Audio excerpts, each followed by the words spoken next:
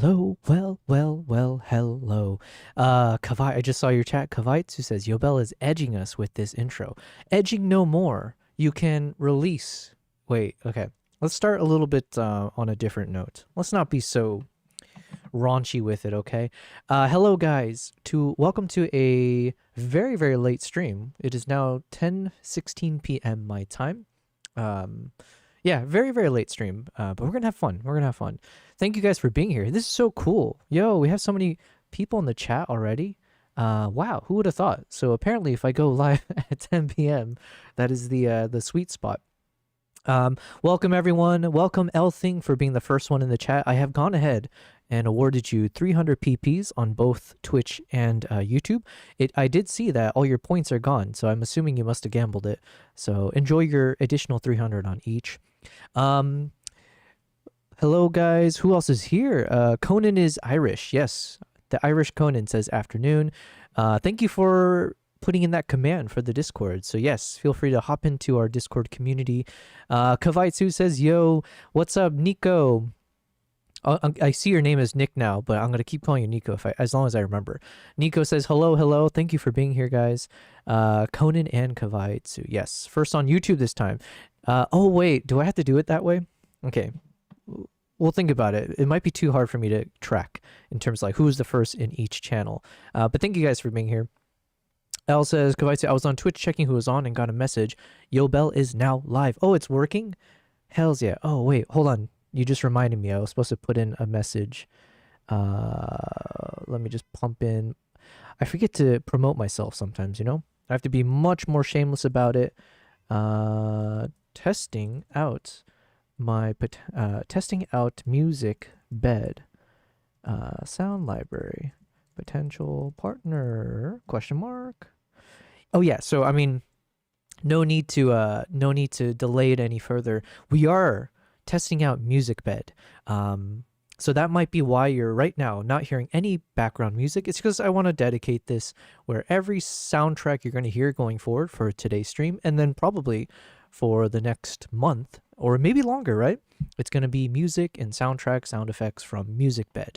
So I'll go into it a bit further in a second. Let me just quickly make sure I've caught up on the chat. Kavaitsu says, I got the notification on Discord helping in Hangout chat. An instant click, but apparently not fast enough. Keck W. Man, that's cool.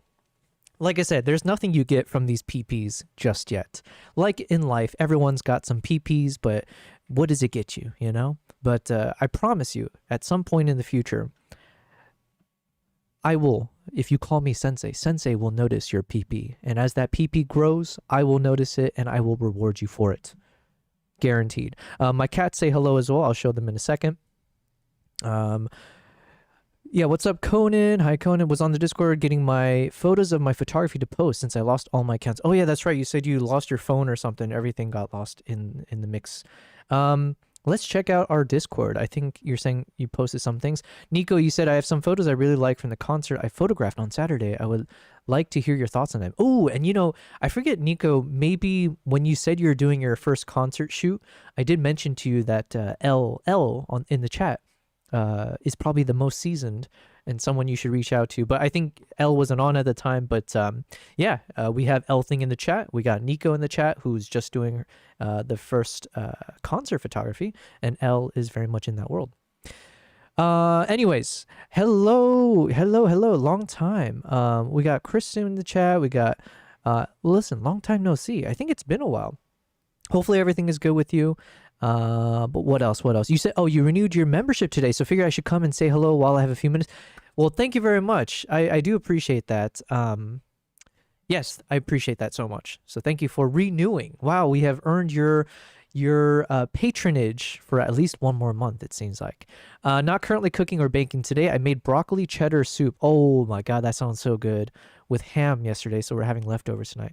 I have not eaten today, so I just came back from a friend's photo shoot. I was helping him. He's launching a new product, so I was there to just take a few shots at their panel. And so I've got home pretty late, and the fact that you're having broccoli cheddar soup, that's probably one of my favorite soups to have. He already tagged me on the server with the pictures. Oh, nice, perfect. Well, L thing, don't blame him if you get annoyed by that. That was that was from me. Okay, so Before I start going through some of the photos that you guys might have shared, I do appreciate that, by the way. Thank you guys. Feel free anytime to join our Discord, share photos, share videos. If you know, I do hope that over time we have a amazing community of fellow experts, photographers, learners, artists, whatever. And so the hope is that we can learn from each other, support each other, you know, in whatever way possible. So I'm going to go into that in a second. Personally, I just hate not having music. I have like a thing where this is why I probably end up multitasking all the time. I just need something to fill in the dead silence or this dead air in the back of my head. So before we go too deep into things, I want to kind of talk about this new potential partnership, as well as maybe start to build out a playlist, right? So I'm going to switch scenes over here so we can kind of see what's on my screen. Radu, you said, hi, it's getting crazy over here. Well, by the way, before I read the rest of your message, Radu, congratulations. I believe you are the first of the people that I've chatted with who has gotten their hands on the Nikon ZR. So jealous. I don't know how you got it already. But congrats on that. You said, it's getting crazy over here. I got the Nikon ZR and I just spent about 35 minutes in the menus, and the camera got pretty warm towards hot. Is that normal? That I didn't have that experience, but I don't know, maybe you're doing some crazy things over there. Who knows? It shouldn't get like that, but do not fret. It could just be you might have been going crazy with some of the testing. But like I said, I filmed for even close to an hour in 4K red raw files, 24 frames per second, outdoors, like in a kind of indoor outdoor environment where it was pretty average and slightly warm, and didn't have a single issue with any of that. But you know what? To be fair, it's just who knows? Kristen, I need a new phone. I don't have enough memory for any other apps. Oh, did you? Oh, fair enough. Yeah. Also, your name is popping up slightly different in terms of the usernames here. So I don't know. Maybe you just got some changes in your applications or something. But listen, we all need new phones, okay? What do I have? I have an iPhone 15 Pro, so I'm not complaining. I shouldn't complain. It's a good phone. Lets me shoot RAW and all that fun stuff. Okay, so congrats again, Radu. We're gonna go through some of the Discord stuff, but first, let me talk about a potential partnership. So it was actually perfect timing because we were watching that epic YouTube video from Ermia Ramez. Was that the guy's name? As we were learning about how to be a better color grader and like workflows for editing your colors in videos, we stumbled upon one of these cool YouTube channels called, or the guy's name is Ermia Ramez, and it was like one of the best videos I've seen. That's like, it was a tutorial masked inside of a nice cinematic story. So you're basically learning through trickery, because this guy tricks you into watching this epic film, but it's actually a tutorial baked in. Anyways, as I was watching his video and just trying to see what he uses to make his films, it turns out he's using Musicbed. And lo and behold, not too long ago, someone that represents Musicbed had reached out to me and asked if I was interested in testing out their product. So I'm going to be honest, I've never heard of them before. And so I was a bit skeptical, as I always am, especially because like I still feel that I'm still a very small streamer and YouTube channel and everything else. So it's like for the most part, there was always like an 85% chance if someone reaches out to me to test out their product or some collaboration, it's either some spam or something where it's like, okay, not maybe the most lucrative opportunity. But then as I was doing more research into Musicbed, I was realizing that these guys seem pretty legit. And it's like in the vein of the things that I care about, which is a lot of like cinematic music, a lot of like high production value kinds of soundtracks and sound effects as well. So I got pretty curious about this. And then once I saw that Ermia YouTube video, the one that I was raving about and that we watched on stream, and it turns out for that video he was using Musicbed, that kind of clicked in my mind that like, oh, okay, I really do want to test this out then.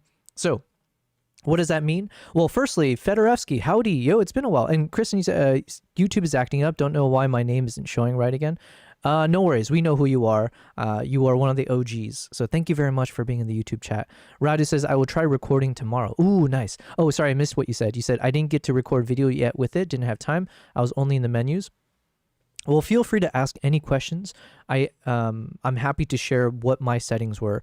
And again, congrats to Radu for being the very first one of anyone I know who has, gotten their Nikon ZR. So hopefully nothing crazy happens. Hopefully you do enjoy your purchase. And if you have any questions, feel free to ask.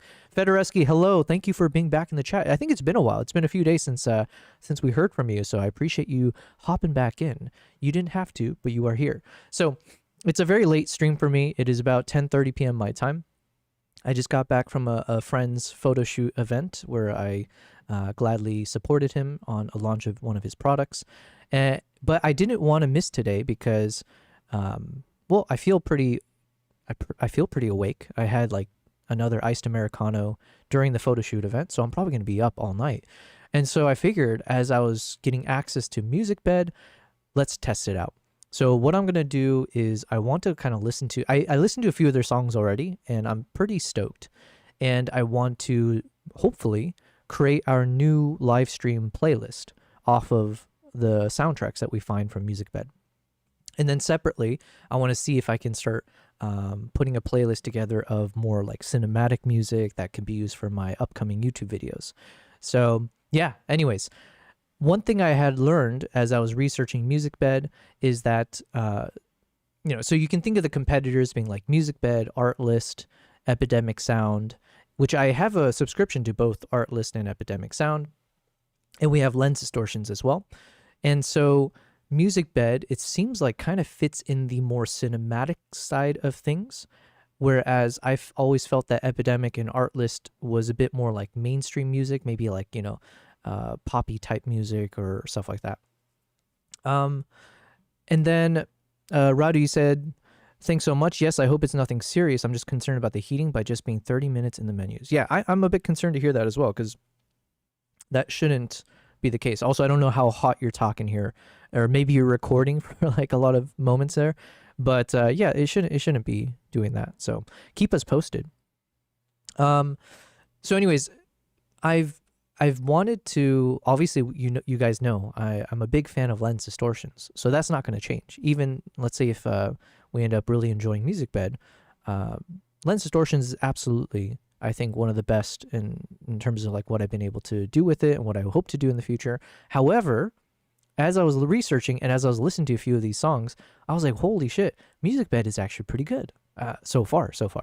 And they also have these sound effects, which apparently is fairly new. And so, yeah, I think I want to give this a shot. So let's go ahead and listen to a few of these things. And I will also, just to start off, and by the way, this is the first time I'm kind of like looking through their UI here. I was listening to some music on my phone because they also have a mobile app. So let's see if it carried across. Here's some of the songs. And as always, let me make sure I turn down the goddamn audio, because every one of these things blast into your ear.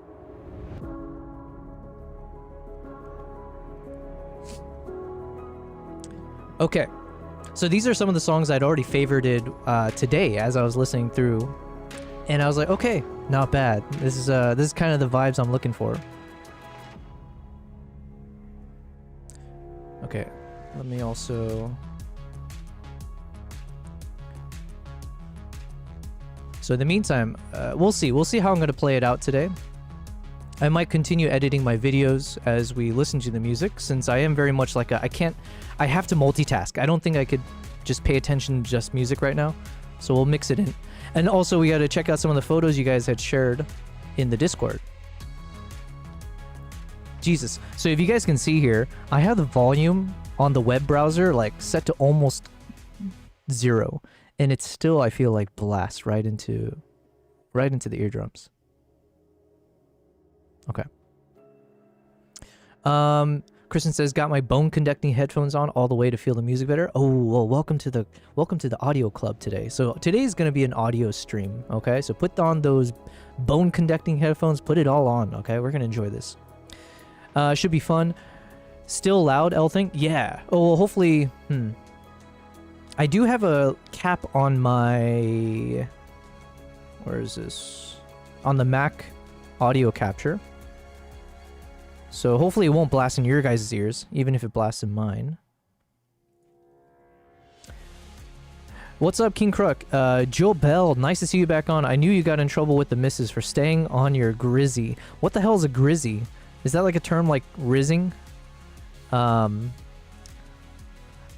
yes, I will allow you to continue speculating. But no, I already said. Today I was just, I was out for a photo shoot for a friend. Okay, let's check this out. Do, do, do, do. Do, do, do, do.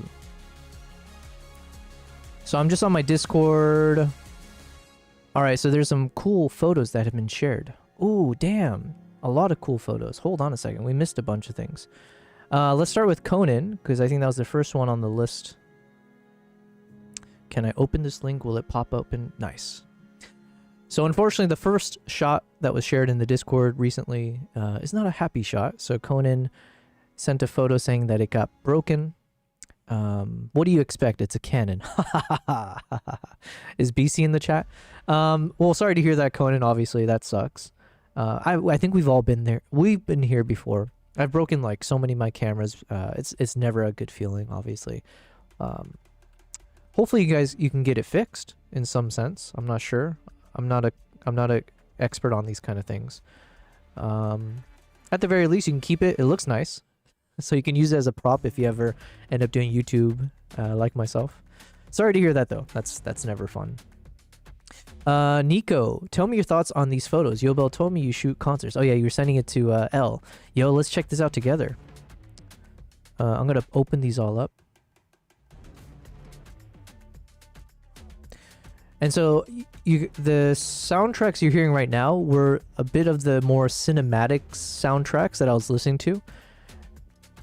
And so you can imagine for me, my uses would be like for future short films or my YouTube videos. But the thing is, it sounds like the thing that distinguishes Musicbed is that they also have like more popular artists. Like they have like mainstream artists on their platform. Like I remember when I opened it up initially, I saw Matt Wirtz's name in there. And if I remember, Matt Wirtz was like a musician I listened to back in the day. Was it Matt Wirtz? Yeah. Which I was like, oh, what? Because this is like, you know, it's been a while since I listened to all these people, but I was like, holy shit, this is like an actual mainstream guy that I enjoyed listening to back in the day, and here he is. And as I was doing the research, it does sound like you do have a bunch of like mainstream artists as part of Musicbed. So I think they source a lot of high production, high quality soundtracks, which then also means obviously you can imagine the price to join is a bit higher, but we'll get into that later as let's first see if this works.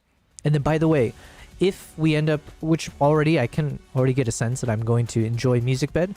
If I do end up working with them in some capacity, I believe it means I can get some kind of like an affiliate link and hopefully some discount that goes with it. I don't know yet. I'll have to figure out that detail later. So if you guys end up enjoying this, if you guys need some kind of sound platform service, I do hope very shortly as we figure this out, maybe I'll get access to some kind of affiliate link. I'm not sure. Okay, let me just keep opening up these photos, though. Where were we? So these are shots from Nico. So shout out to Nico in the chat for sharing a bunch of your photos. L said, why does he throw everyone my way? Yeah, sorry, L. Sorry, not sorry, as they say.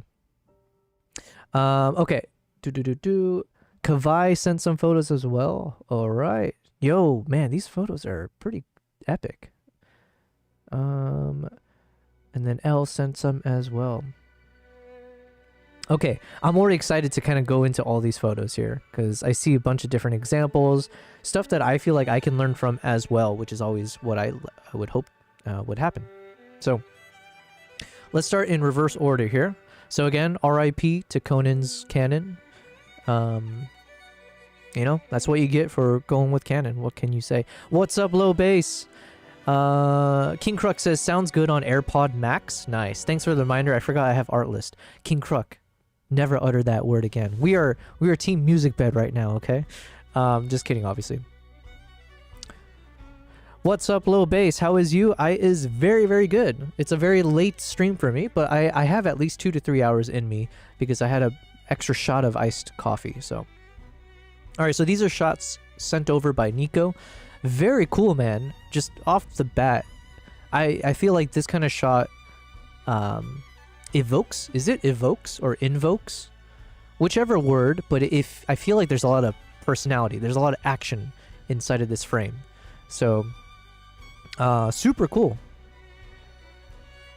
I like the red lighting. Yeah, you get a like nice hair rim. What do you call these? Like the rim lighting or the hair lighting? Yeah, nothing really much to say, but this is a cool shot for sure. Nice portrait. Yes, I like this a lot. Same thing. You're capturing a lot of nice personality. You're capturing a mood, right?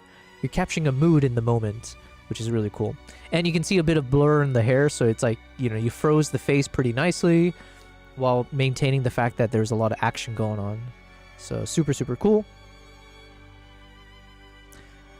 Nice. I like the grainy effect that you did here. I don't know if this is like a post-production editing or if there was just a lot of noise in the shot, but I'm assuming this was like some grain that you added here. Looks very nice. And that's one thing, as I was learning a bit, when you have like these very low light shots, especially with like darkness here, I've been learning about, you know, applying about a bunch of fade to the shot, which can help, as well as like adding noise, or sorry, yeah, like adding noise or grain effect adds a bit more texture and I don't know, liveliness to the shot, so it's not just like a pure black. Low Bass says, counting the seconds till I get to go home, so nothing new. I hear ya. L's asking, by the way, Yobo, does you mean UAE, right? You said AUE. AUE. Arab United Emirates. I like it. United Arab Emirates, UAE. Does UAE Nikon have the 1200 to 1800 millimeter zoom? Not that I'm aware of. That sounds like a super ass lens that I would love to get my hands on, though. Okay, so far, what were those songs? Let me go to... Right now, it's just playing from my favorites. But yeah, so far, those three... Is it the 3 songs we just listened to? God, these are the cool-ass songs that I like. So, now, it could be that the sound library is so small, and we're just getting all the highest quality, and that would be one concern I'd have if they just don't have a big enough sound library. So then it's like, oh, these are epic, but there's only 10 of them. So that's like the reason why we're trialing this out, to actually see if this is a sound platform that I think I want to use long term. But so far, so good. Man, what is it with artists and long hair? You know what? I think when we hit stream number 100, I'll start doing my streams with my hair down, right? Because as far as you guys can tell, I just have short hair. But I gotta do like a nice ponytail here. Hair goes down to like the shoulders. So, you know, we'll be like a rock star once we hit stream number 100. And then the moment we become Twitch partner, we do hope that that day will come at some point, hopefully sooner than like 5 years. Okay, let's go with like 1 year's time. Then we'll shave. I'll shave my head off, or I'll figure something out and get it shaved off as celebration. Anyways, let's get back to this. Cool shot, man. I love the portrait. I like that you kept the light here. You can see the nice red. I feel like I don't know much about concert photography, but I kind of like this red look in these concert vibes. I think more than maybe the other colors. Like, you know, if there's a blue, maybe blue, I guess. I'm not sure. The red just looks cool in the dark. So, same thing. I think you did a really excellent job of capturing like a mood, emotion in his face. Pure black here, though, that's one thing I would say, is maybe like, I don't know if there's any chance to recover any of the details on his body, because then in some ways it could look like a floating head. If somehow there was a bit more details here that could be rescued in his body frame. If not, then that's fine too, but that's one thing maybe. It's just like a little bit more of his body, maybe. Ooh, this might be my favorite shot you've...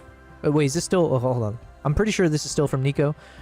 This might be my favorite just because it's such an action-packed... I feel like this is like the Rockstar look. So you got a nice low angle. You got the full body captured in here, but you still got his band members. So it just, you know, it gives a bit more of like a chaos Rockstar vibes. Don't ever shave it. Hold on one second. What did I miss? Elle says, not disliking you sending people my way. I've just not seeing anyone else get sent their way. Listen, to be fair, is because they were saying specifically about concerts. Okay, the past few times I've thrown people your way was for something to do with like a bunch of vintage lens stuff. And then the other was like concert stuff. And I was like, oh, both of these are an L thing. It's funny. They are L things, and that is your name. So Kavai says, don't ever shave it. Listen, you got to do it for the content, the viral content. I've shaved it before on, not like before I was a streamer, but I recorded it and posted on Instagram. I did a fun little thing for my corporate team where whoever had the most points, kind of like the PP system. I had a fun thing, like we called the isolation cafe during post-COVID, or like during the lockdowns. And the person, after a year of keeping this virtual cafe alive, the person who had the most points in my cafe system, I let him cut my hair off with a Japanese knife. He just chopped it off. I recorded it, and then I went to the barber and shaved off the rest. So we'll see. Kristen said, I thought you had short hair until your ChatGPT cartoons revealed your bun. Yeah, god damn you, ChatGPT. No, yeah, I have a pretty long hair. I did get it trimmed recently, but if I had kept it going, it probably would be up to like my upper bicep area at this point. Now it's probably just dipping right below the shoulders. Also, I shaved the side of my head, so it's not like, if I didn't shave the side of my head, I'm sure the hair would look longer too, because obviously it starts here and in the front. But anyways, unfortunately, Nico says, oh wait, Elle says, look at the comments after. Which comments? Oh, the ones I was reading. I read the one where you said, why is he sending people my way? What else did you say? Balls.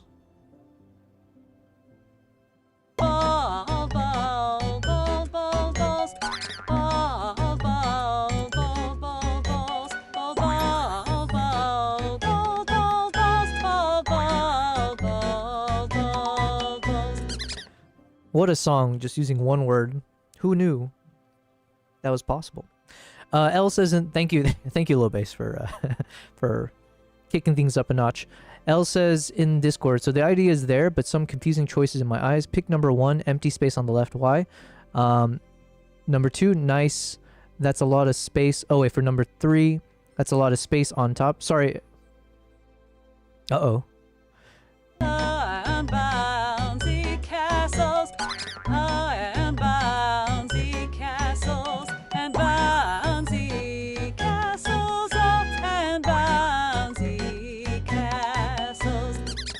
Balls and bouncing castles. Thank you very much for putting those two together. Who would have thought, right? Those two can coexist. Radu says, regarding music, I'm also a music composer and producer, so feel free to play what you like on your channel. I create more genres, mostly electronic, but maybe you would like tracks like Flame, The Intensifier, Waves of the Pacific, Enchanting Sun, Rhythmistica. Check them out. Radu, if you want to share a link to your work in the Discord, that'd be great. Then we can always check it out as well. But thank you, Radu. I think you might have mentioned you do music stuff. I might have forgotten. So thanks for reminding. So Elle has more critiques. What would you call it? Like more expert critiques than anything I said. So it's going to be too difficult for me to open up those photos again. But you were saying things like that's a lot of space on top. So things about like different ways to crop. Number 4, where's his body? Oh, okay, so that was similar to what I mentioned. And then we're on 5, blurry but nice. Yes, or is this number 5? This might be number 5. Okay. Kavai. Oh, wait, this is your shot, Kavai, right? Oh, wait, no. Sorry. I'm mistaking. Kavai said, yeah, I like number 5. It reminds me of a pic of a band I know IRL. Okay, so we're all in agreement that number 5 is maybe our favorite shots. Wow. We all came to the same conclusion without realizing it. So clearly, Nico, that means this kind of vibe is something that seems, for whatever reason, we're all coming to that same conclusion. The reason I was saying it was sometimes I think, especially for action, having blur is probably better. Like there is no rule that says something has to be in focus. And to me, you have a good mix of things in focus, and then you have like the subjects clearly slightly blurry, but in action of something you would expect a rock star to do. And so to me, I kind of like this vibe, and it's this kind of crazy power stance. It's the fact that like I said, you get a bit of other crazy hair motion going off just to the side. and then the dude on the right also kind of, everyone's got like their heads down, head banging style. Yeah, I'm a big fan of this, and I like the light source here. It seems to be nicely positioned above, you know, in between the two, and just like it's just nicely spaced out. So I'm a fan of this as well. And then yeah, same thing. I like this for the low angle shot. So same thing. You're capturing a nice moment. I kind of like this cropped in a bit, by the way. So just from accidentally zooming in on the shot, I think like even this kind of a punched in shot could be pretty cool. Like imagine just cropping it almost similar to exactly what I punched in at. This could work really well for just this guy as a solo subject. So yeah. What is this song? Is this part of my... Oh, so this is the other song that I had favorited. So after this song ends, let's go start listening to other songs. I need to figure out... One thing I need to figure out is if I can create playlists within Musicbed. They did say if I partner...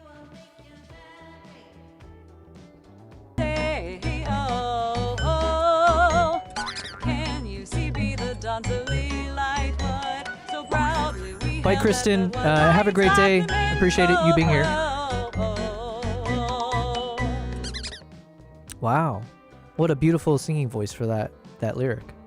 But yes, thank you, Kristen, for being here. As always, I appreciate you gracing us with your presence. I appreciate you always supporting the stream and for resubbing to the channel. Sorry, not sorry, says L. Radu said, I had a link to my Discord, music on Discord in Hangout chat section. Okay, Radu, I will check it out later. I want to kind of dedicate this stream to checking out the Musicbed stuff for however much energy I have for tonight's stream. But Radu, I appreciate it. We're going to check it out. And the fact that you are a composer as well is pretty epic. I love when people are like multi-talented, you know? I always admire that. Okay, is there any other chats? Let me just quickly see. These are from my only metal show. So we have some photos from L coming up as well. Got it. But yeah, I like this shot, especially this kind of punched in shot. Yeah, because then if you punch in somewhat like this, you can position the artist in kind of the lower, or like the left third of the shot. Yeah, I think some framing like this could look really nice, in my opinion. Because like it is nice to see the other subjects here. At the same time, in terms of positioning, yeah, I think positioning-wise, this kind of feels cool to me. So, I don't know. Nice. I think these are good. Yep, just same thing, kind of like capturing some action. Who's this from? Is this still from Nico? Let me see. Yes. Okay, these are Nico shots. I like this, although this guy's t-shirt, I'm not sure if it's really like a... The t-shirt's not giving me much of a rock star vibe. Maybe it's just like personal... Okay, not that I have much experience, but as a layman looking at this, maybe white t-shirt might not be the choice for a rock star, is what I'm thinking right now. There's something about the white color that feels a bit too bland for a rock star vibe. And although like it can bounce and, you know, it's absorbing the red with it, I don't know, something about the white feels a bit too... I wish I could put into better words, but... And this is not anything for you, Nico. It's more just like, as I'm looking at this, like, what is it about this? And I think maybe it's too plain. The color of, like, the white t-shirt just feels a bit too plain compared to, like, even if it was pure black, there's something about that feels better. Whereas this one draws a lot of attention because it's so bright. Yeah, anyways, random thought. Although it looks good here, so maybe ignore everything I said. But to be fair, here it looks a bit more red across everything. Actually, this shot's really cool. So maybe ignore everything I said. The white t-shirt can look pretty nice. Yeah, this is a cool... I've been trying to do shots like this a bit more often in terms of like concerts, not concert, like event, if someone's on a stage, and trying to showcase that there's a big crowd without necessarily having to get a wide angle shot. So just by having a bunch of, you know, the backs of the heads in depth, so it clearly shows that this guy's got an audience. So, but you still reveal the person in the, without it being necessarily obstructed. Cool shot. Here it looks like a bit of, you know, at least in my version, this could not, it could just be you might have sent like a lower resolution file, but at least here you can see the noise from when you probably lifted the exposure. It was a punk band. Gotcha. Yeah, so I think the framing here is really nice. Same thing, you can see the crowd and the silhouettes. It's just that obviously it looks like the exposure got a bit warped in this shot. Yep, same one there. Oh, I think I duplicated. I think Kavai had sent this as an example of one of Kavai's favorite shots. I don't know if Kavai, you took this one, but super cool. I think this is like one of the coolest for black and white. Yeah. What would you call this? Like not a halo, but he's like shrouded in light, kind of, and creating the rays. And then are these from? These might be from L. Yeah, these are from my Only Metal show. Nice. I like this especially for the fact that this dude's tattoos are highlighted on both arms. So I'm assuming if I was this dude, and you get these tattoos, and I'm assuming they're like musical symbols. So it's kind of cool that you get a shot where you can showcase both of them in the same frame. Oh yeah, so what I was gonna say is like this is one of those things where I always forget to do this, and I've made a concerted effort, no pun intended, to make sure if I'm doing shoots that I do a lot of these kind of close-up shots. So instead of always feeling like I have to get the full body or get the person, it's like, why not punch in on the guitar? Why not punch in on the guitarist's hands, or just some other product or other aspect which can still convey a concert without necessarily having to have the full subject in frame. So yeah, a shot like this is super cool for that reason. I like this wide angle style. Yo, this makes you feel like you really see how claustrophobic this concert venue is, but in a cool way, like in a culty kind of way. You know, it's like this hidden venue that only if you're hip you know about. Super awesome. I'm curious what the hell is going on. Beskit. I've heard this song before in a YouTube video. Oh wait, we've replayed it now, yeah? Alright, let's take a quick break. Let's go ahead and see what other kind of songs we can listen to.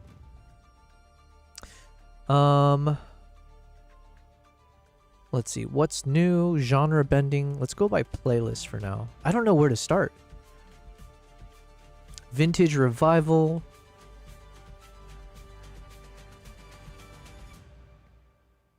Best of April. Should we do that? Okay, let's go with let's just see what they consider is the best. Wait, best of April. Where's the rest of this?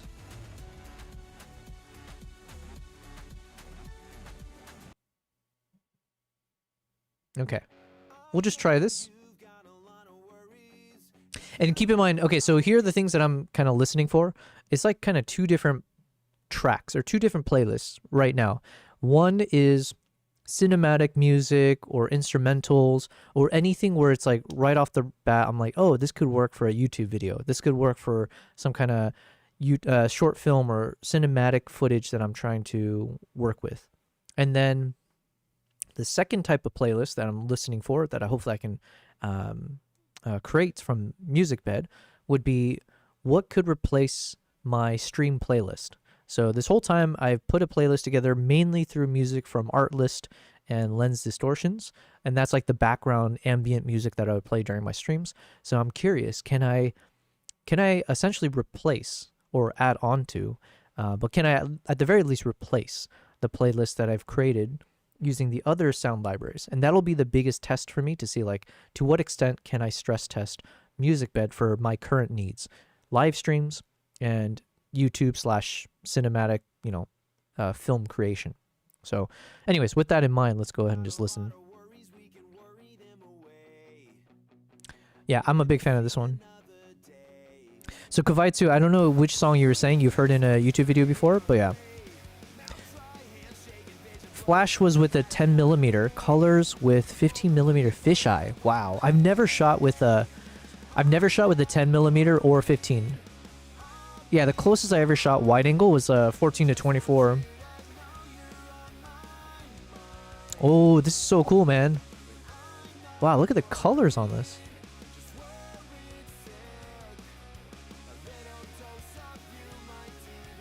Sorry, I'm peacefully enjoying this shot. So this is with one of those fish eyes you're saying. Damn, not bad, man. Same thing, I love these kind of stuff. Yeah, so it's always a good reminder. It's like you don't actually have to have something in focus to tell a good story, or if in fact like be better. So having this motion blur really adds to this. So perfect. Well, thank you guys. Thank you for sharing. Hells yeah, I appreciate it very much. The white shots are amazing. Yeah. Well, I mean, all of these, everything you guys shared is super awesome. So okay, so this kind of song is not necessarily my cup of tea. And how low can I freaking make this music?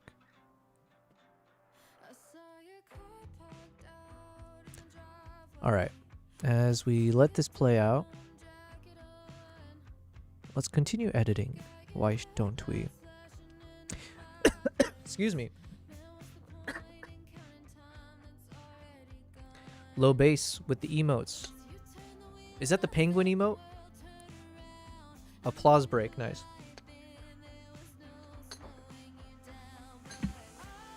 Oh, there's like fireworks going off in my neighborhood right now. Dubai is so crazy. Let me tell you how crazy Dubai is. In a different neighborhood, when I used to live in a place called Dubai Marina, beautiful place. I wish I still lived there, but then I got evicted by my former asshole landlord, who I took to court and beat him in court, by the way.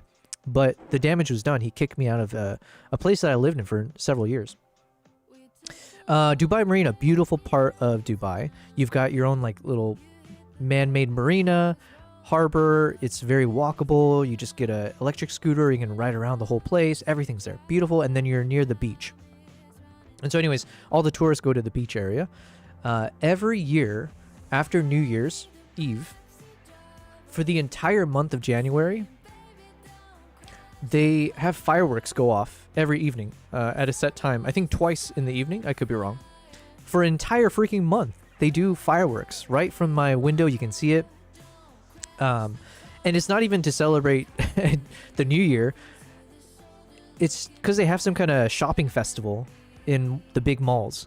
And so to celebrate and to advertise for the shopping festival, they freaking light up fireworks every single day. So yeah, and then since recently with the whole drones and like having the drone shows, I think they started replacing some of the fireworks with like the cool drone show.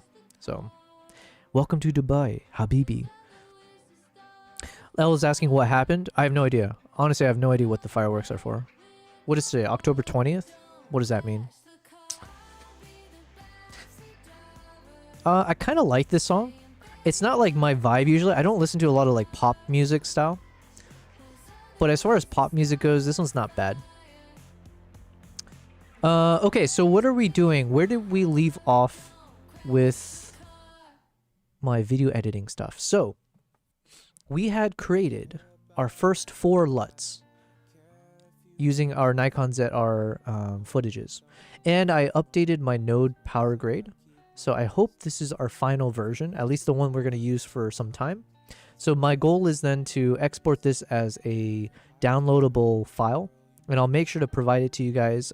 My goal is like, I think the power grade structure is something I would provide for free.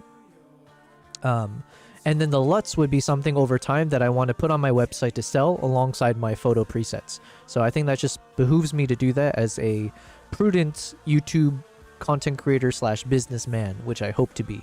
So anyways, so what I started doing is, as we have created our LUTs, I'm going back to our chimpanzee footage.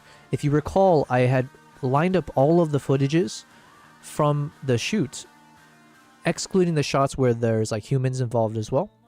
And I've slowed it down, and we are sitting at currently over 5 hours of slow motion footage of the chimps. So then this is going to become a YouTube video where I put in background music. And actually, hopefully, we can use Musicbed background music. So something relaxing as we just play these footages in slow motion, right? So that'll be the goal. So right now, I'm going through a color grading process through each clip and saying like, okay, Let's just make it look nice. I'm not aiming to make the best color graded version of these shots. It's just I want it to be acceptable for this video that I'll publish on YouTube. And then over time, we'll keep improving our color grading process. Ellie, you said what happened? I meant the eviction, not to pry or anything, but since you took him to court. Ooh, okay, let's tell our juicy stories. Especially because I took that asshole, crushed him like a pulp, and I got my money back and then some. So I don't like to always rub it in people's faces, but this dude... Okay. Well, let me read. Kavai said, wow, would really like to hear more of that Dubai Marina. Oh, okay, so you also want to hear my epic story. It's not that epic. I'm going to do... I'm going to butcher the story. I'm going to make it too drawn out, but let me see if I can give you the quick rundown. Sonu Kumar says, it is the Diwali... Am I pronouncing it right? Diwali? It's like Diwali. Diwali festival, which is celebrated in India. We celebrate the Diwali festival with fireworks. Oh, I see. Yo, Sonu Kumar. Well, thank you very much for hopping in the chat and spreading some knowledge. So I just learned something today. I'm very ignorant, and also I barely step out of my apartment, to be fair. So I didn't realize what was going on. Also, to be fair, I never know when the holidays are. I just find out when it's too late, and then I have to like scramble to plan a trip last minute to make use of the 3-day weekends or whatever it is. But yes, thank you, Sonu. I don't know if I've seen your username before. You might have, maybe I'm seeing something different. You might have been here before. So I apologize if I'm not recognizing your name. But I appreciate your presence here. Okay, so these ones I believe I had color graded. One thing I will say is... Okay. So it's good to see that they do have these alternate versions. So you can have a clean version, instrumentals. So that does help bolster the value of Musicbed in terms of the application. Like, what could I use? Because sometimes maybe I want the instrumental version to use for my playlist or for my YouTube video, but not necessarily needing vocals. One thing I think it doesn't have that Lens Distortions has is the ability to break down the music to the stem level. So where if like I want just the pianos, or I just want the pads, or I just want the percussion, that's something that I really appreciate from Lens Distortions. Where, I mean, we're barely scratching the surface of researching Musicbed, but it seems like these guys are a bit more limited in terms of getting that granular level breakdown of the soundtracks. So just quick comment so far.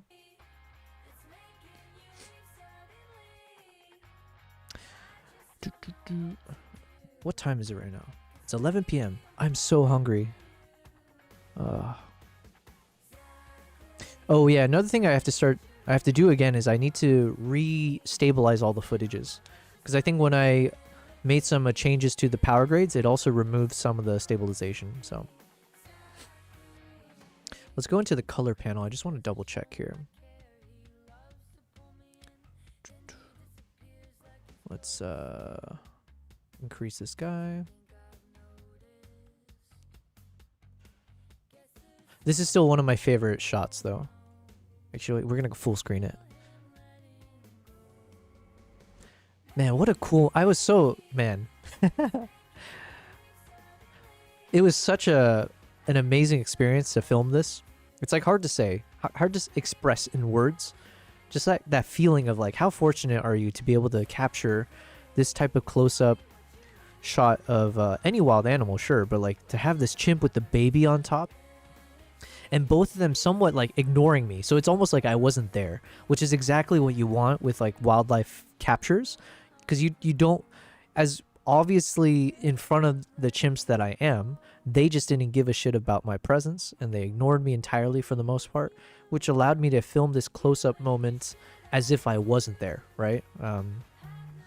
So very surreal. Really happy I was able to have that moment. Okay, so here it's pretty clear immediately that the color grading style is different. So if I recall, for this one I applied one of the other LUTs, but I might need to switch back if I just want some continuity, because here it's a bit muddier. Yo, Clark Damien, thank you very much for subscribing on YouTube. Yo, YouTube has still been popping off, so I do appreciate everyone for being there. Ellie said, also I got a camera coming in the mail tomorrow. Nice. Oh, did you decide on... Elle, did you end up deciding what you're going to purchase between like that... Between a lens or... I forget what you said you're choosing between. A lens or like a vertical grip or something? Elle says DoorDash pizza. You know what? I might have to. I might have to DoorDash. We don't have DoorDash, but I'll Deliveroo another Chipotle. Elle says, hi, Kimbap. Oh, yeah. Let's say hi. I forgot to... Hi, Kimbap's ass. I'm so glad he recognizes his name. Ooh, we got some good hip-hop. I do like adding hip-hop stuff to my stream playlist. Let me shift Kimbap more full frame here. And then Nala is chilling, as Fedoreski has coined in the chat. Amazon kitty. So we got Nala chilling in her Amazon cardboard box, which I will never for the life of me understand why cats prefer that. So we got Amazon kitty and Kimbap over here. Let's see if I can lift this up. Nope, wrong way. There we go.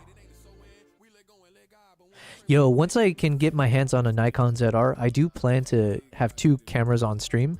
So then we'll have like, you know, pro cinema, whatever, nice camera for me, and then have a pro camera for the cat, right? So it'll be like high pro, what do you call it? High quality, properly color graded shot of my cat doing nothing but sleeping, or of the cat's ass. Whatever they decide to show us. Wait, I kind of like the song. Oh,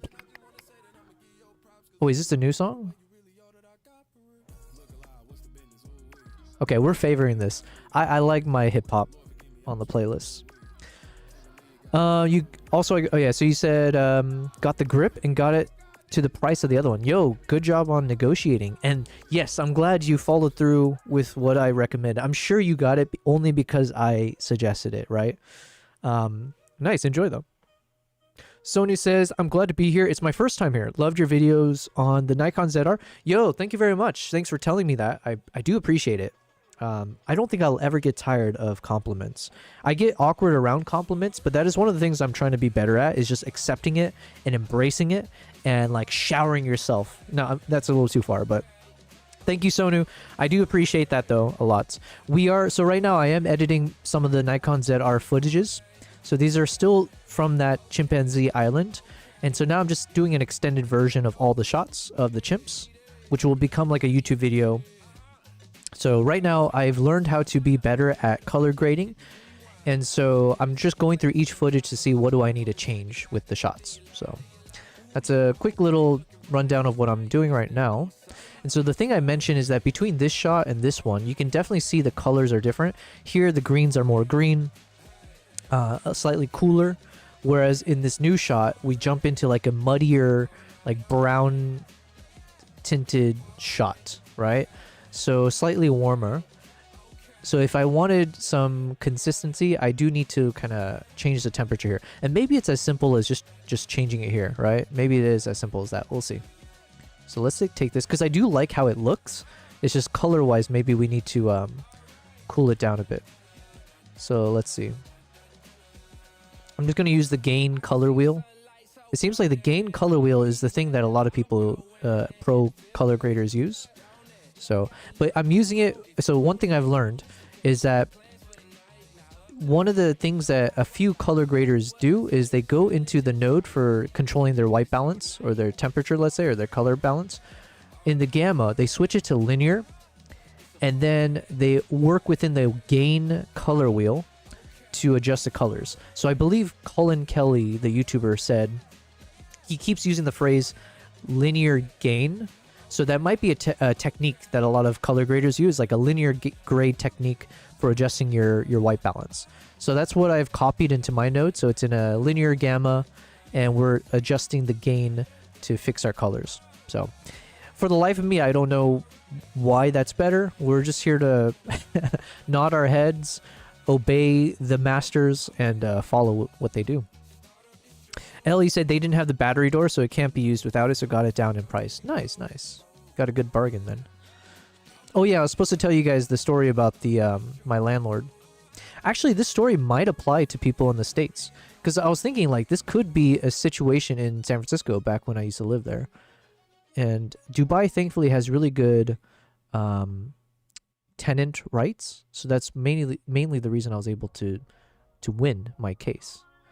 Hold on one second. I'm not the best at multitasking apparently. I'm trying to get the colors on this to look clean.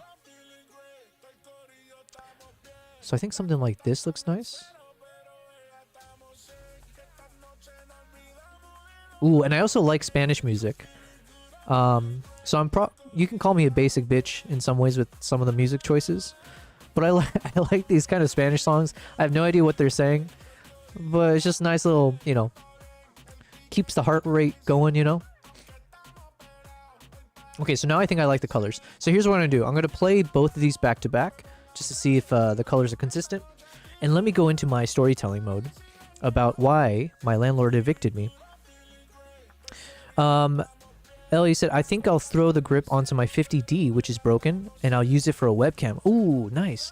Yo, I wonder, is there a maximum in terms of how many cameras you can set up and like switch between for a live stream? Because that would be crazy. Like imagine if because I know, Ellie, you have like a bunch of cameras. I have a decent amount, right? I have my Nikon Z6, my Nikon Z6 III, my Z9, my D850, and my, hopefully soon, ZR, right? So we'll have like 5 cameras. And then I have my Osmo Pocket. I've got my Logitech 4K. Yeah, I want my iPhones. Could you like imagine creating a setup where you've got like a shit ton of cameras and you just hop between them all? Just, it's kind of gimmicky, but you know, you can make a name for yourself. Mark, yo, what's up, Mark, man? I'm going to pick up my camera today. Yo, so jealous. So, Mark, man, you're going to be the second person to get the Nikon ZR. Because we got Nico in the chat, or aka Nick on the YouTube side, who has... No, sorry, not Nico. What am I saying here? Radu in the chat, who has received his Nikon ZR as of today. Is 5 cameras too much? It's never enough. It's never enough. Depends on your switcher. You can scale infinitely if you want, just stacking switchers if you want. Well, I guess it's also how much can my Mac Studio handle. There must be some limitation in terms of the broadband. I don't know what you call these things. Okay, so as I play this, let me tell you, since it was asked, what happened with the landlord situation? Okay. So it's going to be a boring story, I'm sure. But anyways, I lived in the same apartment. I'm not the type who likes to move around so much. And I had a nice apartment. It had like imagine the living room and the dining room was all like one long rectangle. And the entire one side of the rectangle was just floor to ceiling windows with barely any so it was like a full wall of like floor to ceiling windows, which made the space look even larger. And it just felt so spacious. You get a lot of natural light coming in. I loved it. And during post-COVID, I had such a blast just being locked down because I never felt claustrophobic. I had so much entertainment stuff to do. And yeah, anyways. So I had this really nice apartment. I never planned to move out unless the rent got crazy. And then this is back in 2020. Okay, so the colors do look still quite different, but let me back it up. This is like right after the Ukraine-Russia conflict, the war kicked off. So there's a huge influx of people from the region, but especially Russia and Ukraine, that started to move to Dubai for obviously different reasons. But one of the things that happened supposedly is that a lot of wealthy Russians started to flee to Dubai. And as part of that, they started to literally buy up apartments, homes. They started just buying a bunch of the properties with straight up cash. You hear all kinds of rumors, but they would just straight up just purchase these homes. Because I think part of like getting a visa to live in Dubai, one of the ways you can do it is by having a work visa. I think another way is if you own property, and there's some other things to that effect. So they just bought up a bunch of these properties, which, you know, law of supply and demand, it just started ratcheting up the price of rent, of purchasing homes in the area. And it literally rocketed up, I think like 30, 40, 50% in price.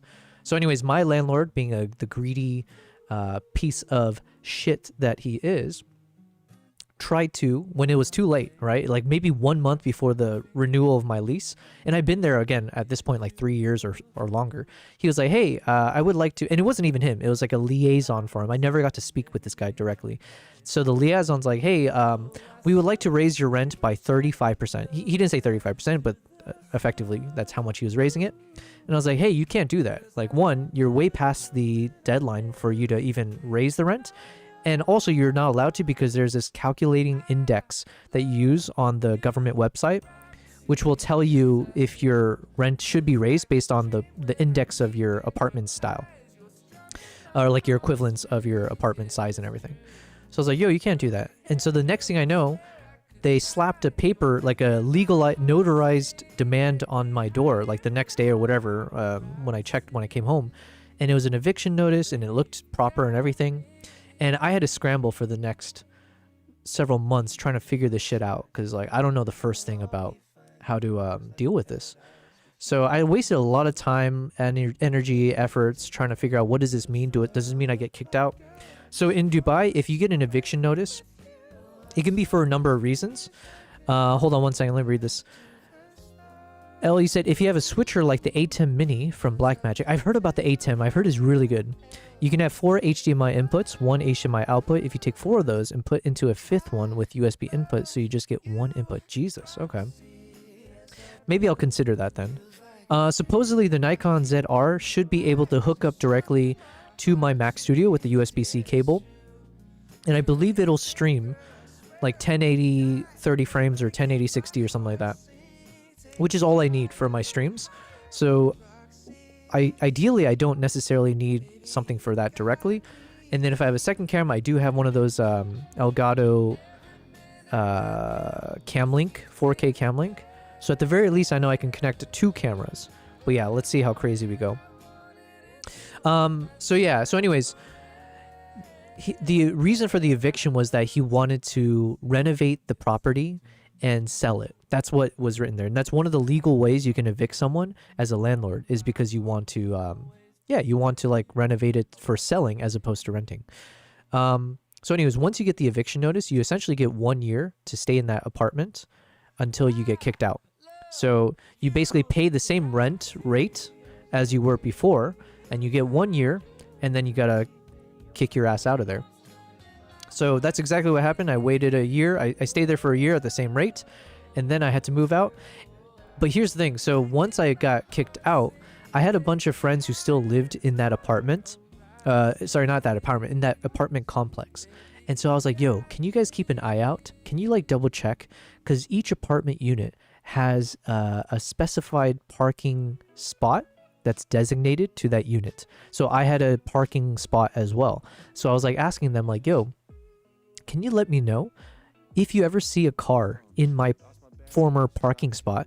That could be one indicator that someone has moved in, right? And you know, they're not, oh yeah, this, once you get an eviction notice as a landlord, you're not allowed to re-rent that apartment for, I think, at least 1 year post eviction, right? So after I get evicted, technically that unit cannot be put back onto the market for an entire year, unless you sell it, right? So that's what I was checking for, is like, I don't believe this bastard. I'm sure, because he tried to raise my rent. So he clearly was happy with me living there. He just wanted to jack it up 35%, because he's so greedy. And once I said, you can't do that, then he's sending the eviction. So clearly, this guy wasn't trying to sell it. He wanted to rent it out just at a higher price. So my suspicion was the moment I get kicked out, he's going to put it back in the market, try to find someone. And that's exactly what happened, by the way. So I told my friends to be like, be on the lookout. And lo and behold, I think like a month or so after I got kicked out, he was like, yo, there's someone in that parking spot. And then we did a bit more investigation, like sleuthing. I basically like try to, you know, go to some other agency, and anyways, there's a bunch of things I ended up having to do. But ultimately I finally figured out for 100% proof that there was someone in that unit that was renting. He didn't sell it. He was renting it. The same landlord name on the contract, but as a rental. So then I hired a lawyer, took his ass to court. I think it took about 8 months, 9 months. So keep that in mind. If you take someone to court, it's like you have to spend the time for a baby to be born for you to see the results of it sometimes. So won it. The dude tried to appeal it, tried to drop the Brent price or the conclusion.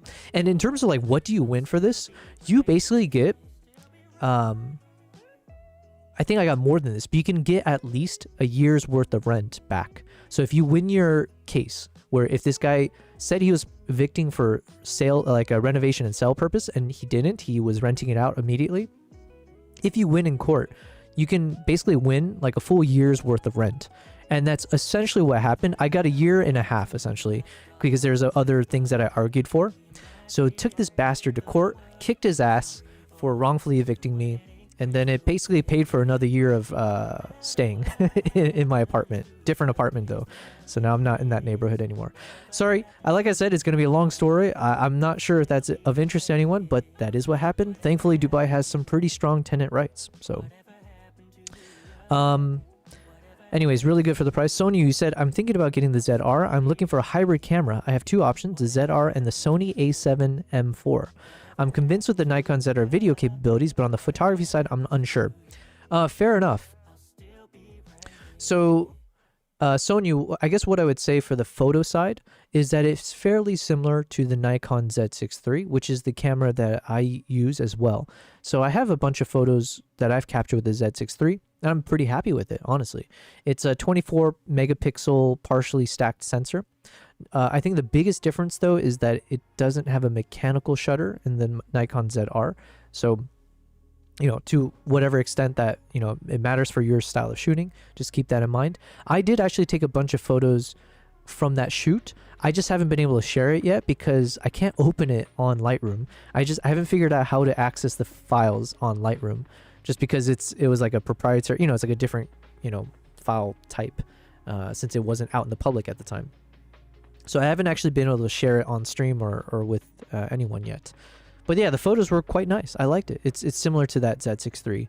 So, but keep in mind, like obviously the focus with the ZR is mainly for video. It's like a video first camera, right? With the photography elements baked in as well. I think it's an absolutely good, how would I say this? The photos you can capture with it is excellent. Right? Similar to that Nikon Z6 III and the other mirrorless from Nikon.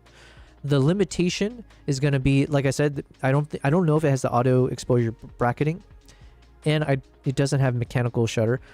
Separately, it just has fewer physical buttons.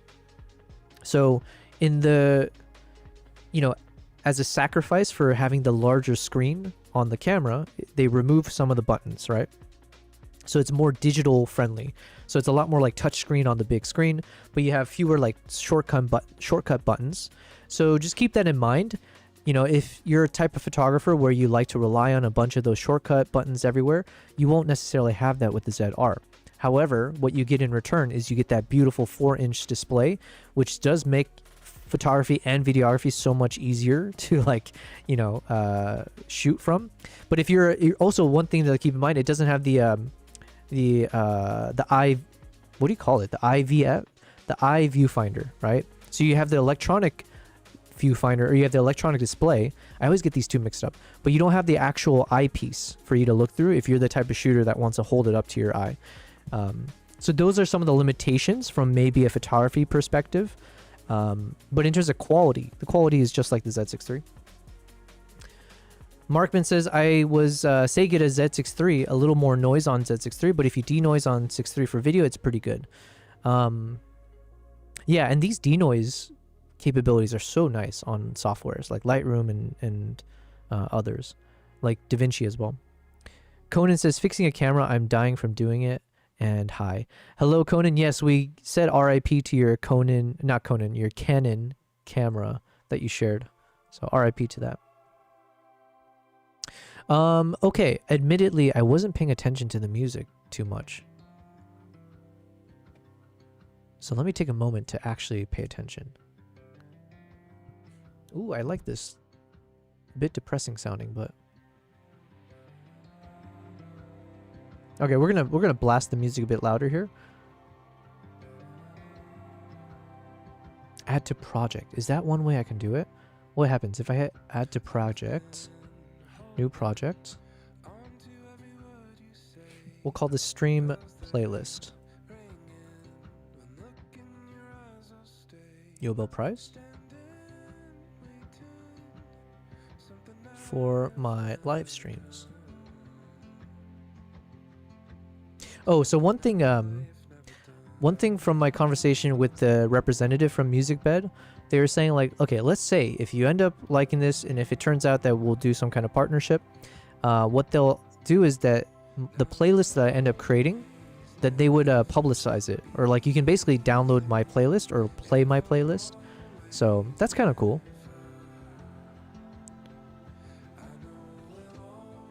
I do like this.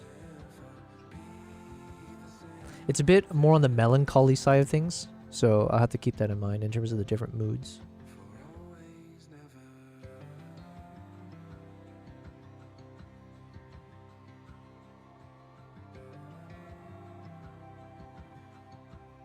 Club mix.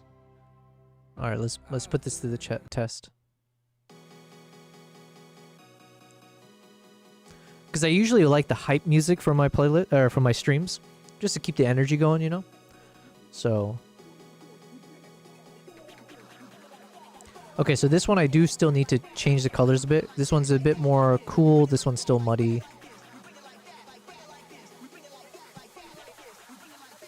Time to test it third time. Good luck to you. Yo, fire.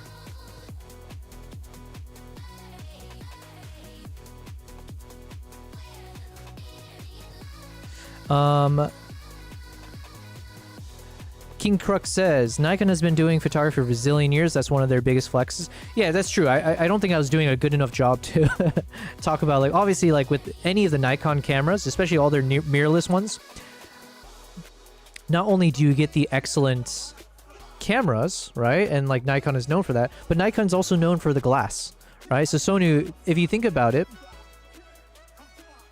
and this is one of those facts that I learned only recently, but yeah, Nikon, I think of the three, at least the major brands, Nikon's the only one that actually has their own glass manufacturing done in-house, right?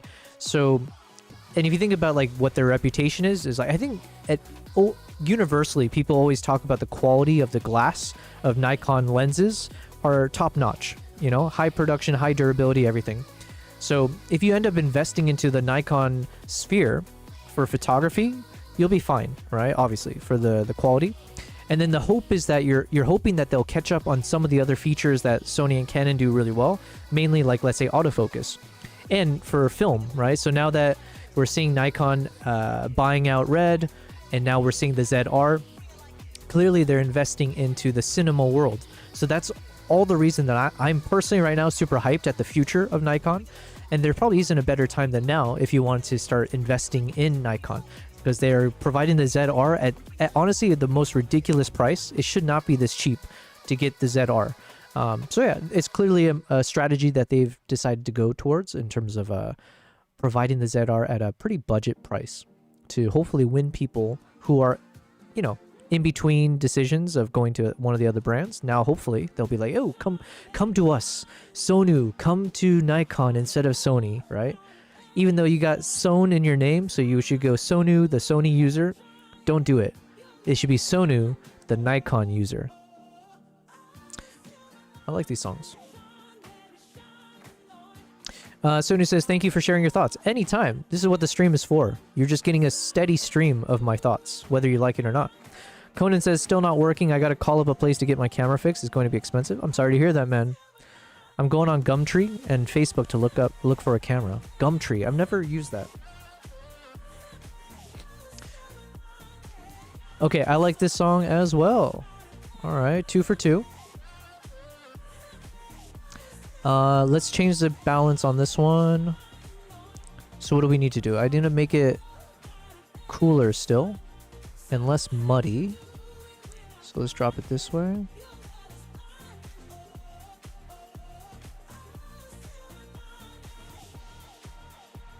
Okay, let me just go extreme with it just to get my bearings.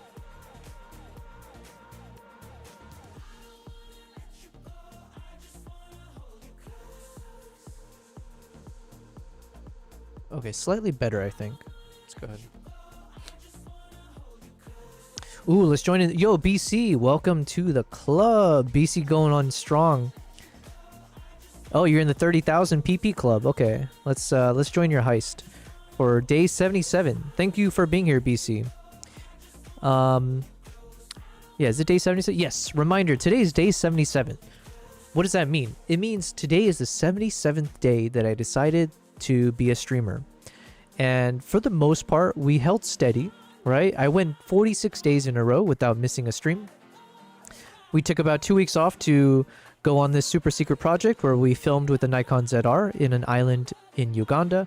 And since I've come back, I've tried to do my best to be streaming every day. Although I've been starting to take like a couple days off here and there, mainly like on the weekends. But yes, welcome to day 77. So it is a pretty late stream because I was at a photo shoot for my friend's product launch. And so I just got back around like 9:30, 10 p.m. and here we are. We're going to stream until I get tired, but probably like past midnight. And we're listening to Musicbed. So BC, just to catch you up in case you just hopped in, this stream is meant to just be a chill stream as always. But, oh, how did I pause that? Oh, I can pause it with my keyboard? I just discovered something. I am potentially going to be working with Musicbed. So I'm doing a trial period right now with Musicbed. So basically they said, hey, we would like you to test out Musicbed and see if this is something you might want to use for your content creation. So very considerate of them. I'm super happy they reached out. I didn't know anything about Musicbed before. And then after doing some research, it turns out they are a legitimate company, number one, but actually like a pretty reputable one in terms of what people use it. Or what types of people use it. So it seems like this is one level above in terms of the quality of the music and the soundtracks, and now they do sound effects as well. So it's meant for more like film production is, I guess, how they would say it. Whereas Artlist and Epidemic Sound, you might not necessarily get the highest quality, not to like shit on them too much per se, but they have quantity, right? They got a crazy amount of soundtracks and everything like that. And I do quite like Epidemic. I haven't enjoyed as much. Artlist, we ended up creating our stream playlist from it, right? And I've used some of Artlist for my YouTube videos in the past as well. So I'm not shitting on Artlist per se, but it sounds like Musicbed is one step above in terms of the cinematic quality, as well as the fact that they actually get legitimate artists, like mainstream artists, as part of their library. So anyways, I've decided to proceed with them because I listened to a few of them. And then there was that one YouTube video we saw from Ermia Ramez, and it was an epic video. Shout out to his YouTube channel. And he uses Musicbed. And that kind of sold it for me of like, yo, this guy's shit is so good and the music choices were so amazing. I need to test this out as well. So here we are. I'm testing it out. I'm trying to see if can I create my own stream playlist with any of the music that we listen to across the different genres. And then can I imagine using this for more of my cinematic footage, like my YouTube, videos as well. And yeah. And if we end up liking this so much, then I will absolutely look to partner with them. And I believe that would mean I'd be able to get access to like an affiliate link. So if you guys would like to support me or also want to use Musicbed, you would also get some kind of a discount, I believe. And it helps me obviously as well. So we'll see. And we're taking one more step into being a legitimate content creator / YouTuber. We're finally getting real companies reaching out. Dehancer, right, was one of them. Now we got Musicbed. There's something else from like a physical side that I'll be able to test out. Nikon, of course. And then, yeah, I think I'll be able to test something physical very shortly. I think it's coming to me, right? I think it's being shipped to me. So hopefully that works out. Let's keep playing this. BC says, damn, what happens if you win biggest PP of the month since you're in second? Well, it's already a given that I am the biggest PP, all right? We all know that, so don't you worry. I don't need to celebrate anymore. It's like, what they say, like when you need to compensate by having a big truck or whatever. I'll accept your duel, BC. There you go. All right, enjoy my PP.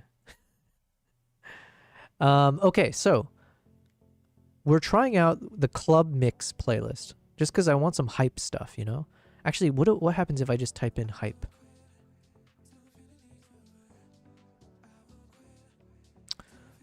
So there's hype song, hype album, view all songs. No, that's not enough. Search by song, clear. I'm trying to figure out how to use their UI. Advanced. Oh, they do. Okay, good. They do the BPM. They do it by key. Oh, okay, that's good. That's actually one of the things I liked about lens distortions is the fact that you can search things by the actual key. So that way, if you like one song and you want to extend it.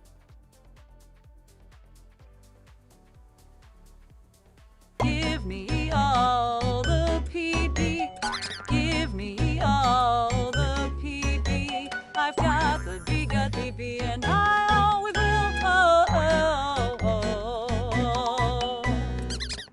will. Ooh, she kind of lost it at the end there, but that was not bad. Not a bad song.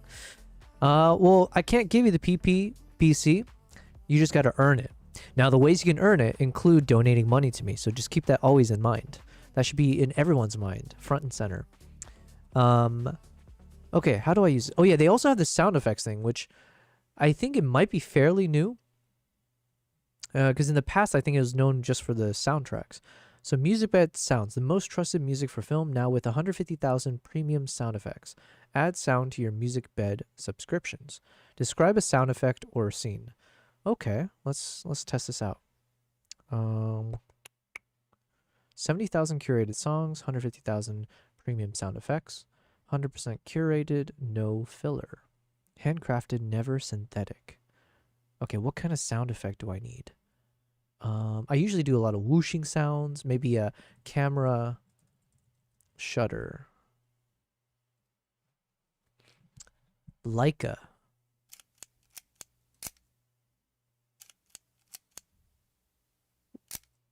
I like these.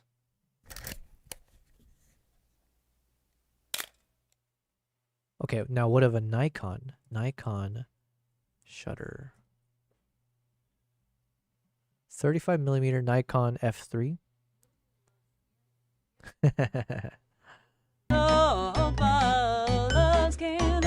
How do I mute? I need to learn how to mute this.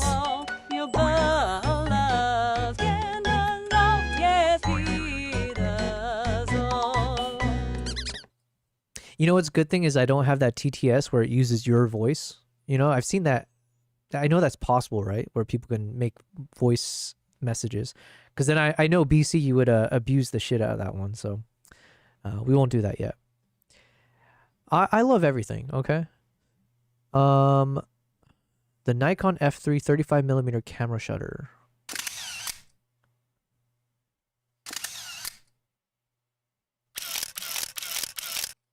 Okay, that's really sharp in my ear though, and I don't know how to turn down the audio. But okay, so that's cool. It's got the camera shutter. What about whooshing sounds? Whooshing sound. Bubbling underwater whoosh.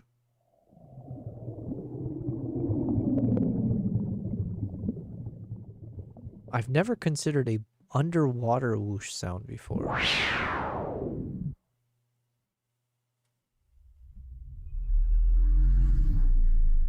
Ooh, I like how that sounded in my headphones. Okay, let's see. Rewind. Grinding manual film rewind with squeaks.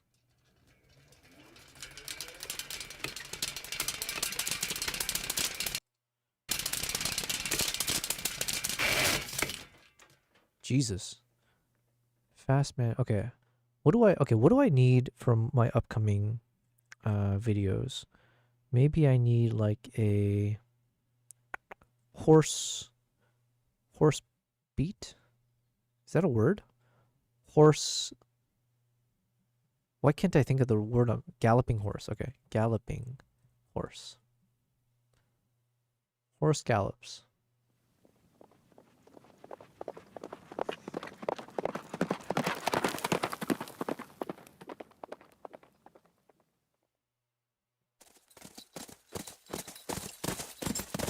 Okay, not bad, not bad.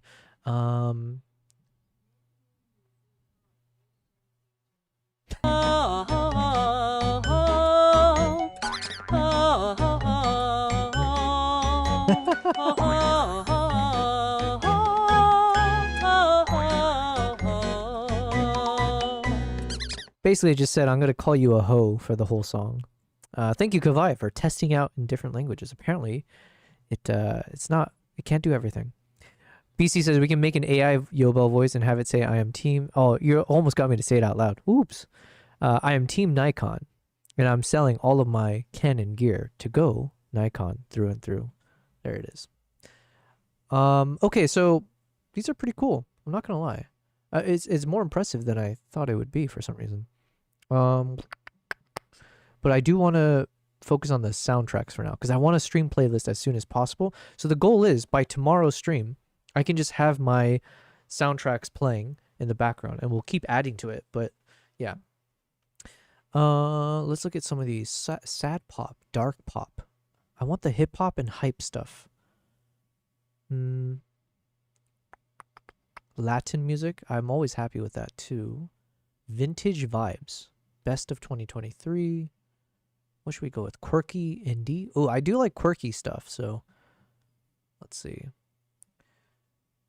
This content is unavailable based on your account settings. Please reach out to support for assistance. What? I thought they were giving me access to everything. Okay, I'll leave a screen. Let me screenshot this. Or no, hold on. Why can't I play this?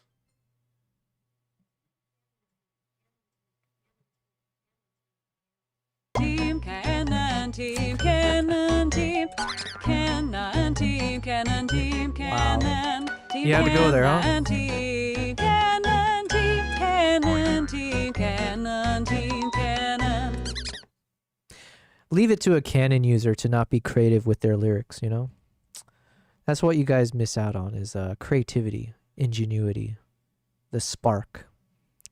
That's where a Nikon user comes in, as we all know. Let me send a quick note. Quick question. Whoops. Sorry, another question.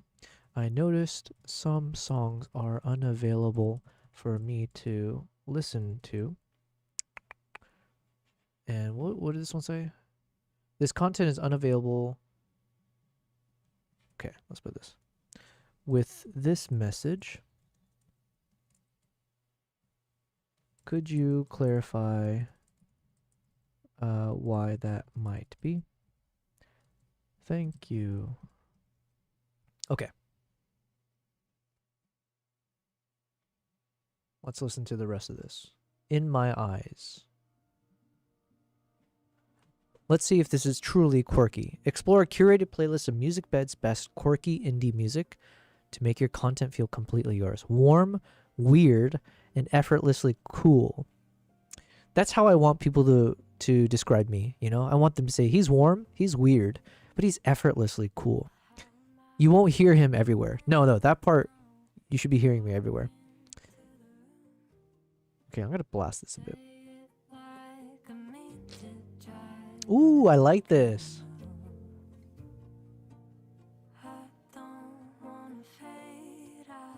This is definitely my one of my vibes. BC says, oh, what's up, BD? Good day, people. Hello, BD. Thanks for being here. Good day, Beauty, says Kavai. I never even thought to connect that two together. Nice. Nico says, gotta go. It's late. See you tomorrow. Have a great night, everyone. Thank you, Nico, for always being here. Super consistent, as always. I appreciate you hopping over to the YouTube side. Good job on being near the top. Are you? Yeah, you should be near the top of the PP list. I appreciate it. BC says, team... Oh, yeah. I'm not going to read that out loud. But you did say Nikon users don't say anything. Get your shit out of here, okay? They lack the pride to say anything. If anything, we're the most durable... Listen, let me pause this music. I like this music, by the way. Nikon users... Full screen this for a second. Nikon users are the most durable. Because we take so much shit from all you guys, you Canon, Sony users. You know how many times I have people send me some viral video from Instagram or TikTok where it's some fancy schmancy Sony or Canon user, and then, you know, they're comparing everything, and then when they show Nikon, what do they show? A potato. They show them holding a potato in reference to the Nikon camera, okay? So the amount of times I have to see that kind of shit, and it builds up tolerance, it builds up character, right? Because you don't see us Nikon users screaming and getting angry and causing a hissy fit. No, we just take it on the chin and we just say, we'll let our actions speak louder than our words. We'll show you how hot this potato can get. Anyways, BC says, screen capping this so I can make an AI video about how great Yobel says Canon is. All right, whatever. Listen, you do you. Any content's good content, they say, right? Oh, let's join this heist. My cat has arrived. Oh, where's my cat? Heist for day 77. Okay, so BD, let me just quickly say to you, firstly, welcome. Always appreciate anyone who's been a part of my previous streams coming back in. BD, I've gotten, I got reached out to by someone from Musicbed to see if I could potentially partner with them, which is cool. What a cool feeling to actually have legit companies wanting to work with me. So as part of that, I'm testing out Musicbed.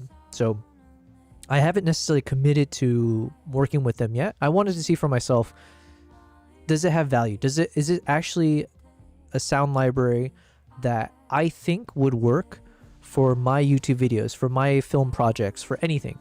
So I didn't know anything about Musicbed before. It seems like they are pretty reputable. It seems like they're used quite often for more of like the high production film type stuff as well. They're more cinematic, let's say. So I'm testing it out. I'm trying to see if I can build a new live stream playlist for like background music, but also can we listen to music that could be used for my YouTube channel for cinematic projects.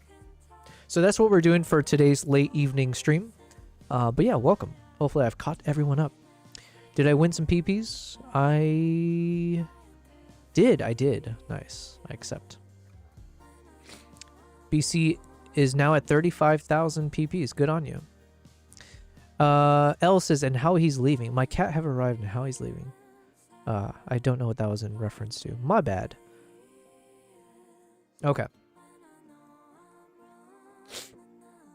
My goodness, my allergies are in full swing. So this kind of, I don't know how you describe it, but I guess it's true. Quirky indie. I am a fan of like quirky indie music. I'm a fan of hip hop, like beats related stuff. I'm a fan of quirky indie. I like the hype, the crazy hype stuff, like electronic or whatever. And then obviously the cinematic stuff. Yeah, those are the kind of 4 categories. And you know what? I do like more like the jazzy vibes as well. It's just not for everything. Okay, I need to color grade this a bit better because it's now gotten a bit more of like a, what would you say, like a bluish tint to the chimp? Like a teal, what do you call it? Like a tealish, bluish tint. Let's try to see if we can warm it back up. There's like a fine line somewhere here where we make it match with this shot without being too brown. L says he came and left within a minute. Was it Mike? Oh, your cat. Gotcha. Okay, I need to blow my nose. It's getting crazy.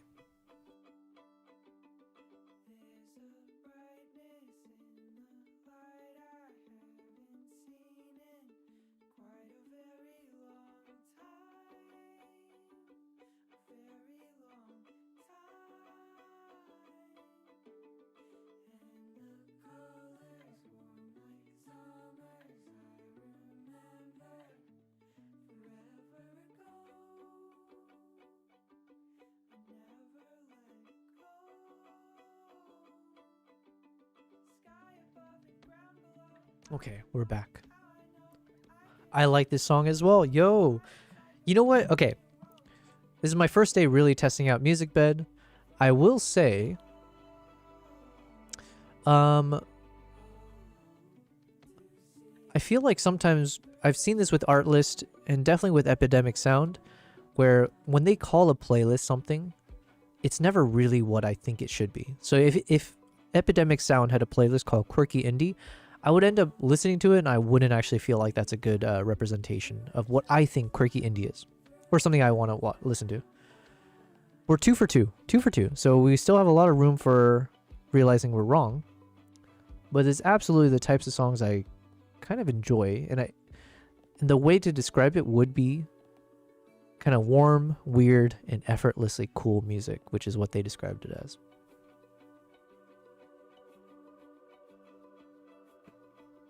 Hells yeah, let's keep going.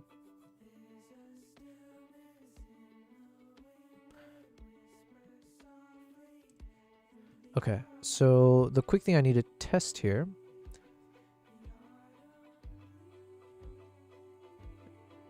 Okay, I think this is much better now. So let me just watch it from here.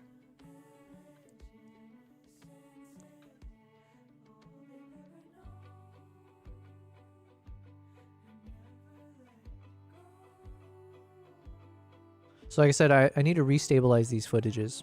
But right now, let's just focus on the color grading.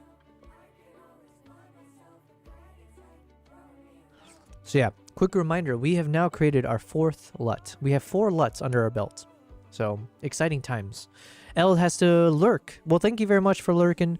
Time for Need for Speed. So lurking as the tabbing in and out is buggy and can freeze it. Gotcha, gotcha. I'm studying, but the stew is silent I'm studying, but the stew is silent I'm studying, but the stew is silent I'm studying, but the stew is silent Yo, that was actually a good song, Kavai. That was a lyrical genius moment. That, the way the voice said it was quite nice. I don't know what the stew is silent means. Oh, you're dying. Gotcha, gotcha.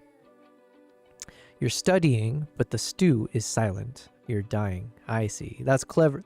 That was too clever for me. It went right over my head.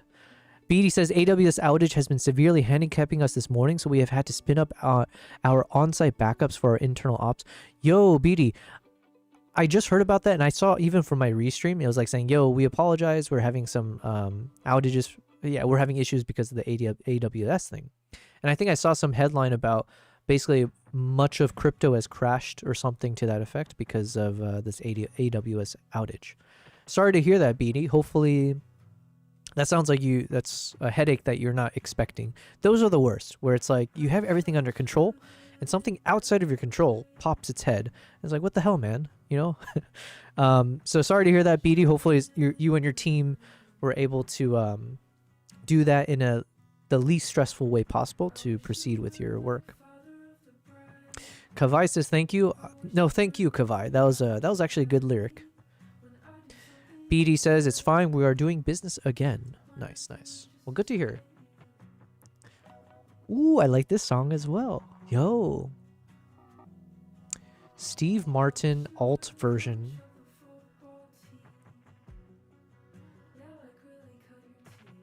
I don't know why I like this, but I don't like... Some songs are too, like, melancholy, I guess. This one kind of starts hitting that melancholy vibe, right? Where it's bordering on could be a bit depressing. But it's not like depressing yet.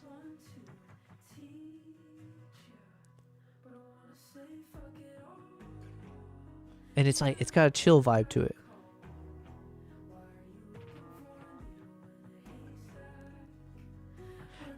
So, okay, we're 3 for 3, and we've gotten a bunch of other songs so far that I've ended up enjoying, where it does feel like these kind of vocal songs are actually, they sound good.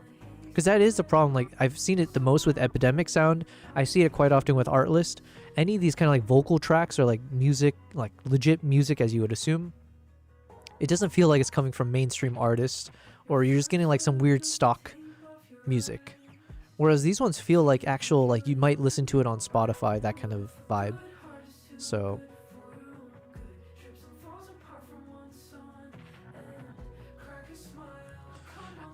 Beatty says, we are rebuilding our infrastructure in Azure, which has been needed to happen for a while for a failover, but happy it's being done now. Yeah, sometimes you need that little push, or you need that little emergency situation to put you to the next level in a positive way. So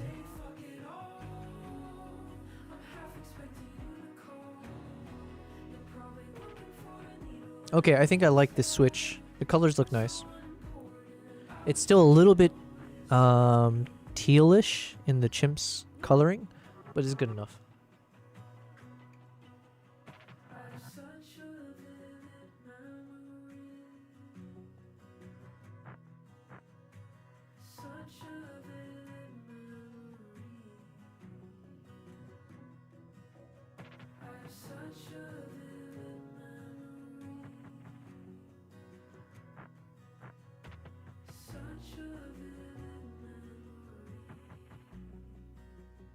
Yeah, this is still probably my favorite shot. I'm trying to think.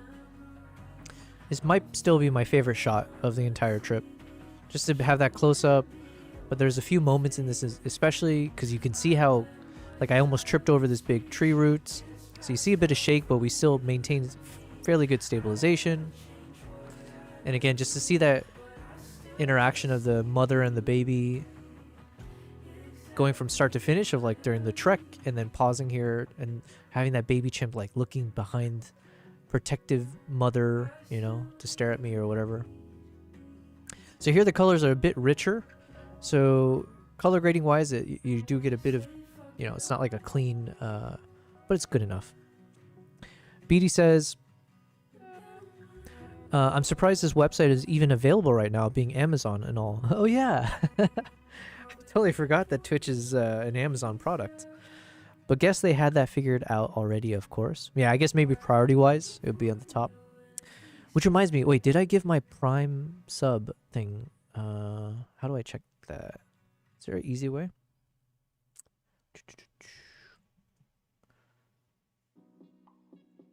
How do I check if my Prime sub thing is given out? I'll take care of it later. Okay. We are 3 for 3 on this playlist. Beatty, do you ever stream as well? Are you a streamer, or do you plan to, or no?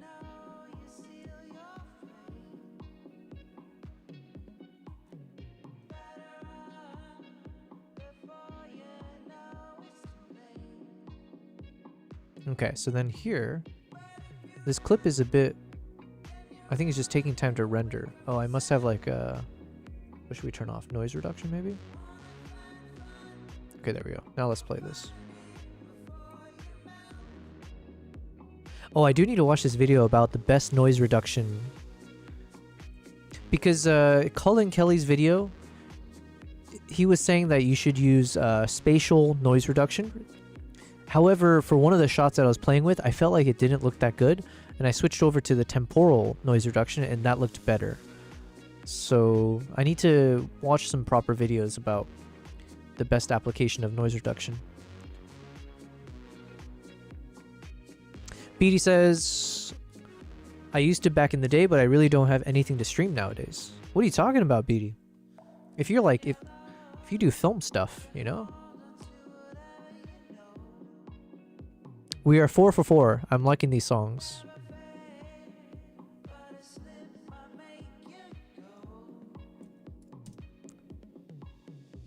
You know what? Let's fix this. I said before I don't care, but now I do care.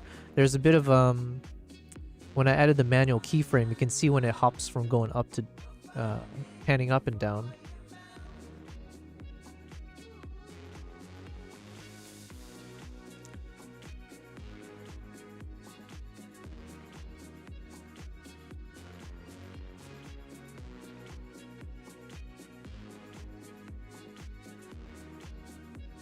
So let's soften it a bit.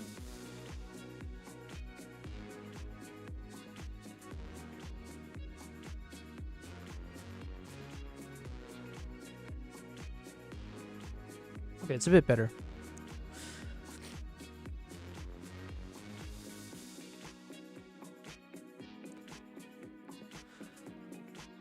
Beatty says, none of which I could show to the public before release. Oh yeah, okay, fair enough. Top secret stuff. Top secret.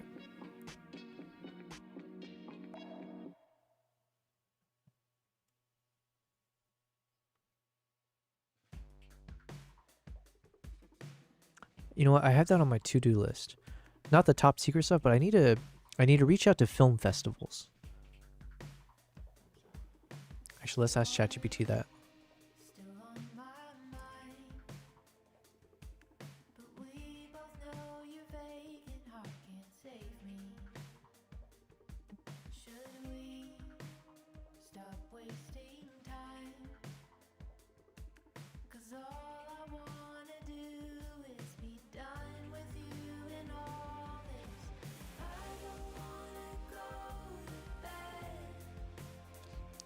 I don't mind this song, but this one's not as much my vibe. BD says, and I doubt anything that I do day to day is interesting to people. I don't know. I feel like I would be interested. Clearly, you have a wealth of knowledge in this space that I'm personally, obviously, very interested in. It seems like there's a lot of people in the film, videography kind of world. One second. Let me go to my ChatGPT.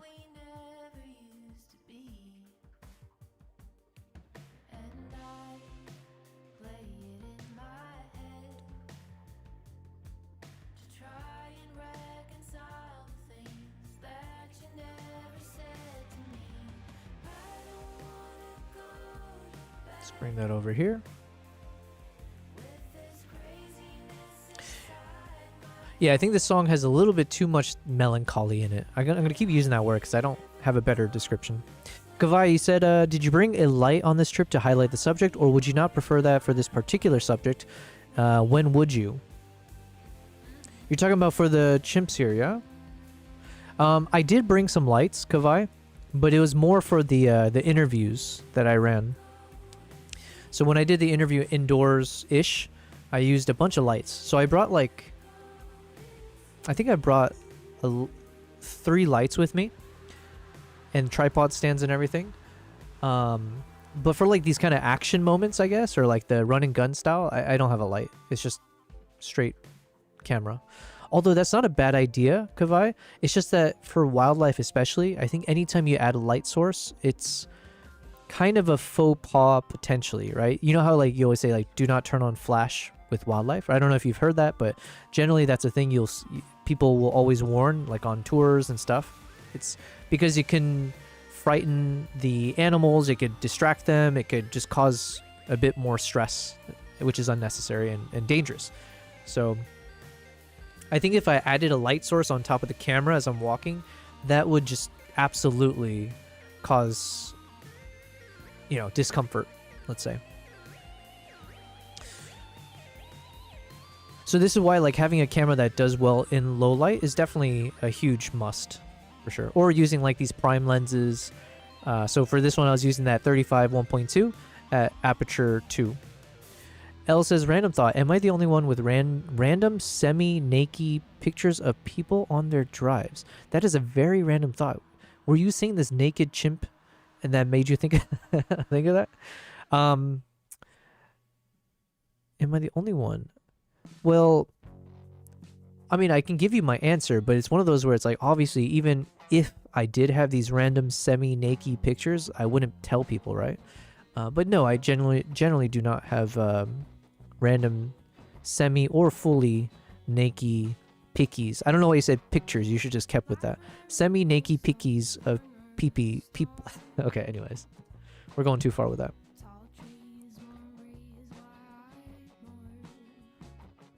Do we need to report you, El?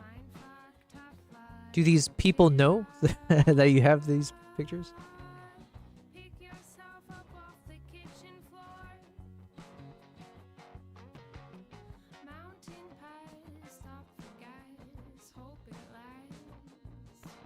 Oh, you know who this music's reminding me of? It was her name. Oh wait, no, I completely missed it. Sabrina something? No. Regina Spektor. Not this one in particular, but that was like the kind of music I liked. Regina Spektor.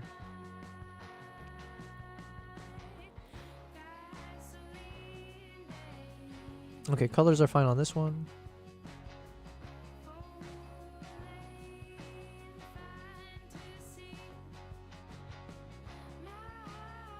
So these ones are a bit noisy, which I'll take care of later once we go through everything else, because the rendering just takes forever.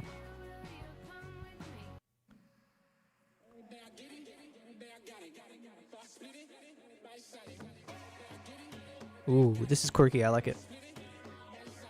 Elle says, just thought back to a festival I shot for where it was part of a performance. Okay. We believe you, Elle. Sure it was.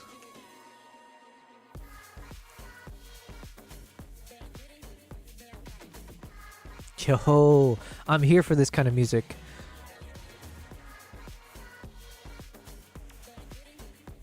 Okay, I will say, so far, And it could be that we're just like picking from the top of the cherry tree or whatever metaphor.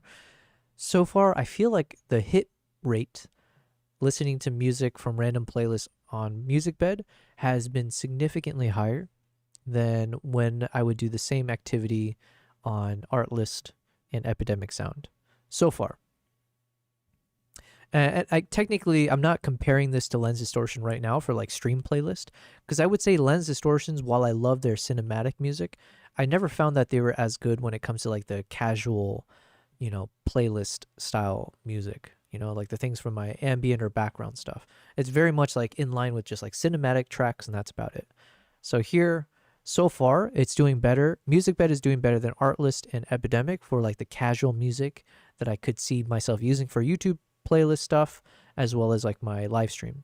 And then we got to test out, how does it hold up when it comes to cinematic music?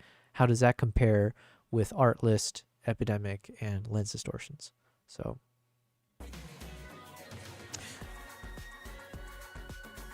BD says, it's kind of like a whole lot of logistics and trying to wrap my head around really unique engineering challenges every day for projects, which is quite boring to look at. Maybe, I don't know. Listen, not too long ago, was it only 3 months ago or so when I started streaming, I definitely had the thought, was like, would anyone find what I'm doing interesting? Because I thought it, like, objectively probably isn't, because I'm assuming people who view streams, maybe it's for like video games or IRL action stuff, I don't know. But not to say that we've like found a massive audience for something like what I do, but there's clearly a community out there, and I think that's more than it's less about the numbers in some effects. It's just more like knowing that there's a community of people who find stuff like this interesting, or like is very embedded into the photography, videography world. That's awesome. So Elle says, I got pictures of a woman with a hairnet with a wig on the ground beating the shit out of a mannequin with a cheese grater in half a bodysuit and pasties. That was a mouthful to say, and it, like every third word that I read out loud was changing the imagery in my mind of what I was expecting as I was depicting this story. So that was kind of insane, Elle.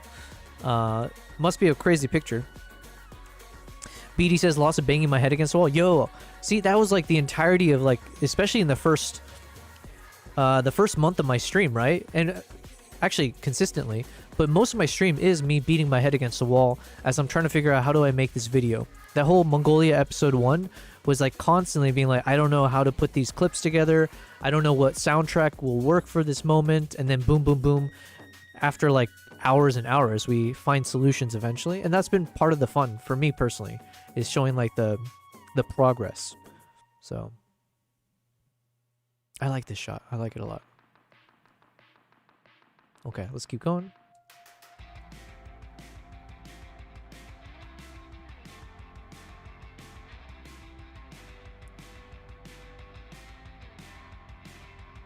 Okay, color looks good on this.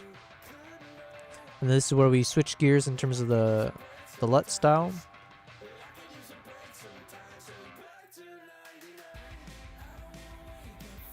I like this.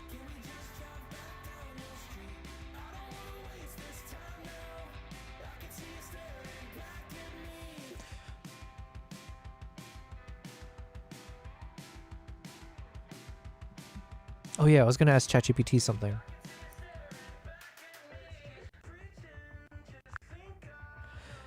Hello, Amber, are you there? Hello, yep, I'm right here. Just let me know what's on your mind and we can dive right in.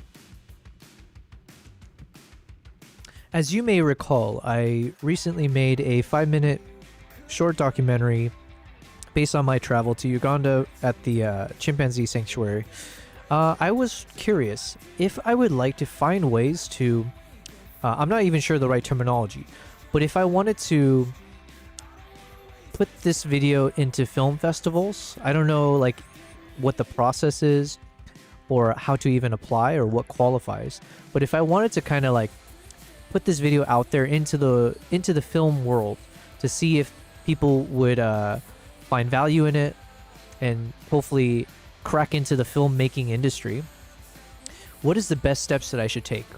Are there places where I can essentially do that, where I can, what's the word I'm looking for? It's not applying, but in a sense, I'm applying my film to see if it can qualify. Absolutely. I know exactly what you're talking about. So basically what you want to do is submit your short documentary to film festivals. Submit is really the magic word here. That was the word. There are definitely Christ. places where you can do that. A great starting point is to look at platforms like Film Freeway. It's like a one-stop shop where you can browse tons of festivals, see what they're looking for, and then just submit your film directly online. From there, you can pick and choose festivals that match the vibe of your documentary, maybe nature-focused ones or documentary-focused ones. And once you get the ball rolling, you'll kind of get the hang of it. It's definitely a cool way to step into the film festival world. Okay, let's look at this Film Freeway thing. What's up, King Kruk? Hold on one second. Elle says, I could find it for you if I sparked your curiosity. You've definitely sparked the curiosity. What? I need the freaking Leonardo. Okay, hold on one second. One thing I need to do to improve my live stream, I think, is I need a soundboard so that I can hop to like the right soundboard thing.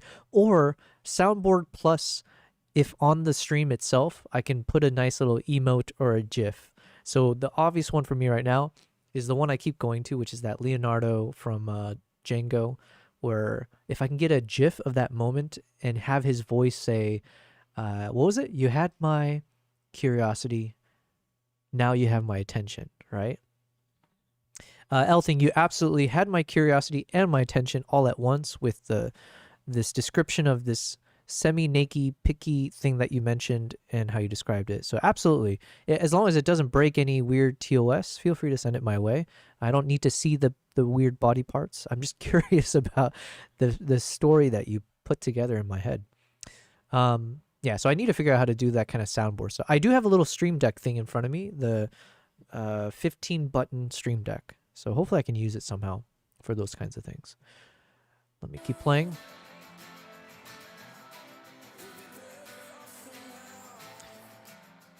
But welcome, Kim Kruk and Markman. I forget if I mentioned to both of you guys, but I potentially have a partnership with Musicbed. I'm just testing out their music first to see if it's a good synergy with the type of things that I want to, how do I say this? For a sound library and a sound effects library that I think would actually work for the creations that I'm making. And so far, I'm really excited with the quality. Let's just say that. So I get to test them out. And if I end up enjoying it, I do hope that I will do some kind of partnership with them. So we'll see. Fingers crossed. But yes, Joe Bell, did you receive your ZR? King Kruk asked. I have not. I need to have a chat with the Nikon people to see, like, I'm trying to see if I can do a bit of bartering to see if I can get one relatively soon. I don't know. But I don't have that much pull with Nikon as much as you might think I do. I do not. But obviously, I do have a relationship with them, so we'll see what can happen from it. I don't have much to say yet until, hopefully, once I get that ZR, obviously, you guys will see it right away. I'm excited to start shooting with it and all that fun stuff.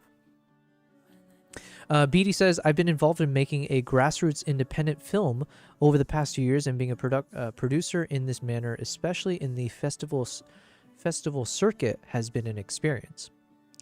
Being a producer in this manner, especially in the festival circuit, has been an experience.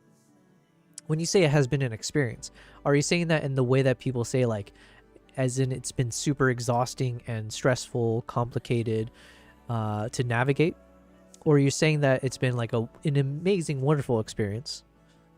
I can imagine it's probably complicated, though. Is the independent film released, or are you still working on it? Because I would love to, if you have a link to it or anything, feel free to share it. I think you have to share it in the Discord because I don't think you can do links in the chat. Kavai said, added this 99 sus song to my skate Spotify list. Yo, nice. So the fact that you have this on Spotify, again, that's what I'm realizing. It seems like Musicbed actually works with, it feels a little bit weird to say real artists, because I feel like I don't mean to denigrate the artists that create music for Artlist or Epidemic and stuff. But in terms of mainstream, like stuff you can find anywhere, it seems like they actually do reach out to those types of artists here. So that's cool. So in that sense, it is higher quality. So, well, where did that line go? Or sorry, where did the... Yeah, so Kavai, let's see if I end up using Musicbed. So far, I feel like it's a resounding yes. I'm loving it, but it's early days.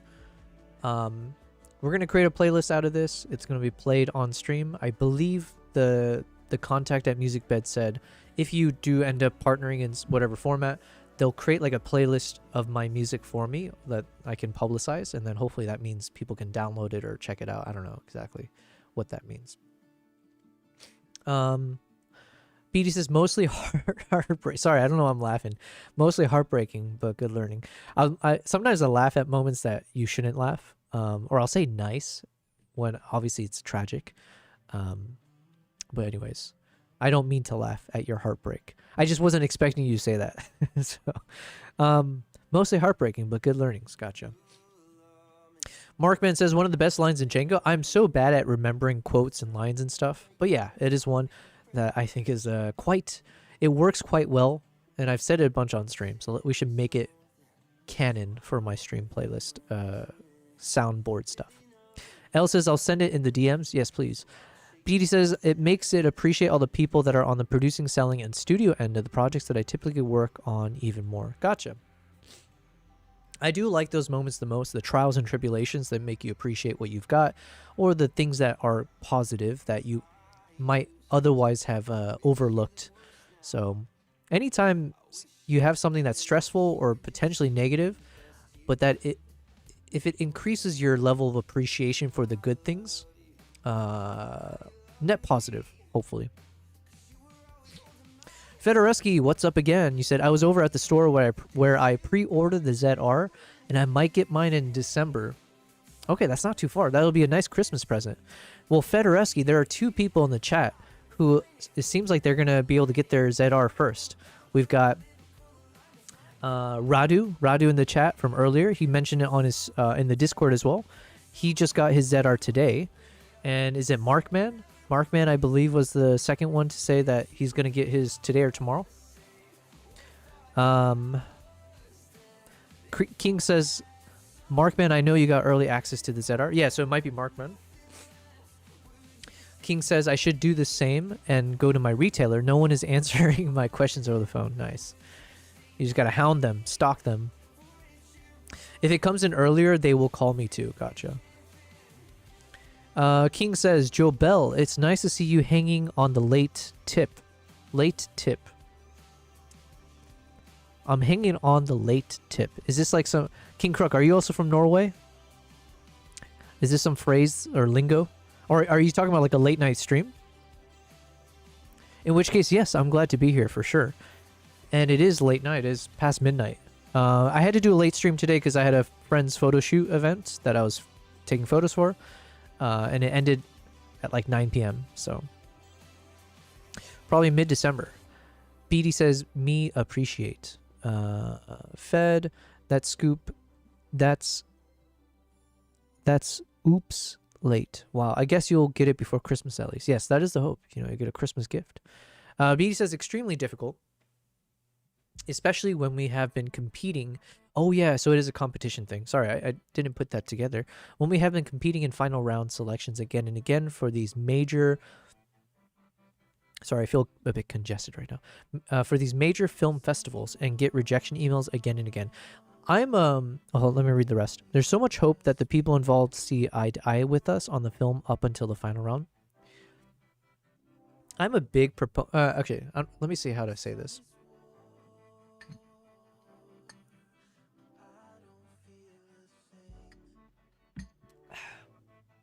I like this song as well. Let me add this.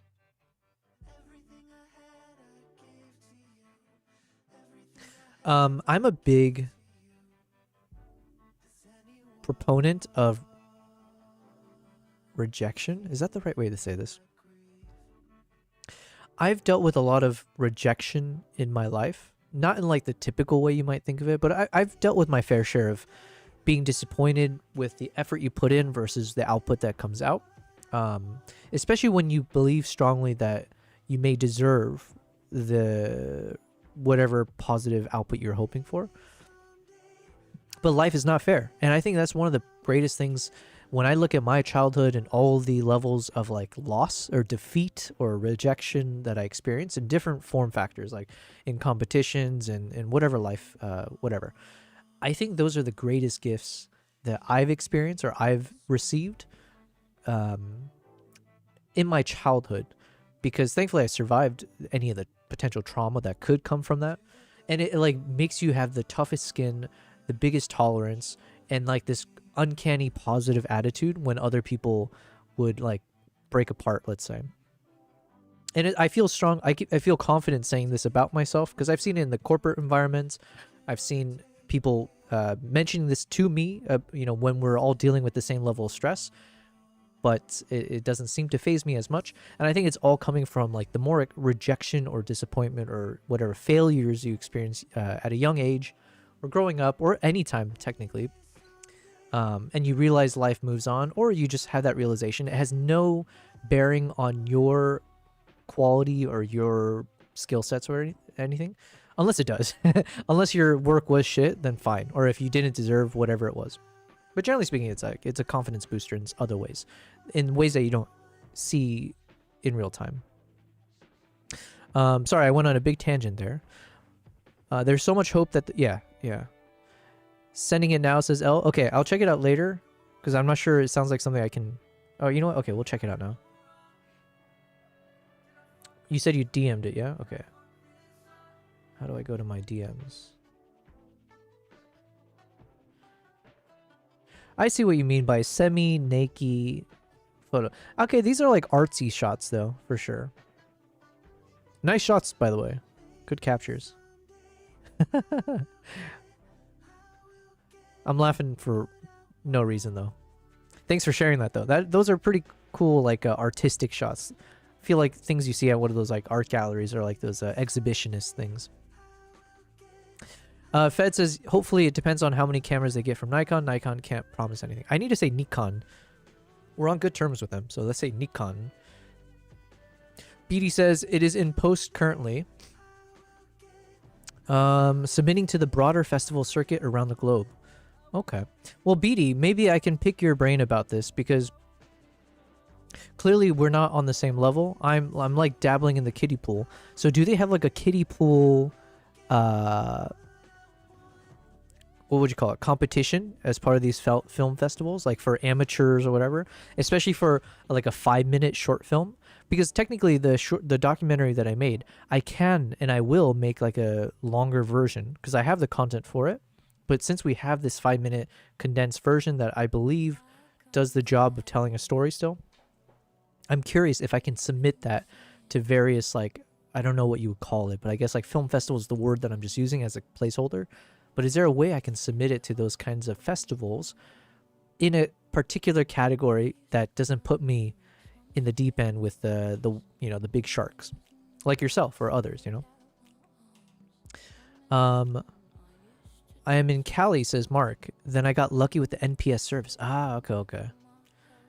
Send some more pics from the show explaining it. Yeah, these are great. Smart move, Markman. Yeah, that's a very smart move. BD says, I'm biased because of what I personally put in this film and one of my great friends who directed and wrote this film and gave me the opportunity. But I think this film is really special and will be quite impactful in the right places. I mean, I believe that as well. I hope I can, whenever it's publicized, would love to see it. Unfortunately, the type of things we make are not generally what is popular or gets high box office appeal. Gotcha. Ellie says, sent 3 pictures forming a story, but backwards because the pic I wanted to find was at the end. Gotcha. It was a theater-esque performance. Isn't the goal Sundance? Oh, is that? Yeah, right. Sundance Film Festival. That's the main thing, right? Or the most popular one. Do you still use your DA50? I do not. King Crook. At this point, it is just an art piece that's sitting in my background now. Also, BD, I'm curious, when it comes to these film festivals, is there any level, I don't want to say corrupt, because that's too strong of a word, but is there ever like favoritism or bias that's built into these like film festivals? Because one thing I've heard from like photo contests, and this is one of those things that kind of drew me away from like submitting all my photos to all those photo contests, was that there was oftentimes a level of like semi-corruption or like favoritism where the judges happen to know certain people and they will, it's like almost like written in stone who's going to end up winning this thing. And I don't know how much of the people who tell me these things for random photo contests are like bitter themselves and biased about how they're saying it, or if there's a level of truth to the subjective nature. I mean, obviously it's subjective, but like biased nature of like, you're not going to win these contests unless you know the right people. You may win like the, second best category, or like the, what do you call those things where it's like a shout out? They give you a shout out as like a runner up of like, whatever throwaway prize. But if you want the prize, it's a little bit of like, who do you know? BD says, for sure. I think it also might be, you're saying for sure, but not maybe to my question. So let me just make sure. You said, oh, for sure. I think it also might be from a place of ego that I don't realize even. The people that are involved in this film have tremendous experience in work for hire in very high levels of film, commercial, etc. that keeps us fed. And maybe that makes me feel that we have an advantage. But really, like everything else, it's how much eggshells you decide to walk on. Yeah.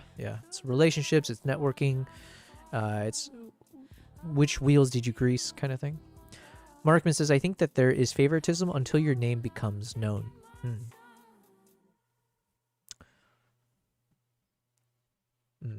Although, Mark, maybe it's like having an unknown name can also work in your favor for some things, right? Because sometimes they're always looking for the new name that nobody's ever heard of kind of thing. King says, I've been using my D4s and D850 for photography the last few weekends. Oddly enough, after I started watching your lives. Ooh, well, that's cool, man. I think that's, sorry, I got overly excited just now. There's something cool that I don't think I'll ever get over, to know that anything that I do can influence someone's decision. It doesn't really matter. Hopefully not a negative. I don't want you to like, the extreme negative stuff, but it is cool to know that there's something I could have done that would make someone change their life trajectory in any sense, for the most casual or like, unconsequential things, like maybe saying, hey, I'm going to try shooting with some DSLRs or whatever else, or for the more extreme, priority stuff. But that's cool, man. I'm glad I could somehow influence you to shoot with those. It's going to be fun because like the D850 is a fantastic camera. I've never shot with the D4, but I was a huge fan of the D850. It's a lot of my favorite shots came from that. And now obviously I'm in the mirrorless world. But yeah. BD said, most definitely all depends on who's on the jury at the end of the day and who decides to become a producer on your film and what kind of relationship or appeal they have with these people. Yeah, for example, BD, just using like my documentary as an example, I was like, oh, I wonder if I were to submit, let's say I made like a 30-minute documentary, proper documentary about these chimpanzees, could there be bias even to the extent of like, leveraging Jane Goodall's name, and all of a sudden like people are like, oh wow, this is a Jane Goodall inspired blah blah blah film, and because obviously Jane Goodall passed away, would that turn into like some level of bias where they want to then promote or even award a video because it was just happened to be on a topic that's topical, right? So that would be like a concept of a bias, I guess, that would work in my favor. But still, like, obviously you don't want those things to be ever a part in like some kind of a contest, I would say.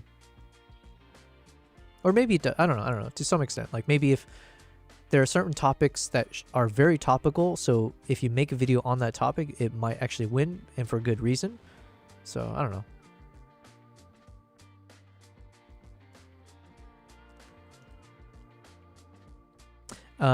Beatty says, another one of my really good friends got the grand jury at Sundance a couple years ago, and albeit it absolutely wait, is that an award called the grand jury? Hold on, what is that?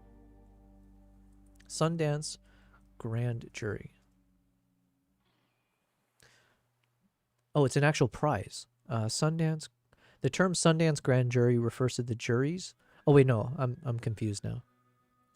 Let me read your message again.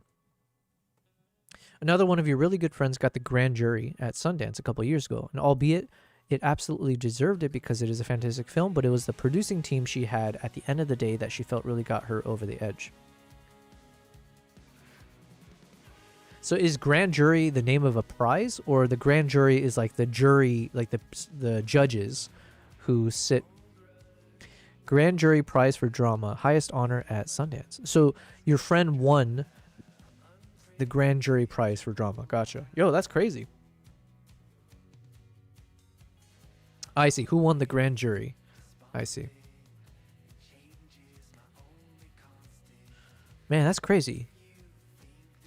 You live in this crazy world, BD. Just always keep that in mind. You live in a crazy world that, just know that people like me, and I'm sure so many others, look at that world and they're like, that's the kind of world I wish I could be exposed in. You know, like, I wish I could be a part of that type of world. So you're in a cool spot, regardless of whatever disappointments that might come your way. You're already doing some really cool stuff. King says D4/S latitude for days. D4S. I need to get all the ZR things sorted first. Then I need to consider if I'm going. Sorry, I thought you were. For some reason, I read ahead and I thought you were saying you need to go on your meds. Then I need to consider if I'm going medium format with Hasselblad. Gotcha. Grand jury prize. Yep. Mark says, would you pick up Nikon ZF, or have you used it? I've never used the ZF. I remember early on I had a conversation with someone on stream about the ZF though.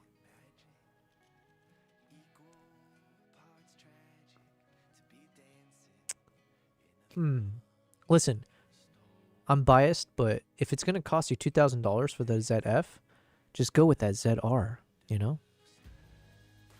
And if you have $2,000 extra dollars, well, if you have the ZR, I just don't know if it's necessary to have the ZF as well.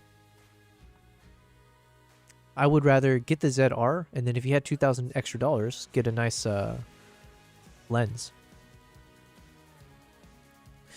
BD says, I appreciate it, but I don't suggest it. Listen, I absolutely want to be in that world, right? So I'm just doing it in the very, very unorthodox way, perhaps. But through these live streams, as I make my videos for YouTube, I'm always doing it all from the lens of like, can I actually understand the filmmaking process? And yeah, can I keep improving to a point where like the storytelling is better, the filmmaking is better, the vision is better, all of it.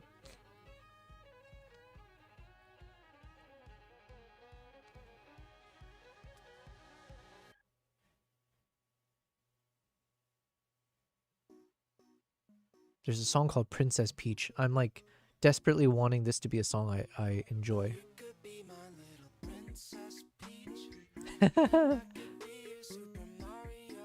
I love it already. Now, if they mention Yoshi in this, sold.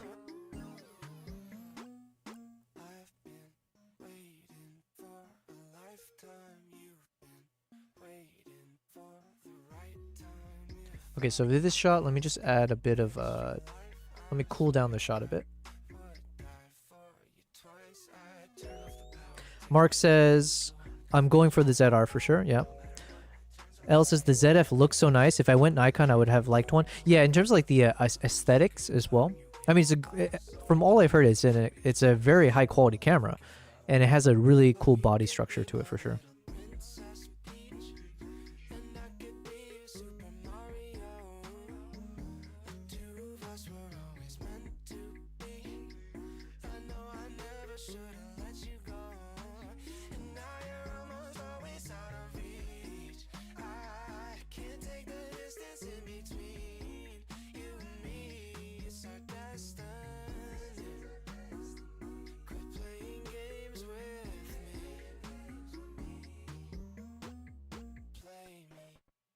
Man, quirky indie, who knew? And this song actually has like the sound effects of like the Nintendo games.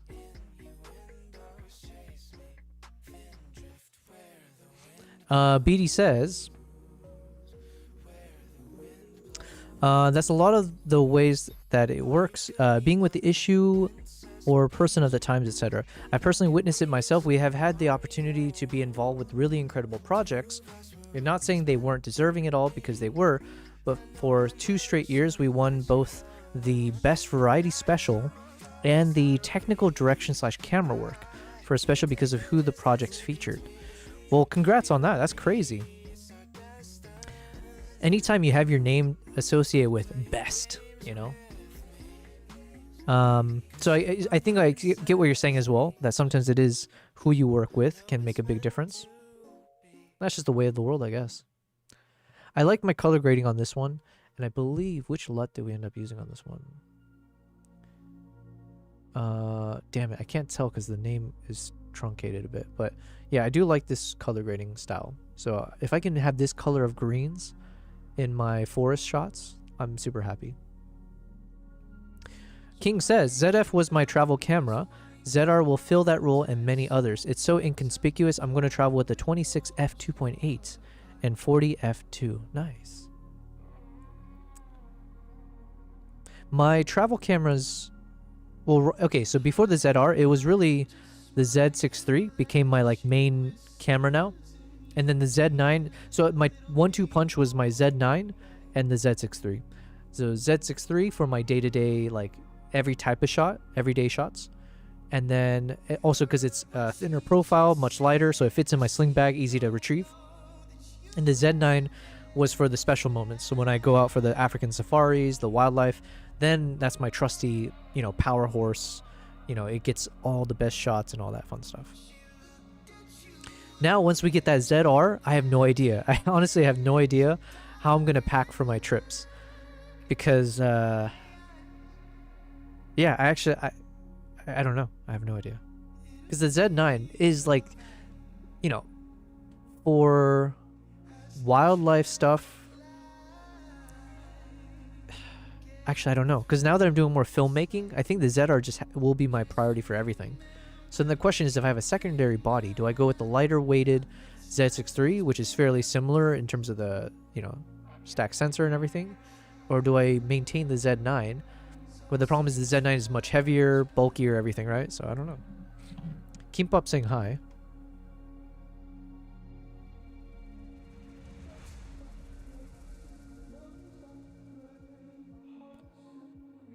BD says, the first year we were involved with the Elton John farewell concert. Is Elton John still alive? I have no idea. Farewell concert film from his final U.S. touring show at Dodger Stadium in L.A. And obviously because of the moment and him retiring, okay, so he's alive.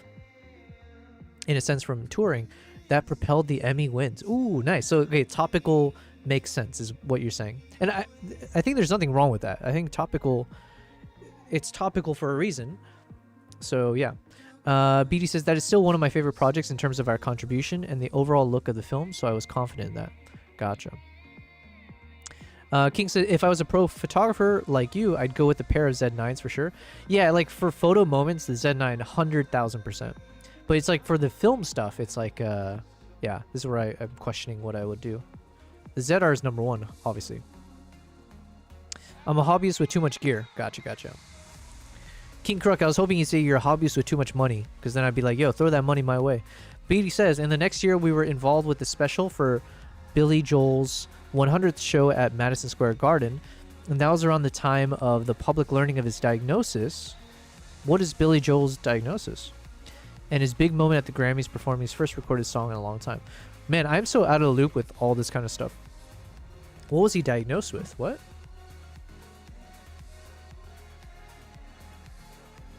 But yeah, these colors here is like the kind of, I don't know how to describe it, but this color palette is what I personally like the most. It's like kind of a cooler tone to it. There's a richness to the green that I like a dark green.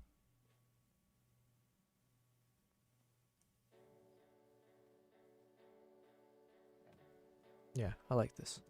Okay, let's not belabor it. I just need to speed through these, I guess. Just make sure there's a bit of consistency.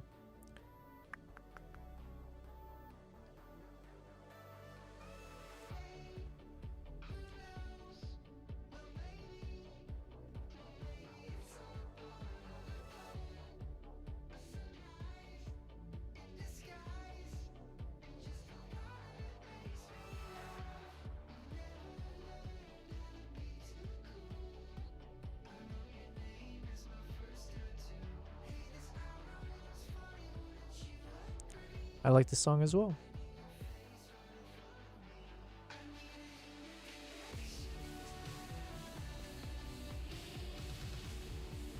You know what?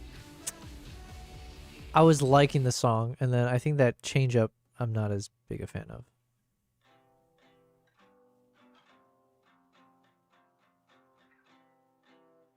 Okay, colors look consistent. I like them.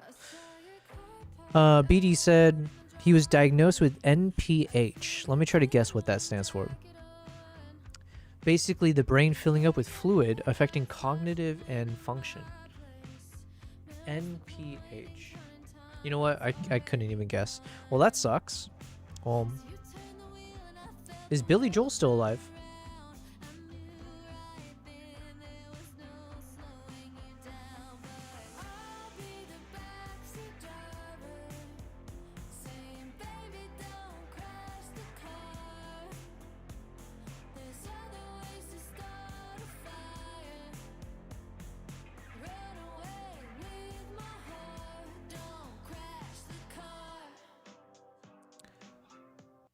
Let's move on. Wait, how long is this playlist? Because I want to like switch things up, right? As much as I'm sure there's a bunch I'll like. Yeah, okay, we're going to switch things up. Because I want to keep stress testing, right? So what's different from this indie vibe?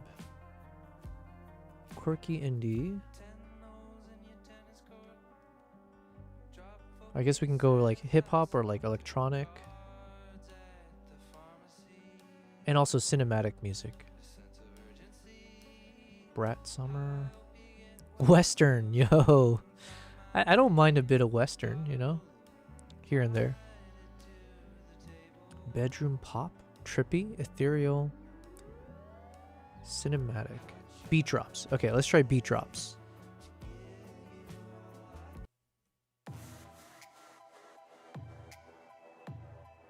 What is this one called? Explore an exclusive playlist of ready-to-license music with epic beat drops curated to build anticipation and leave your audience breathless. Okay. Let's see.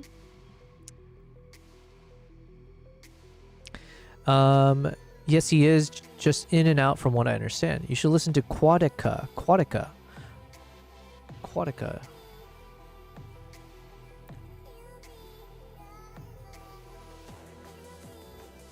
Do I have access to Quatica?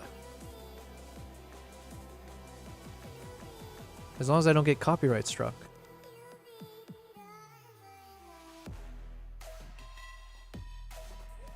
Okay, that beat drop was pretty good.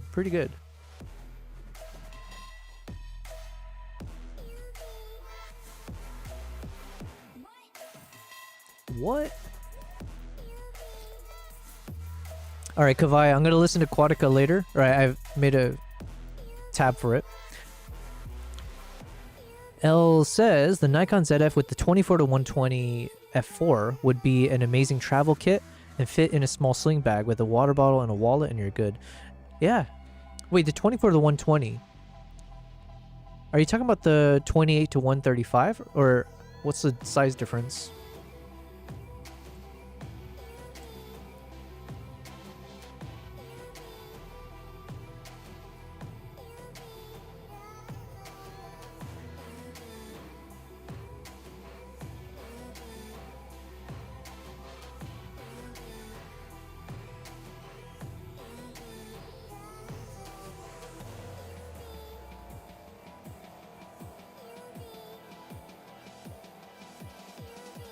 That's not bad.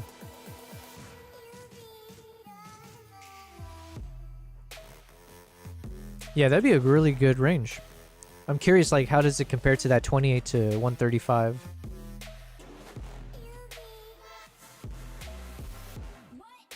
What?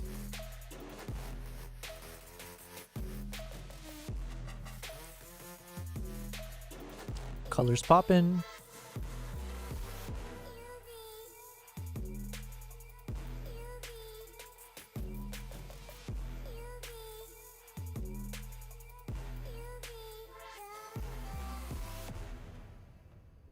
Okay, that was a decent beat drop. It got a little bit tiring towards the end, though.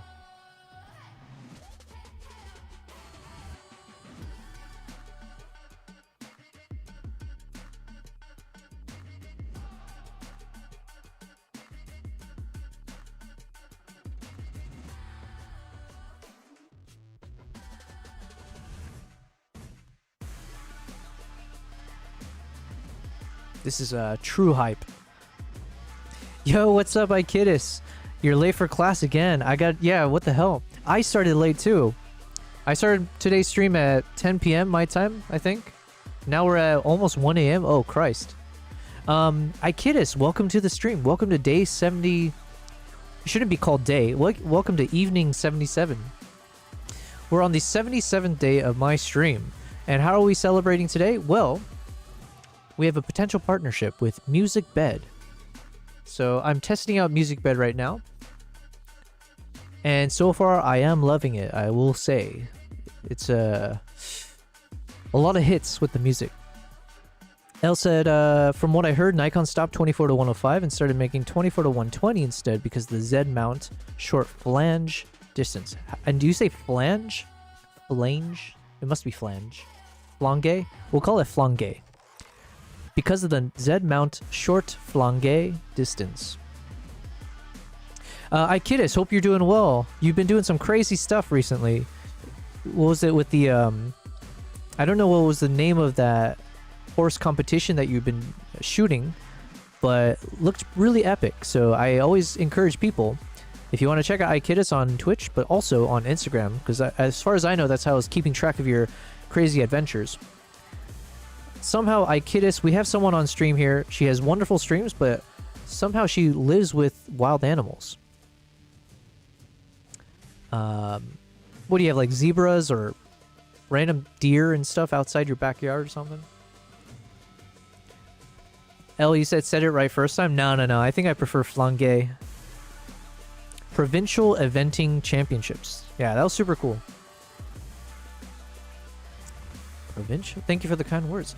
Kavai, you live with zebras? Okay, hold on. I might have exaggerated. For some reason, in my mind, I'm just assuming she has zebras in her backyard.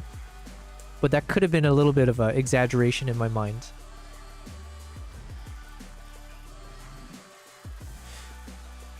But yes, Ikidis. Some representative from Musicbed reached out to me and asked if I would like to partner with them. So this is really cool. I'm going to pause it real quick. I think I'm finally hitting some, what's the word? Not influx. Shit. What is a word when the word node keeps coming up because of our goddamn DaVinci stuff. There was a moment, because I don't know words, where I think we finally started getting reputable companies reaching out for potential opportunities. So I'm hoping that momentum will continue, but Musicbed is one of them where I think from maybe my recent YouTube videos, they wanted to see if I would be interested in using their cinematic music, their sound library, for my future projects. So I am testing out their music as we speak. So they gave me access to like a trial version just to see if I do enjoy using their platform and see if it's practical for my needs. And if so, I believe I do want to proceed with maybe partnering with them, which would mean, I think as part of that, there might be some kind of like affiliate link or something. I need to double check what exactly that means. But yes, so right now for the future streams, let's say for the next week or so, or maybe longer, I am trying to stress test, see if I like their music for whether it's like stream playlist. So if I can use their songs for my live streams, as well as for like my YouTube projects or the film projects. So like the cinematic stuff. So I'm leaning more towards the stream playlist right now because obviously there's more use from it immediately. So then tomorrow's stream, boom, I'll download all the ones that I favorited and we'll put it into our playlist. So anyways, right now we're listening to some hype music. This is the Beat Drop playlist. So let's see if they are accurate to their description. Elle, you said it's a distance from mountains. Oh, no, I understand what the flange is. I just prefer saying it that way now. So shorter distance, it makes it possible to make more light-sensitive lenses like the Canon's and Sony's lenses, yep. Oh my god. That's the name of the song. But also it fits. I'm adding this. Ikidis confirms that I wasn't exaggerating. She says, yeah, I've got zebra, various buck, and all sorts that roam around. They don't belong to me, to be clear. Kavai says, I hope to see live streams of those animals followed and fingers crossed. Yeah, absolutely. Ikidis, what the hell? Why are you cucking us from the wildlife streams? Listen, invite me. If you invite me over there, wherever Wild Kingdom you live in, and then we can do a co-live stream, and then I'll film with my camera. And then you can ride one of the zebras, right?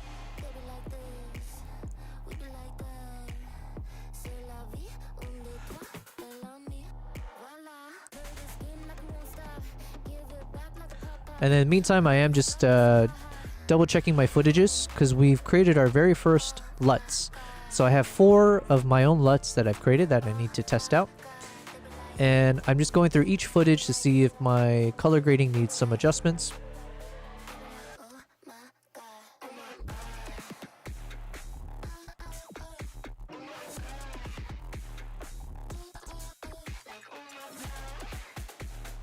And we'll stabilize the footage later. But yeah, so far, so good. They all look somewhat consistent. Ikidis says, zebra, jackal, blessbuck, springbuck, reedbuck, impala, all sorts of things. Yobel is coming to help me tame a zebra. Well, the deep dark secret, Ikidis, as mentioning before, we're just gonna take one of those white horses. I'm sure you have a white horse somewhere in your stables. I'll help you paint the black stripes on enough that it can fool the cameras and the audience, and then we'll go viral on Twitch because there's like lady rides zebra or whatever the most viral title will be, and people will be none the wiser.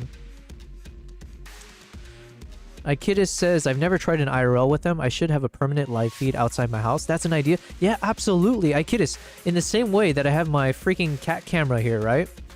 You 100% need to just have like a camera opened up. Even you can do your normal stream and just have a tiny little window that points out into the backyard, just in case the animals come by. Oh, and Ikidis.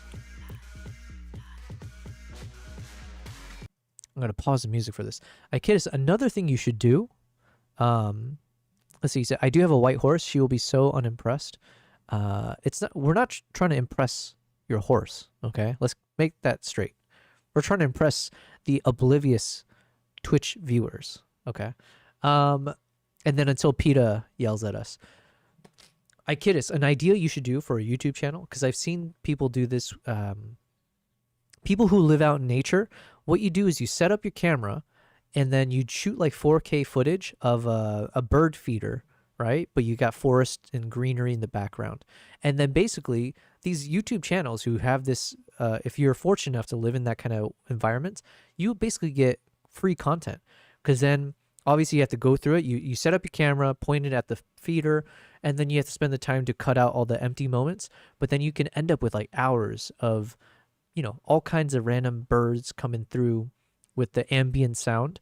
And then you turn it into a long ass YouTube video and you don't even need music as a background because you'll have the birds chirping, which is like natural and it sounds beautiful. And then that becomes fodder for cat owners, because then cat owners will put it on their TV and then the cats go crazy or they watch it. It's like free content for the cats. It's like their Netflix. And boom, all of a sudden you have a successful YouTube channel.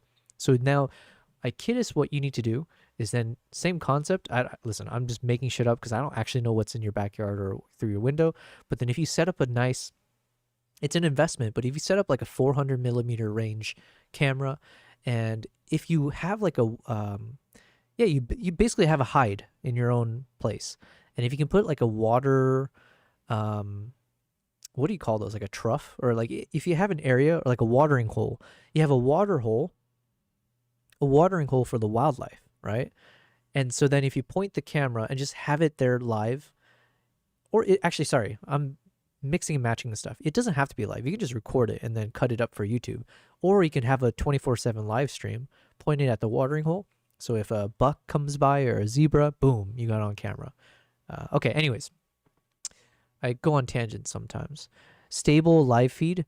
Yeah, it's better than having an unstable live feed. Haha. But yeah, you could have a separate feed for your horse. Yeah, if you have a stable feed, and then you have the wildlife feed, right? So then you have one camera feed for like your horses in the stable. Although that might be boring because it might just be them, you know, just chilling inside their, what do you call that? Their little pens. But at the very least, a watering hole, because then it's a bit unpredictable. It's the wild, right? So, okay. Anyways. You're taking notes? Absolutely. These are free ideas, okay? I give these out for free. I need to save some of these ideas for me.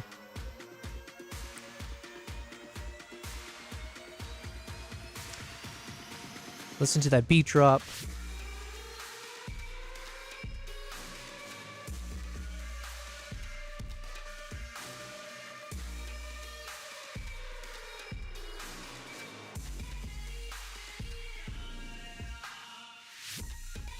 This is definitely hype.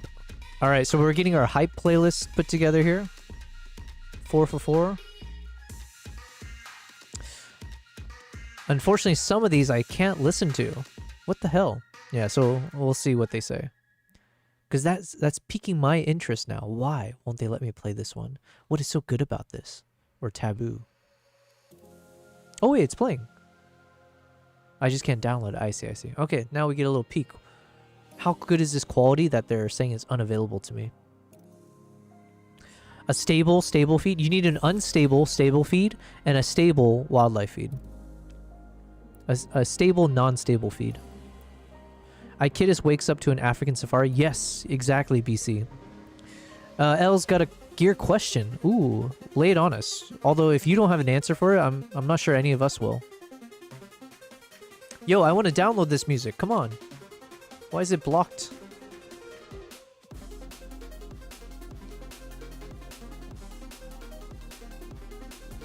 L's asking, would you guys rather have a 32 megapixel 1.6x crop APS-C camera or a 50 megapixel full frame camera for a dedicated studio cam?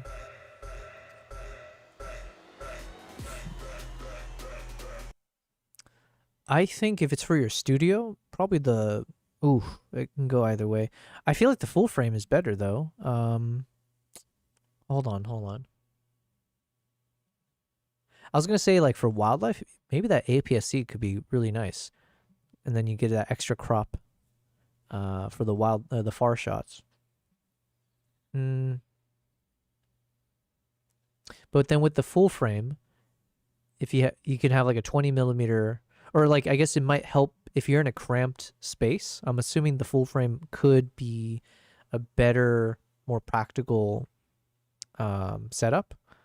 So if you don't have the space, I'm assuming the APS-C will end up cropping quite a bit. I actually, it's been a while since I used any of the APS-C lenses and stuff, but I'm going towards full frame. Go full frame all the way. In studio, you'll be shooting at f5.6 anyways because of flash. Oh, you mean like that kind of studio? Sorry, I was thinking of like a home studio, like my studio setup type thing. I'm not sure. I'm leaning towards the 50 megapixel full frame though. A stable feed. It makes sense if you think hard. Hey, Ikidis, never tell me to think hard, okay? I will never use my brain power for more than 10%. I only have 10% available to me anyways. Don't force me to think harder. You got absolutely soaked, but yes, thank you. Nice.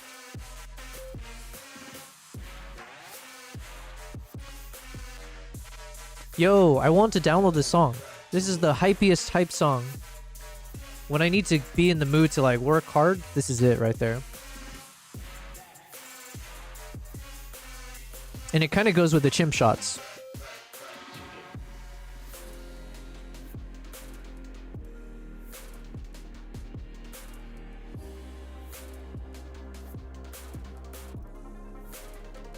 Jesus, most of this is unusable.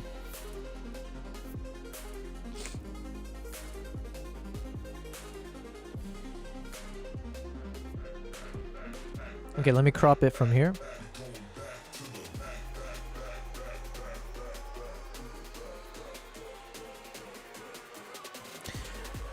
Unstable, stable, feeder, feed, live feed, stream.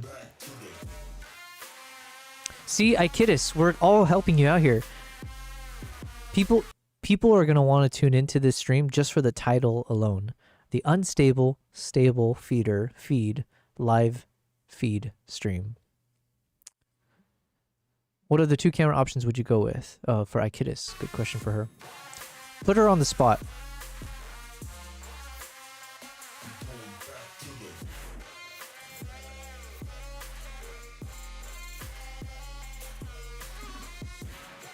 Alright, so now we've switched environments.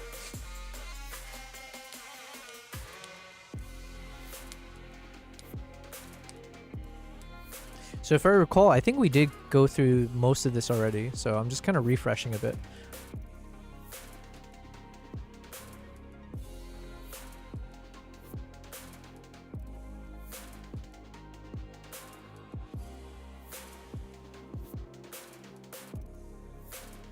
Oh yeah, because I remember changing the temperature on these shots to be less warm.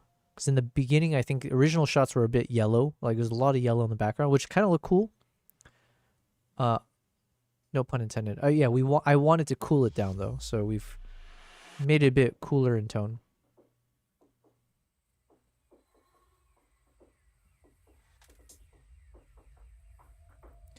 Ikita says, I don't have the necessary qualifications. Oh.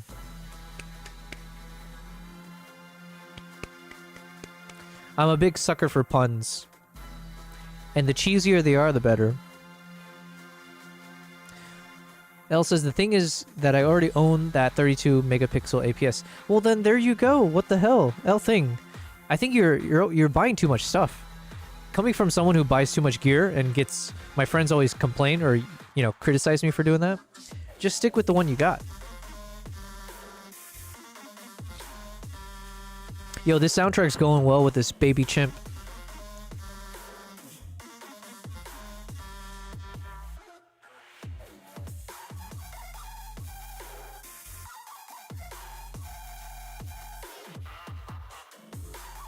Ooh, his footsteps are going with the music too.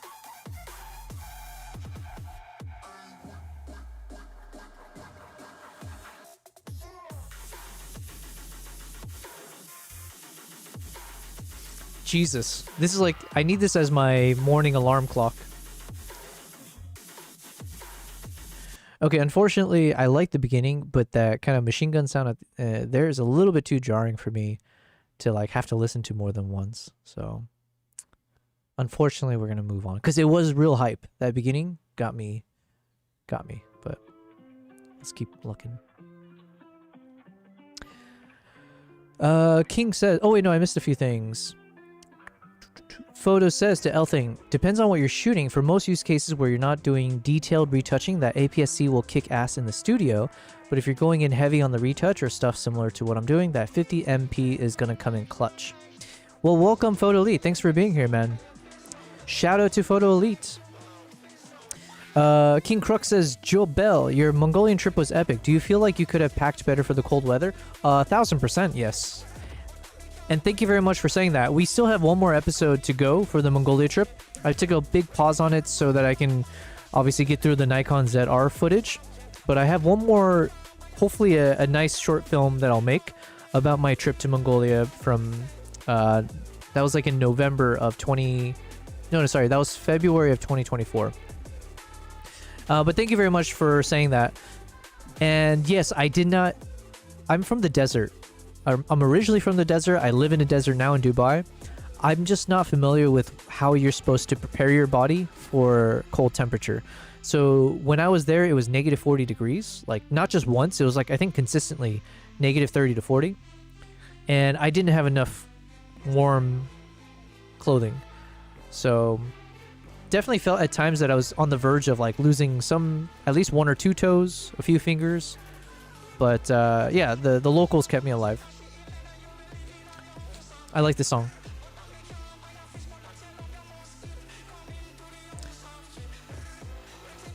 What language is this?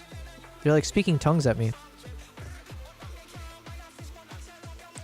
L says, photo, the most editorial I would do is fixing hair at the stage or pimples. Then there's no reason to consider the 50MP. Nice. 5DS or 5DSR just sound great, so I'm just trying to justify it. L thing, you're like me at times, I feel. You're trying to justify spending more money. Your answer should always prioritize to no, and then convince yourself otherwise, I guess, but...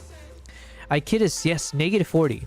You know, -40 is so low that both Celsius and Fahrenheit came together, and it came to an agreement, finally.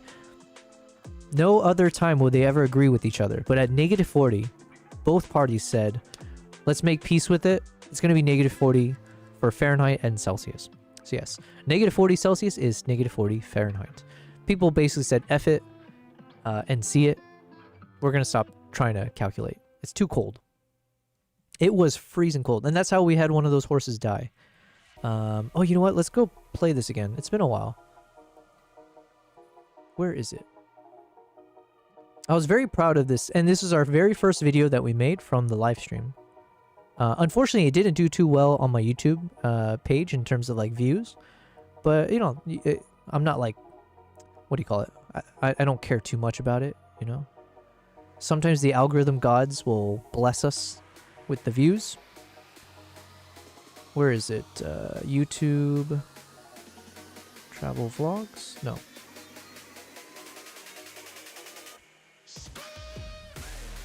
Yo, that drop was crazy. That was madness.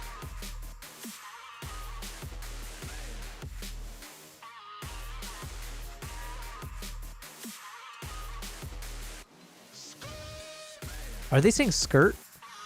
Skirt. Oh no, this is one of the songs I can't download. Such a tease. Such a tease. I kid it, since you mentioned -40. Yes. It's a fun time to play this video again, because it was a video that we made fully on stream. The first 26 days, I think, of the live stream was spent making this video. There are moments you never forget. Let's turn that down. When you witness something primal, ancient, unstoppable. Through blinding snow, I watched them emerge. Eagle hunters with the spirit of warriors past. This is my journey to the heart of Mongolia.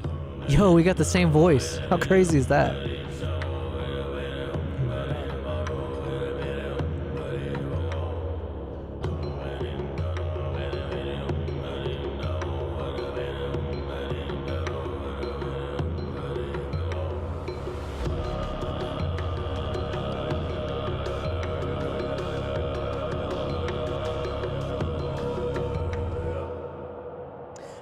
This trip, like, I ended up with so much crazy footage. I do worry sometimes, like, will I be able to maintain that level of quality of, like, action-packed and whatever for all my trips? I don't think I will be able to. Like, this Mongolia trip definitely was one of the more crazy ones. Like, that -40, come on, like, how often are you going to be in that kind of environment?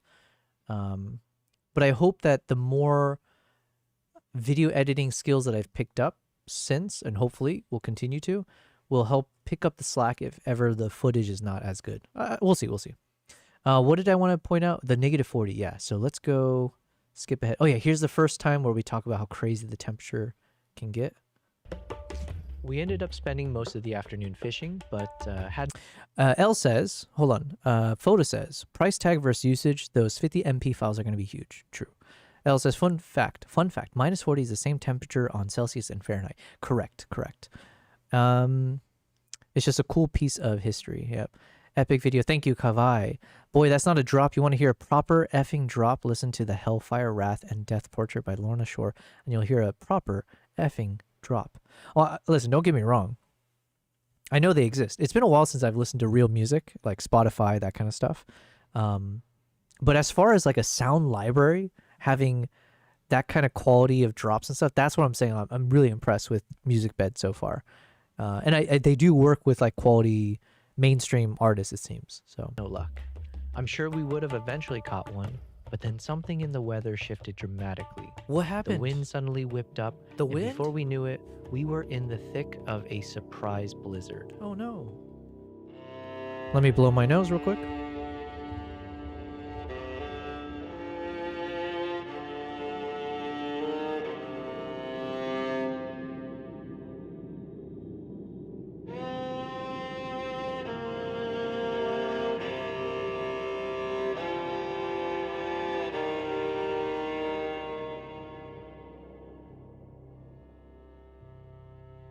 You gotta put your headphones on for this.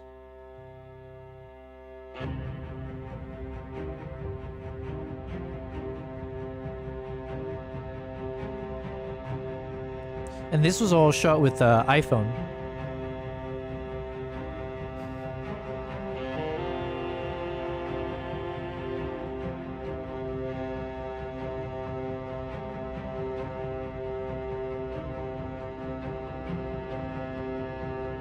So this is like -40. It's like you're in a different, well, Mongolia in general in the wintertime, it just feels like you're in a different planet. But especially when you're caught in that kind of a snowstorm.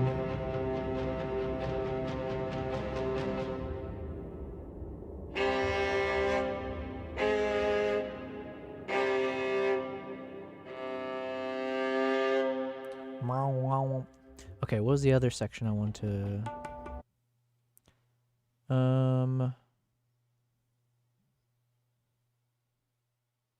All right, okay, we'll play from here. Oh yeah, so here's -40 blizzard.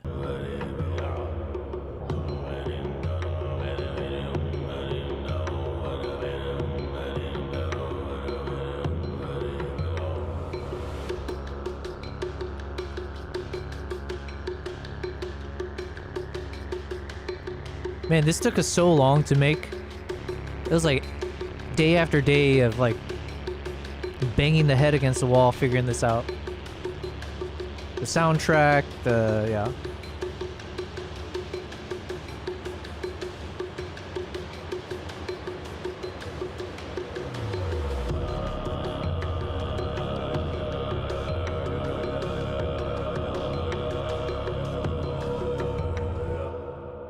And then the segue into the next chapter, I really enjoyed From the sudden change. snowstorm while ice fishing to the blizzard on the mountain. And this is my favorite Mongolia's chapter winter was from the proving video. harsher than anticipated. And as if that wasn't enough, the worst was yet to come. Kavais is Everyone up. began hunkering down, gathering livestock. All right, I gotta shut this guy up. Kavai says, I was near 40 minus this January myself, volunteering for a sled dog race outside for hours on end. Yeah, I know Kavai said this before, but like I definitely need to do I need to go out there. I need to visit Norway again, but do like a proper film project with like the sledding dogs, dog sledding dogs, dog sledders. I don't know. L says that's cool. King Crux says Joe Bell making fun of Yo Bell narrating is LOL. Well, thank you very much. I tell my friends all the time that I know I'm funny, and they always laugh, but I don't think they're laughing with me, unfortunately. Reinforcing shelters and bracing themselves for the real storm to hit.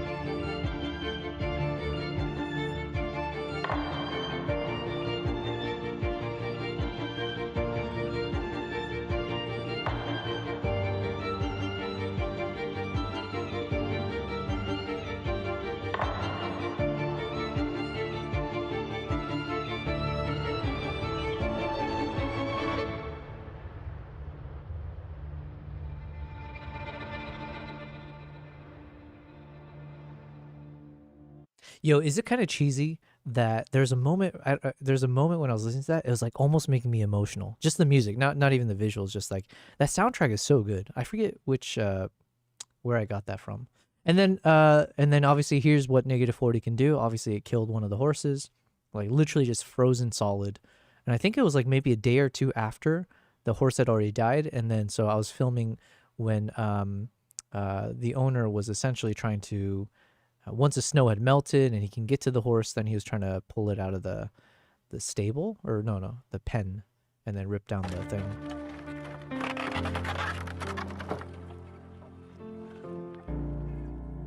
Witnessing Crazy moment for sure. Anyways, that was Mongolia. Their strength. So that was like one of the, it was one of the proudest videos. Wait, that's not how to say it. I was very proud with that video. And then I did the documentary, and now I'm more proud of the documentary. But yeah, anyways. Mongolia episode 1. And we're going to get back to episode 2 after we're finished with all this stuff. Kavai is asking, do you switch between 24 and 120 frames per second for some of the footages? Yes. Or when I'm traveling, I'm shooting like all the frames. So on a typical trip, I might end up shooting. Now I have my most recent ones. I have 240 frames, 120 frames, 100 frames, 50 frames, 30 frames per second, 25 frames per second, 24 frames, everything. Just because like it depends on where I'm at, and sometimes with the LED lights or whatever else that might happen when you're shooting, I end up swapping it around a lot. But 120 is obviously the go-to when possible. And then for like the everyday stuff, I tend to shoot at 30 frames, and then I can always drop it to 24. But yeah, King Kruk. Let me play the music while we're going back to this. King Kruk says, Joe Bell, you need to plan for a group to travel for some awesome trip, capturing great whites in the ocean, Kodak bears, or even worms in the dunes. Yes, well, to that effect, I have some upcoming trips next year. So April is the one I'm advertising for, and November to Uganda to do the great apes. So it'd be gorilla treks, chimpanzee treks, also the shoebill storks in the swamps. And then February, I haven't advertised it yet, but I need to promote for a trip to Hokkaido. So that'll be the winter wildlife trip in Japan. And then I'm just going to stick with that for now. And then obviously there's a number of places I still want to explore, but I need to make sure I don't stretch myself too thin in terms of advertising and promoting things properly. So we'll see. But yeah, that's definitely a big part of what I enjoy doing, is doing these kind of group travels, taking people out to the places that I've enjoyed, and trying to see if I can allow that to be something you guys can experience as well. So yeah. Oh, Nala, did she kick out Kimbap? When did this switch happen? What's up, Nala? Oh, there's Kimbap. What's up? Did Nala kick you out? Why are you down there?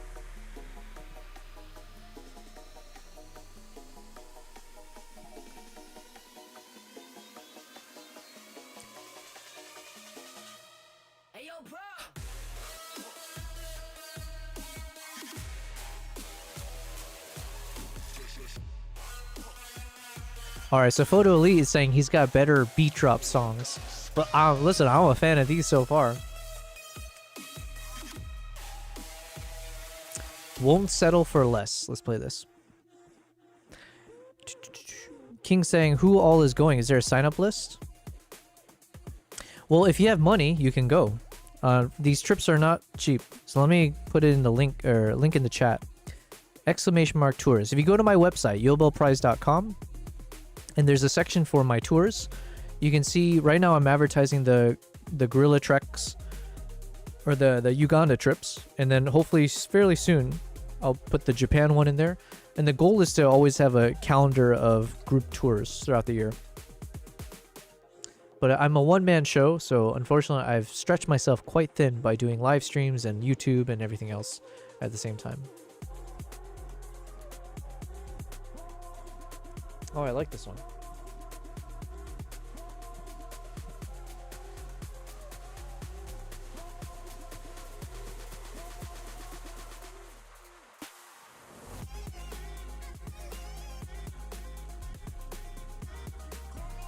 Man, these are all hits. Musicbed so far is not letting me down. I will say that. Although, to be fair, we haven't fully tested out yet how good is their cinematic music. So we're going to have to do that. Maybe we'll do it after this. How good is their music for like background for like my travel vlogs or short films and stuff?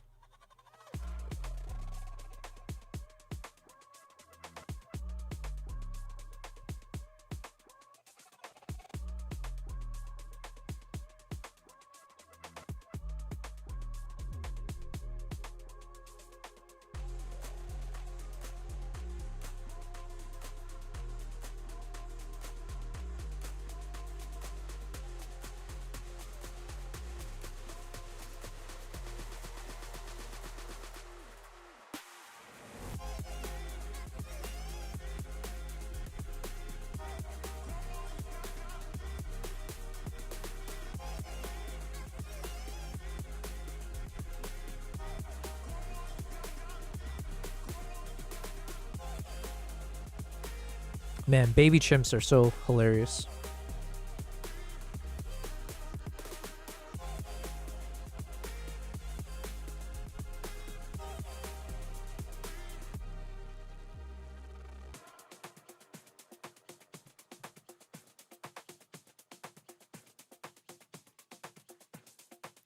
King Crook says thanks. Oh, for the links? Yeah. Well, I mean, thanks for asking. And hopefully you can join one of these trips.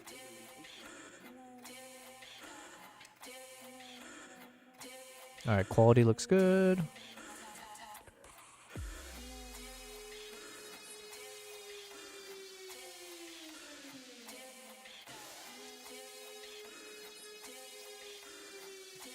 Oh, wait. I think that's where we ended off.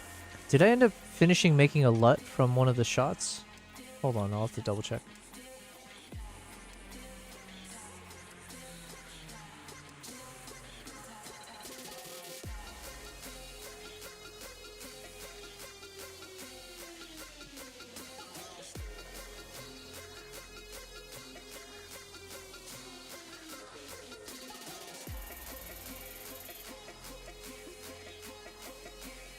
Because I remember... Actually, let's jump ahead. There's like one clip. I thought it was maybe coming up. Oh, I guess not. Okay. Because one of the clips that I spent extra time and then we used it to create a LUT, I thought was this one. Yeah.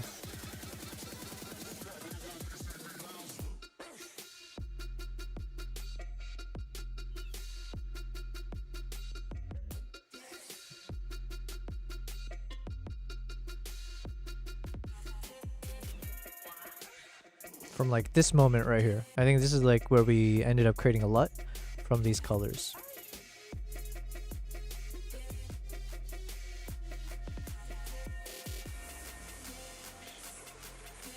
Okay.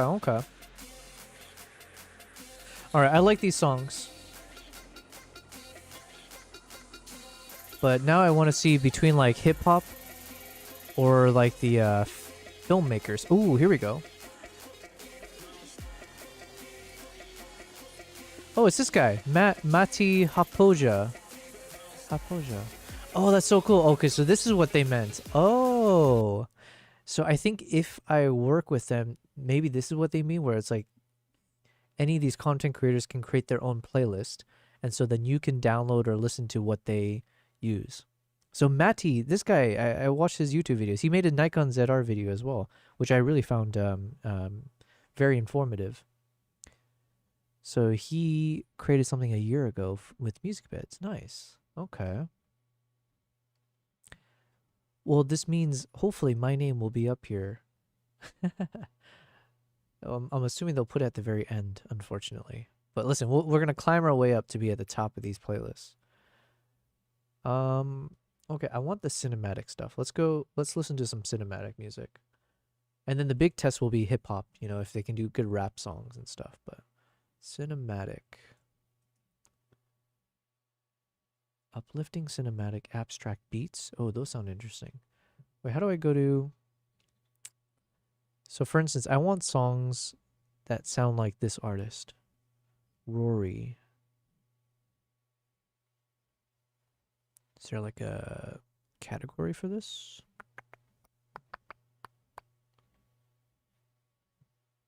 Okay, let's just play one of these and then see if I can,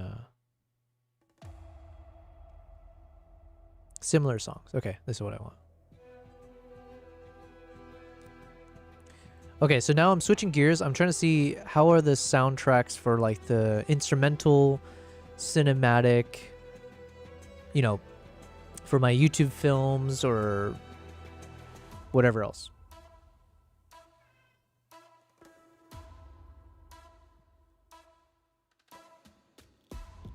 So we'll call this cinematic playlist.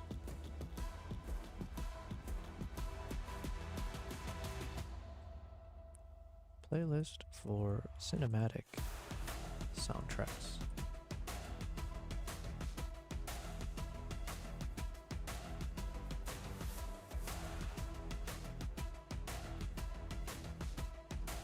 I like it.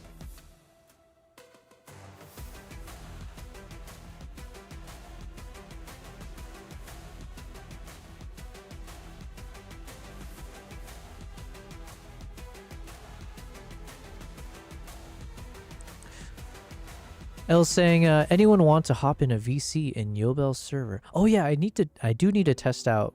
VC's normally for what? Voice call, right? Can you do video calls from Discord as well? That's good. Let me ask ChatGPT. Hello, Amber. Can you hear me? Hey there, no worries at all. If you've got any more questions as you start looking into those I submissions. do have a question. How easy is it to do video calls on Discord? Yeah, it's actually pretty straightforward. Doing a video call on Discord is really just a matter of Photo, you jumping said yes, into you a can? direct message or a group DM and hitting that video call button. If you're in a server, you can also hop into a voice channel and turn on your camera. So it's pretty user friendly, and Discord makes it easy to just get face to face. Elle says you could also just Google or check on Discord instead of asking ChatGPT. Yes, but ChatGPT, I want to include her, you know? I don't want to let her know that I'm neglecting her, so she's a vital part of our stream. Photo says you enable the camera by pressing the button of the camera. Oh, okay, I have another question for ChatGPT and for everyone else. I like this though, this playlist. Okay, Amber, what is Absolutely, if anything else pops Amber, up. what do streamers use when they want to create the little overlay that shows the profile picture of a person who's speaking when they're speaking in a Discord call? Do you know what I'm talking about? There's like some kind of overlay thing, so while you're streaming, you'll see like the little circular profile picture pop up anytime their mic goes off. Yeah, I know exactly what you mean. So a lot of streamers use tools like Discord Stream Kit, or there's an overlay feature that works with OBS. Basically, you can integrate Discord with your streaming software, and that lets you have those little profile pictures pop up whenever someone speaks. It's a pretty neat way to show who's talking in real time and just makes the stream a bit more interactive. Elle, you said I got the link for that, and Photo says Discord reactive image. It's called Fugi Tech. Fugi Tech. Discord reactive Fugi.tech. Ooh, I like this song. Hold on. What is this? Ooh la la. I like this one a lot.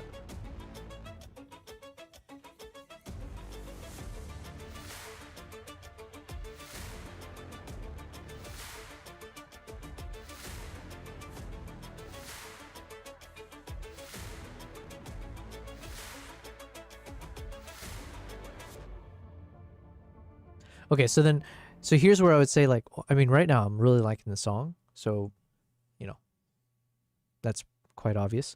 But again, the thing that I wish they could do is the thing that I saw with the other, like breaking this into the stems would be super awesome. So if there was a way that you can download the, you know, without the percussion or just the stringed instruments, that kind of stuff, that would be really cool. But the song on its own is already like, yo, this is fire. Elle says it works right. Reactive.fugi.tech. Is that the one I was... Reactive.fugi... Oh, gotcha. It works great, and you can upload custom images to it. Oh, shit. Okay. Okay, I'm going to make a to-do list, because I would absolutely... Thank you, Elle, for reminding me as well, and Photoli, appreciate it. Don't complicate it for the poor man. Yes, I am very poor. Yeah, I want to try that. I want to start doing some voice calls, right? Just letting anyone just hop in, you know, as long as you don't throw a bunch of slurs out or whatever. Just don't get me banned is the main thing.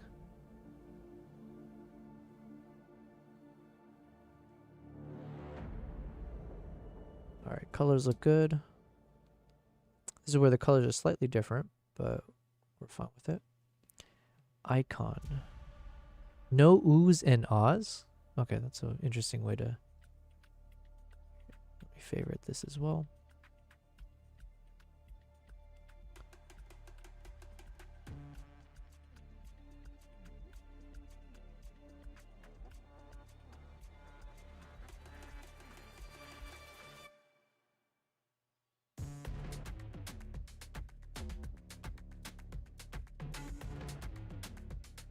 Okay, so this shot's a little bit bluish, but I'm okay with it because again, this is just for the extended YouTube video, so it's not like the color grades don't have to be near perfect at all. It just has to be acceptable. Photo says, don't complicate it. We're already in deep. Yes. Yes, thank you. I have to... What did they say? You gotta butter me up first, all right? Ease me into these things.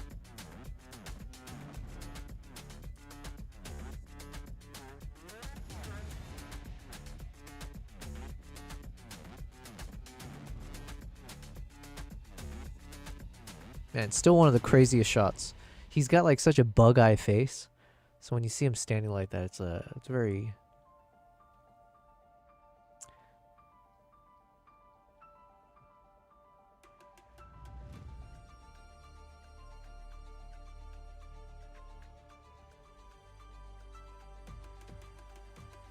This is where I oftentimes will struggle when there's so many subjects. It's like tough to figure out like who do you focus on, and then I feel like I'm a 50-50 on I end up focusing on the wrong subject, or like sometimes you catch the moment, other times I chose incorrectly.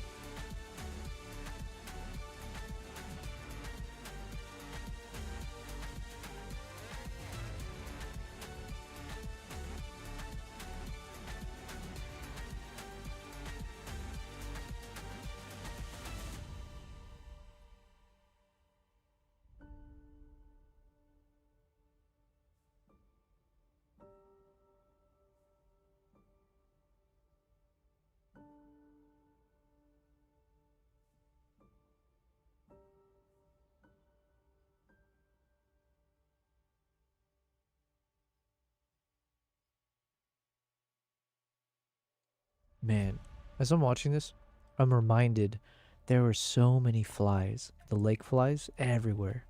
Sometimes that's one of the things, like when you watch these Nat Geo footages, or even like hopefully you guys enjoy my videos, but one thing that you don't really always get to see is like if you were actually there, it's not always the most enjoyable experience.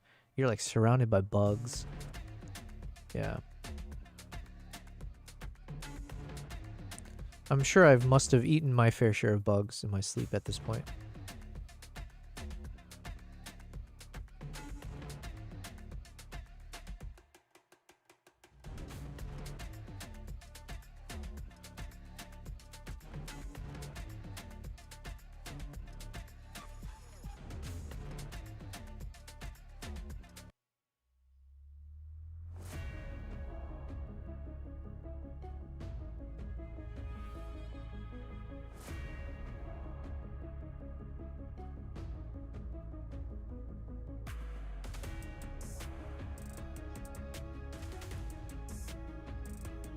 I like it.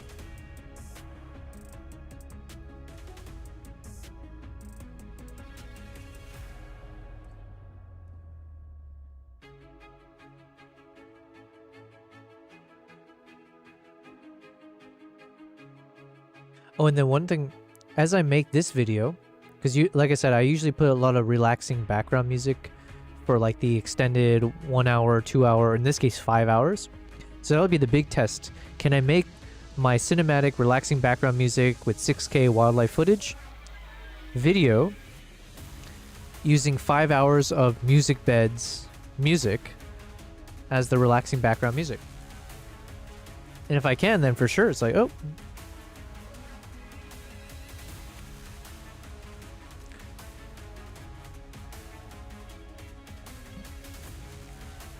obviously the soundtrack right now is too dramatic though, because like these things I need like that very relaxing, like, you know, not elevator music, like the casual style, more like lo-fi chill.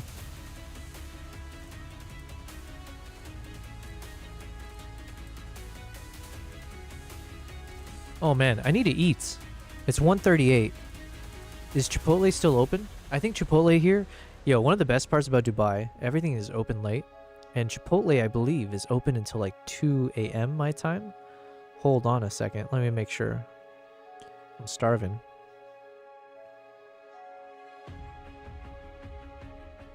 Okay, places are still open. Should I do Chipotle or should I do fried rice? Okay, you know what? I'm getting some fried rice. Let's stick to our roots. King Crux says, filming these dudes, you need to be always ready in case you need to in case you need to throw hands. Yo, let's just say if you ever have to end up throwing hands against a chimp,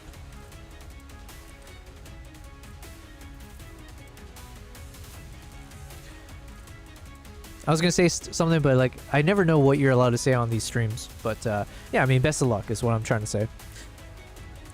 Kavai says, you about the kind of guy to order at 159? No, no, no. Yes, I am actually. You're right. I'm the kind of person that I'm sure everyone hates to see show up. It's like, ah, oh, not this guy again. 159, you're gonna force me to make a Chipotle burrito? But I'm not gonna order from Chipotle this time. There's a Chinese restaurant, so I'm gonna bother the Chinese tonight. We'll get some mixed fried rice, chicken and prawn.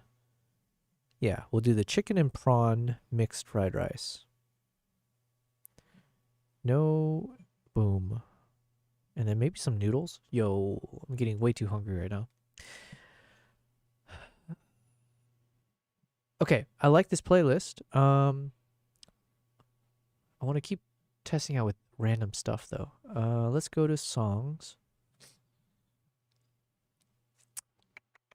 Let's try looking up lo-fi chill. Is that the way to do this? Whoops. That's not the way to do it. Lo-fi hip hop.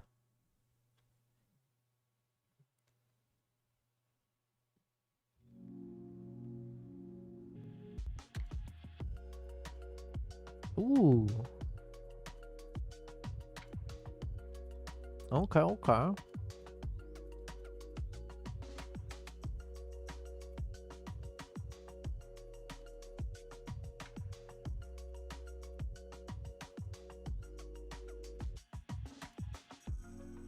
But let's look up rap.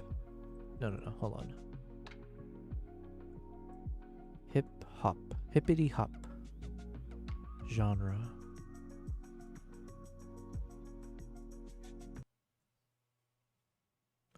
All right, let's test it out. I feel like these platforms don't really do well with hip hop. So if they actually have some good like hip hop style music, then all right. This sounds more Western than hip hop though. What the hell?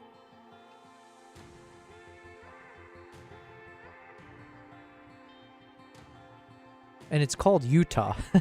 What kind of hip hop artist calls himself? I'm so confused. Nice vibe, says Kavai. Yeah, that lo-fi chill song was really good. But you're kind of catching me in my ADHD phase right now. I'm just kind of hopping around. King Crook, it's also because it's like almost 2 a.m. and I need some food. King Crook says, or is asking, what new lenses are you going to get next? Ooh, man.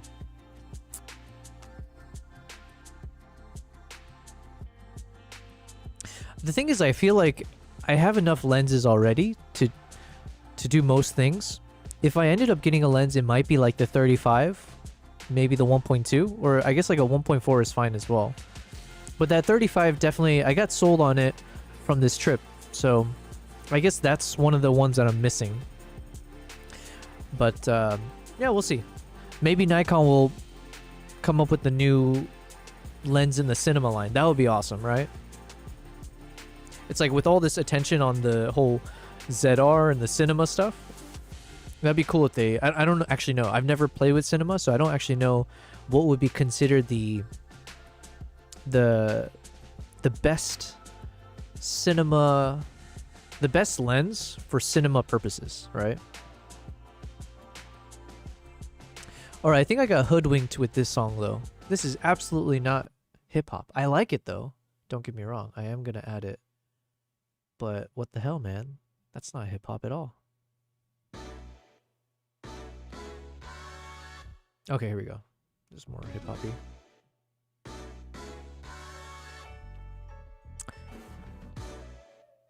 King's asking, you don't need any other telephoto options? They're way too expensive, man. My 400 2.8, it does the deal, okay? I'm still paying off my debts from that one, I'm sure.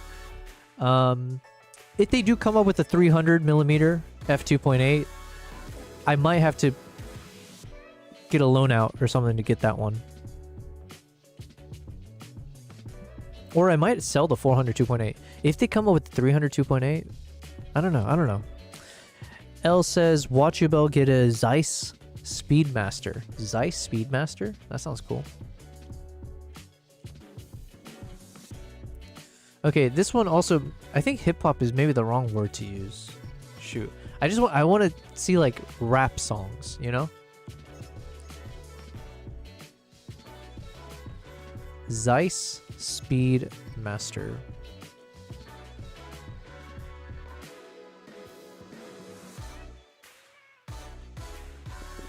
Am I looking up the wrong thing? L? Is it a camera or is it a lens? Lens?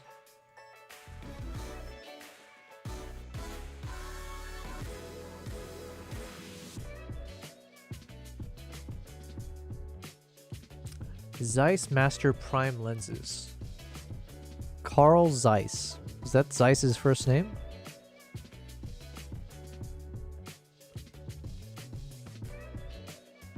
I don't even know if I'm looking up the right thing here. Zeiss Speedmaster.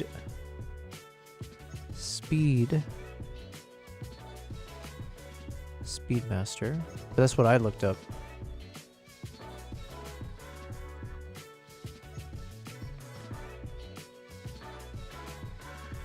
Oh, that was the right one.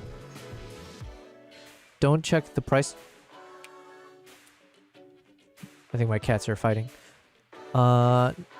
King says Nikon did tease the Nikkor Cine lenses. Some have said they believe it will be cinema lenses built from the ground up. That's exciting.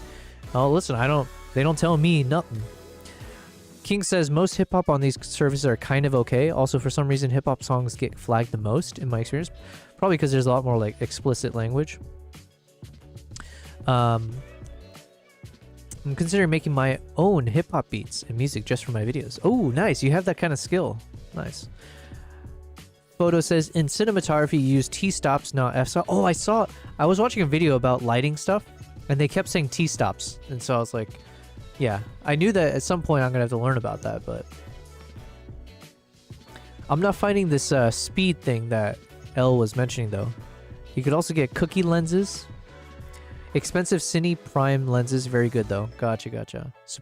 Supreme Prime Radiance lenses. Jesus. Master anamorphic lenses. Okay, one of these days, maybe we'll be able to be worthy of trying out these crazy ass. Oh, here we go. Some hip hop. Hippity hop. All gas, no brakes.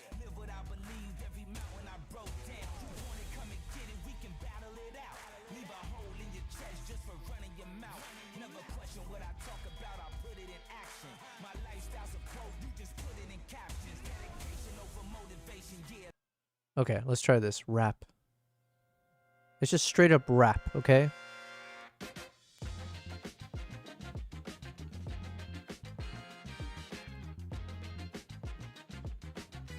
This feels like 80s rap or something.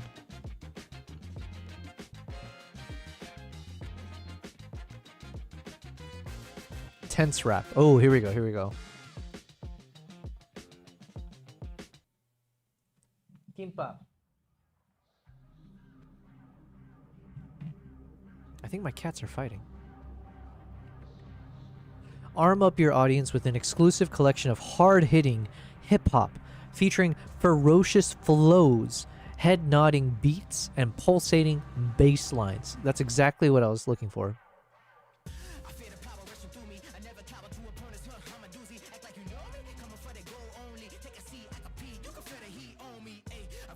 Ooh, I like this.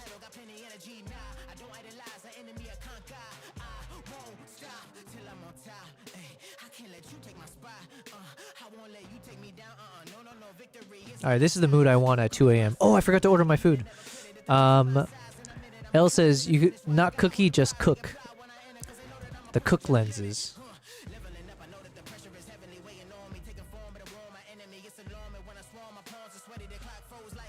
And King says, "My favorite Zeiss are Supreme Primes. I get a lot of value from my OG Zeiss Otis." Alright, this is the kind of hip-hop and rap I was looking for.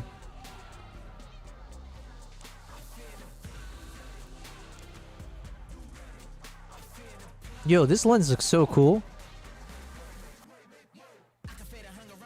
It looks equally like a cool lens, as well as like a coffee mug. Yo, this looks like some Iron Man kind of stuff. Like, I feel like it's gonna grow into a full body suit. Oh my god.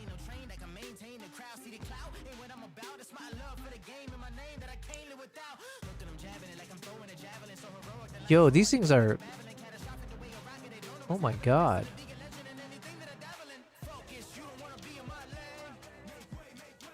Okay, I'm gonna open up the bazooka first. Uncompromised zoom lenses.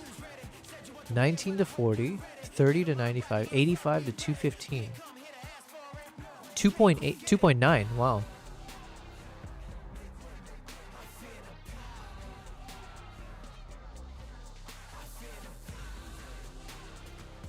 Are these all like manual lenses or something?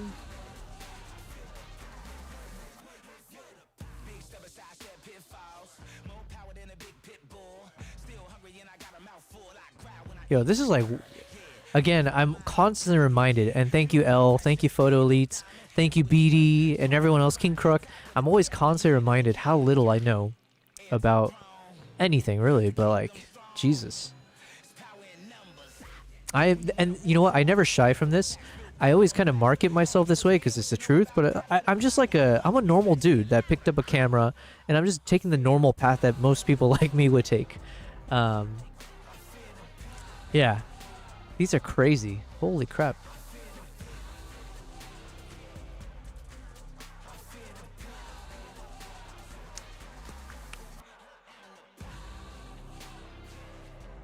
Well, let's see. Maybe one of these days, I'll be behind the lens here, doing some film. And then you guys will be part of my film crew, right? Or I'll be part of your film crew. I don't care. We'll be like, it'll be Beatty, Photo, maybe you'll be the DP. I'll be like the lens cleaner, so I'll be there. I'll have the duster and the blower and the cloth. And I'll just, you know, nod my head and stuff. But yeah, we can do our own film production. L thing will be the one, well, whatever you want to do, L, okay? But these are cool.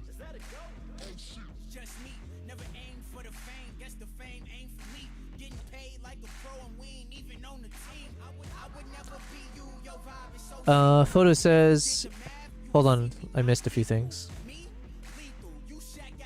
Otis lenses are, oh wait, no, I missed one. Photo says, for the cheapest Zeiss cinema lenses, we're looking at $4,000 to $6,000 per lens. Wow.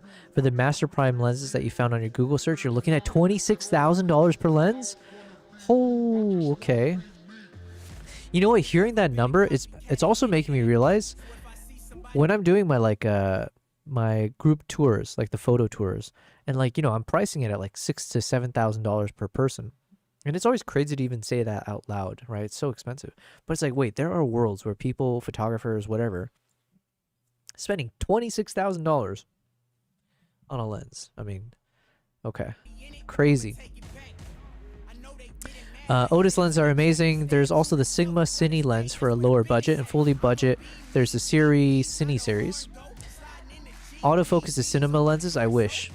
Yeah, that's what I was assuming. I thought I read it somewhere, but it's like most of the lenses are like manual, or like everyone does manual adjustment stuff, not like autofocus. Photo says, yes, they're all manual. You rarely use autofocus in these types of productions. Gotcha. Yeah, because who told us that? There's like someone on set who's literally hired to like test the focus ring as you go, like if you're doing like a focus puller, right? Someone whose job is literally just to say like, we get a mark somewhere on the lens, you're gonna focus pull from here to there. I was like, Jesus. You have a man to do that for you instead of the camera? Oh, sorry. I should have just read your message, L.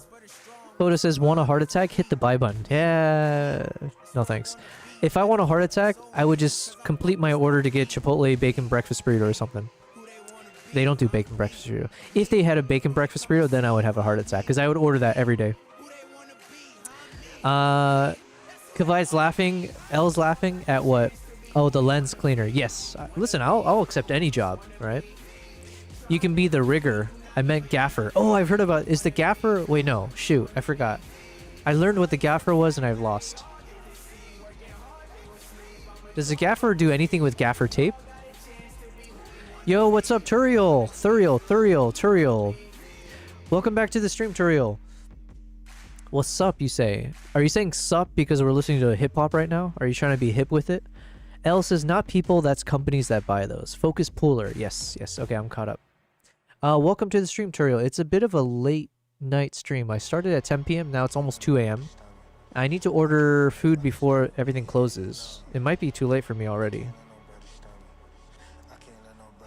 Oh, shoot. This place closed at 2 a.m. Hold on. I have 5 minutes. Let me get my chicken and prawn fried rice. What else should I get?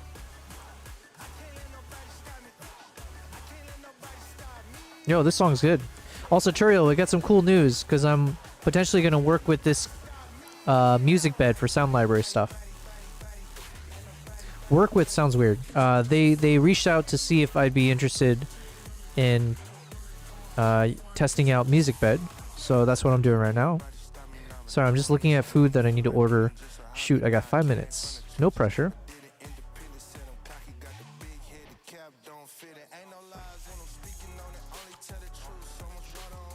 Okay, I like this. So we were saying earlier that it's really tough. I feel like these sound libraries don't do a good job of like sourcing good hip hop and rap music.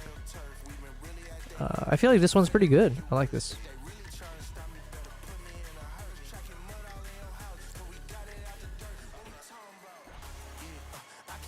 What do I want to order with my fried rice? Let's get some vegetable Hakka noodles. I don't even know what that is, but let's get some noodles with my fried rice. Ooh, no. I want the chili garlic noodles. Hells yeah.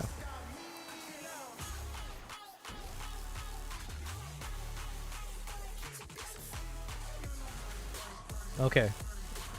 We're ready.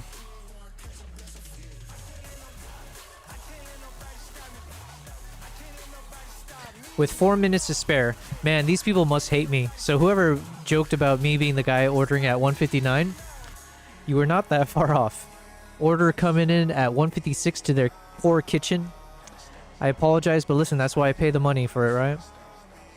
L says, Gaffer... Oh, wait, let me download this song. Or let me favorite this for later. Stream playlist. Gaffer basically builds stuff and rig lights, etc. Gotcha. King saying, Otis ML are the new Zeiss lenses for mirrorless. I have the original for DSLR, which are amazing. I need to test the new ML. ML. Machine learning. L says, work together with set designer and electrician on set is the gaffer. Gotcha. Photo says, the gaffer is the chief lighting technician and head electrician responsible for executing. Why would you ever kill the director of photography? That seems counterintuitive.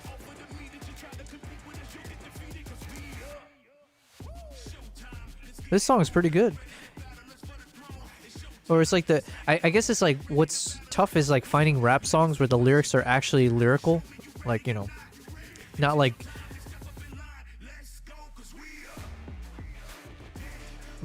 Sesame Street's level rhyming.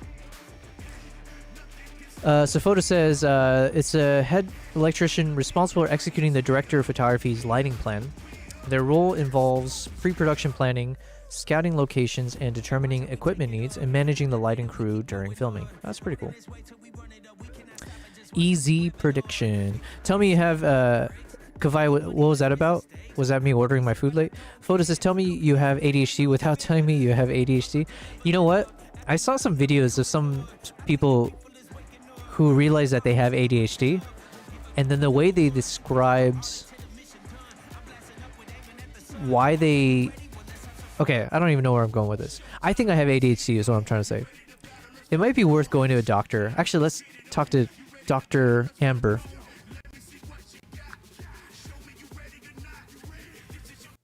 Dr. Amber, I have a question for you.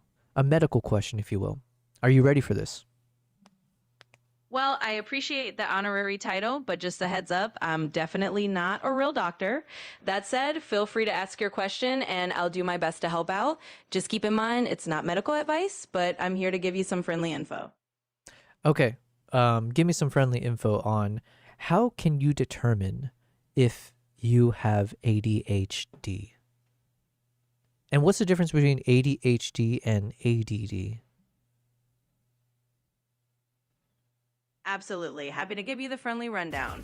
So when it comes to figuring out if you might have ADHD, it's really about looking at a pattern of symptoms. ADHD stands for Attention Deficit Hyperactivity Disorder, and it usually includes symptoms like difficulty focusing, feeling really restless or fidgety, or acting impulsively.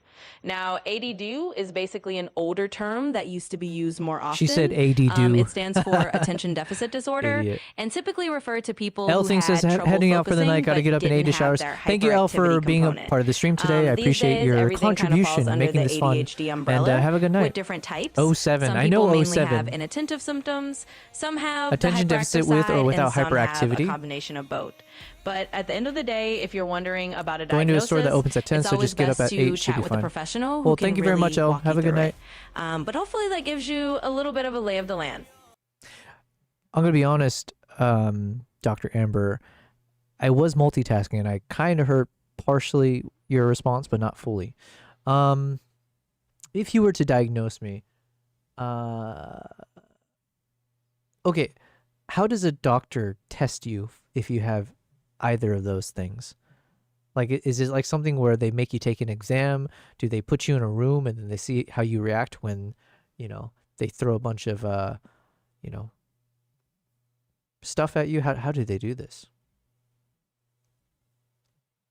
Yeah, no problem at all. So the way a doctor would test for ADHD is usually more about a conversation and some standardized questionnaires rather than anything super intense or like a big exam where they're throwing things at you. Wait, so you're telling me it's no different than those silly personality tests that people do? Well, it's definitely a bit more structured than a fun personality quiz, but I get what you're saying. It's really more about a doctor or a specialist using standardized tools, asking you about your experiences, maybe having you fill out some questionnaires, and sometimes they'll talk to people who know you well, just to get a full picture. So it's not just like a casual quiz, but it's definitely not something super intimidating either. It's all about getting a good, rounded understanding of how you're feeling and functioning. Turio said, I've discovered at 32 years old that you have AD without hyperactivity. So is that the ADD? Attention Deficit Disorder. So then the hyperactivity, hold on. Okay, hold on. I have some gripes about that, but let's put that on pause. So then you're saying ADHD, the difference is about the hyperactivity.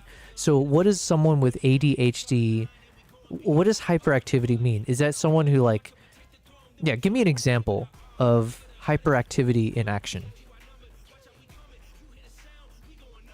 Yeah, absolutely. So hyperactivity is basically just that feeling of needing to move around a lot. So someone with ADHD who has that hyperactive component might be, fidgeting a lot, tapping their foot, feeling like they can't really sit still for very long. Maybe they're always kind of on the go or feeling a little restless. It's really that physical urge to move around, or just feeling kind of like you have extra energy that you need to let out. So that's the main idea of what the hyperactivity piece looks like. Okay, let me give you a sense of how I act, and then I want you to, I know you're not a real doctor, but I want you to give me kind of like a gauge on where you think I fall on the spectrum. Because I personally don't actually know or think I have ADHD. I think I just have my own disorder. But with that aside, let's just say I definitely fidget a lot. So even the whole time when you're talking, almost the entire stream that I've been on, my legs are always shaking, right? So I'm always like shaking under the table. I have all sorts of fidget tools. So I have like, fidget toys, like this hammer that spins forever. I have a ring that's literally gears that I can twist because it makes a nice little sound and it lets me fidget with things. So I'm definitely a fidgeter. In terms of and then I tend to multitask. So when I'm doing stuff, I tend to have like multiple screens on. I'm listening to something. So while I'm editing a video, maybe I'm watching a YouTube video on a different monitor, or I'm watching a TV show at the same time I was doing the editing. So I tend to feel like I need to maximize my brain power's usage such that I don't get too bored, let's say. However, I get hyper-focused on certain activities. So I might be working on something for hours on end that other people might find boring or get tired of, whereas I can get hyper-fixated on. And then in terms of hyperactivity, yeah, I mean, I could literally be sitting in my chair for hours on end, like I am for live streams. But yeah, so I don't know if that breaks from the hyperactivity thing you mentioned. So I can be in the same spot forever, but while I'm in the same spot, I am definitely fidgeting a lot. I am trying to stimulate myself with a bunch of different things going on at once, whether that's audible or visual stuff, whatever. What else can I say? I tend to ramble, so I talk a lot. I can talk about anything. I can talk forever. I don't know if that has any bearings on disorders other than being annoying to certain people. What else? Yeah. So a mix of, I can be hyper focused on things. Oh, and then sometimes there are tasks that I know I need to do and I just keep putting it off. I don't know if that's a form of ADHD either, but some tasks I just avoid at all costs when I know I should, versus other tasks I spend so much time on when I know I shouldn't. Okay, I'm going to stop talking now. Tell me, what does that tell you about me? Yeah, so that definitely gives a little flavor of how your mind works, and it's actually really interesting. But like you said, I'm not a doctor, so I can't diagnose you, but I can kind of give you a sense of what some of those traits line up with. So a lot of what you're describing, like fidgeting, needing a lot of stimulation, multitasking a bunch, and then also having moments of hyperfocus, those can be things that people with ADHD experience. But they're also things that a lot of people experience in general, just depending on their personality or their habits. So some people might just naturally be more fidgety or like to multitask, and it doesn't necessarily mean that there's any kind of disorder going on. It might just be your style. And then things like procrastination or getting hyper focused on certain tasks and avoiding others, that's something a lot of people can relate to. It can be part of ADHD, but it can also just be part of how someone operates. So in short, it sounds like you've got your own unique way. Dr. Amber, I'm cutting you off at the very end there, but I totally get it. I don't want you to think that if you give any answer, I'm going to take it negatively. I know the word disorder's in there, but I don't treat it as such. I just was curious, in terms of everything I said, how many of the symptoms or whatever the proper doctors would look at to kind of see if you qualify, how many of the things that I described are traits that is commonly found for someone with either ADD or ADHD? Turios says, I got a lot of fidget tools, but it isn't the same. Seeing where things line up, and I think that's a really healthy way to look at it. So out of the things you mentioned, quite a few of them do overlap with what people with ADHD might experience. Things like needing a lot of stimulation, multitasking, fidgeting, having that hyper focus on certain things, and maybe procrastinating on others. Those can all be traits that someone with ADHD might have. But they can also be traits that other people have for different reasons. So you definitely touched on a bunch of the common themes that doctors would look at, but of course it really comes down to how those things affect your daily life and whether there's something that you want to look into more. But yeah, a lot of what you described does overlap with... Okay, wait. Do they not do like a test? Why wouldn't they do a test where... Actually, I don't know. I just feel like I disagree with this concept of doing a questionnaire to figure out if you have any of the disorders. But I guess maybe there's no better way to do it. But I don't know. Isn't there like some other way that they could test for this? Like whether I don't know. What would be some other ways? Like, okay, if you're a live streamer, technically you're on camera all the time. So maybe a doctor could be able to pull from hours and hours of footages of someone on a camera to be able to kind of determine if they have certain exhibiting some of the traits. Maybe that's like one option. If you happen to be someone who's filmed all the time on camera, because I feel like with the questionnaire, you can either be biased with your answers or I don't know, right? Yeah, I mean, you're definitely raising Yeah. a good point, and a lot of people Turiel, do this is kind the of feel Diva that 2 way, test? that Is this a it? questionnaire seems a little subjective or like you could be biased in your answers. And I think that's why doctors don't just rely on a questionnaire alone. It's more of a whole process. Okay, doctor. Have you heard of the Diva 2 test? I'm looking at something called ADHDME.care, and there's like some kind of a quiz I can take.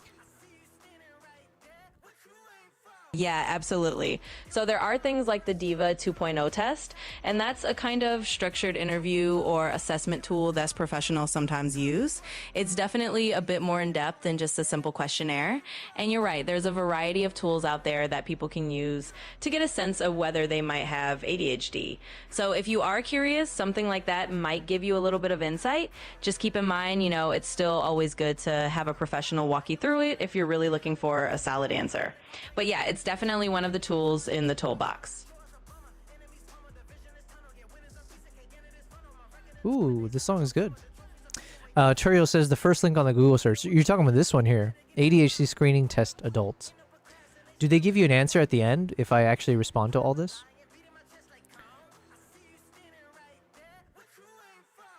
My stripper name is Diva Doo Doo Doo. Doo-doo. Oh, I did My it. stripper name is Diva Doo Doo Doo. My stripper Wow, I changed up the name cadence. is Diva Doo Doo Doo. My stripper name is Diva Doo Doo Doo.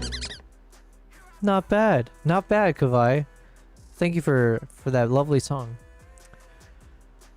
If I answer all these questions, will they just pop out an answer for me at the end?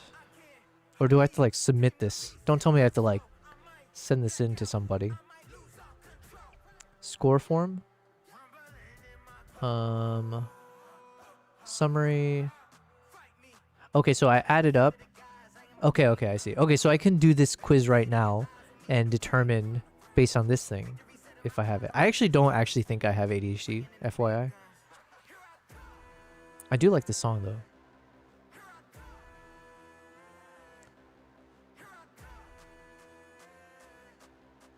Okay, I missed a few songs, so let's play it from here.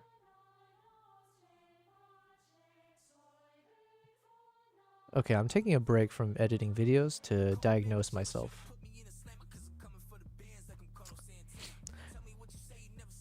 Turiel says, yep, not that you need a psychiatrist to analyze this, and you need to answer these questions with the parents. Who's my parents? We're going to do it live. We're going to do it ourselves. Part 1, instructions, the symptoms. Wait, is this for children? Are you telling me, are you giving me an exam that's meant for children right now? Okay, let's just read this.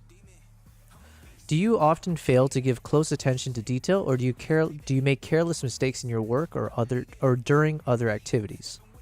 And how is that during childhood? I can't remember that. I definitely am very detail oriented. I had people in my corporate job who would reach out to me to go over their final drafts or rough drafts because they knew that I was like always looking at every little detail. So who am I? I'm work slowly to avoid mistakes. Difficulty working in a detailed way. Too much time needed to complete detailed. Too much time needed. This is probably me. I do spend a lot of time. Gets easily bogged down by details. Probably, yeah. Works too quickly and therefore makes mistakes. Not that. Okay, so I'm these three. I don't know how I'm going to respond to these childhood questions. I don't think I remember. I'm a beast. Mistakes made by not reading questions properly. Leaves question unanswered by not reading them. Leaves the reverse side of a test unanswered. Never. Others comment about careless work, not checking the answers in homework. too much time needed to complete detailed tasks. Maybe that one. That's about it. Wait, I don't understand. Am I doing this quiz right? Photo says, Kavai says, oh wait. Sorry, I missed it, but Turio said, okay, Photo says, I gotta go sling some Z's, have fun with this, and remember this is an antiquated test. There's plenty of flavors of neuro spiciness. I like that. Thank you, Photo Lee. I appreciate it. I should also go to sleep, but technically I have food coming, so I'll stop once the food's here. Have a good night. Turio says, the left column is for you as an adult, and the right one is for when you were a kid. I see, yeah, I can't answer the one on the right. You sound like me for real, on God. Turio says, yep, I am. Okay, so let's keep answering then. Is there not a better test? I want a test that just gives me the answer right away. Test for ADHD online adult.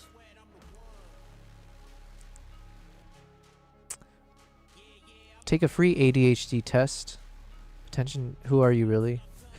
Wait, you know what will be funny? Is the fact that I've switched away from this exam and I'm trying to look up another exam. Am I failing the exam already? The ADHD test? No mukbang stream Sag. Yeah, you guys aren't ready for my mukbang streams. That's just the sound of vacuum. Okay. Let me ask ChatGPT.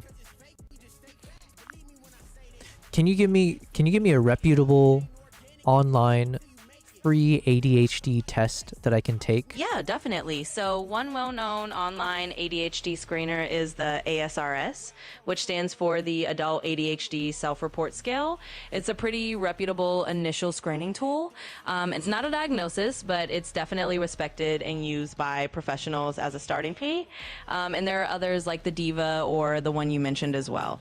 So if you want to give it a try, the ASRS is a good, reputable place to start, just to get a little insight. But what's the actual website that I can go to? I want something that's very user-friendly, so I can just click buttons, and at the end of it, it just tells me.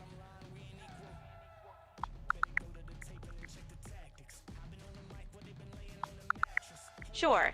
You can check out the Adult ADHD Self-Report Scale on the Harvard Medical School website. It's pretty user-friendly, and you can just click through and see Wait, what about this Novo Psych? NOVOPSYCH. Yeah, absolutely. Noble Psych is another good option. It's a platform that offers psychological assessments, including ADHD screeners. And it's pretty user-friendly as well. So if you want to try that one out, you can just head over to... But is it reputable? Yeah, it's a reputable platform. It's used by professionals as well as individuals who are just looking for accessible... Okay, let's try this.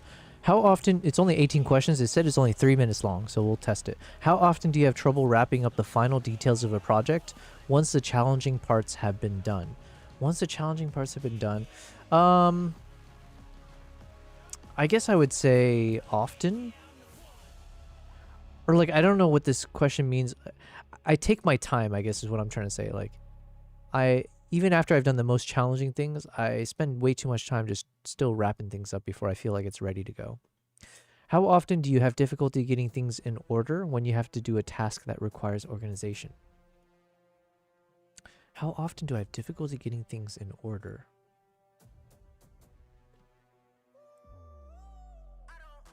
Okay, I mean, an example would be like when I made my workflow for my node for our color grading workflow.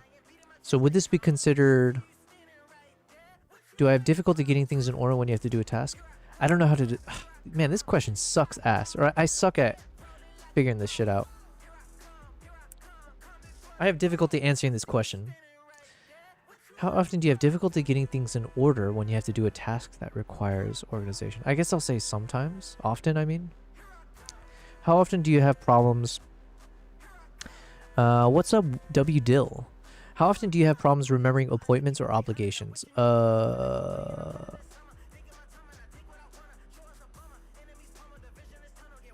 Sometimes. When you have a task that requires a lot of thought, how often do you avoid or delay getting started?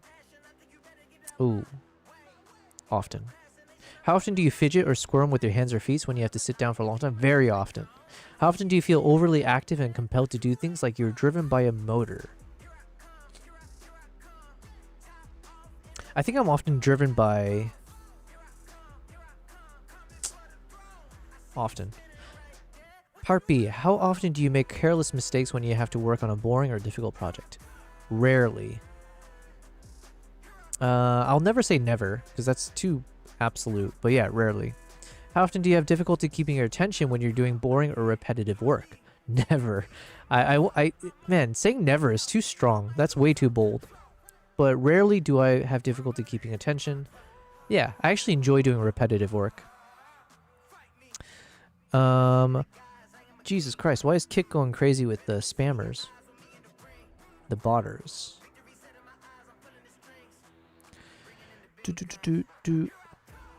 Mark, what's up? Marky Mark says, hey, what is that test? We are, or I guess not we, although you can take the test alongside me. I'm testing to see if I have ADHD.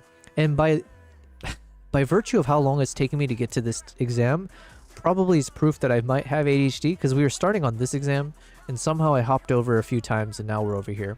So take that for what it is. It's a self-assessment too, so.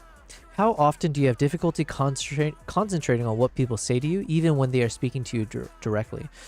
Honestly, I would say rarely. I do a good job of listening when people are talking to me. But that could be a concerted effort. I don't know. How often do you misplace or have difficulty finding things at home or at work? Often. How often are you distracted by activity or noise around you? Ooh.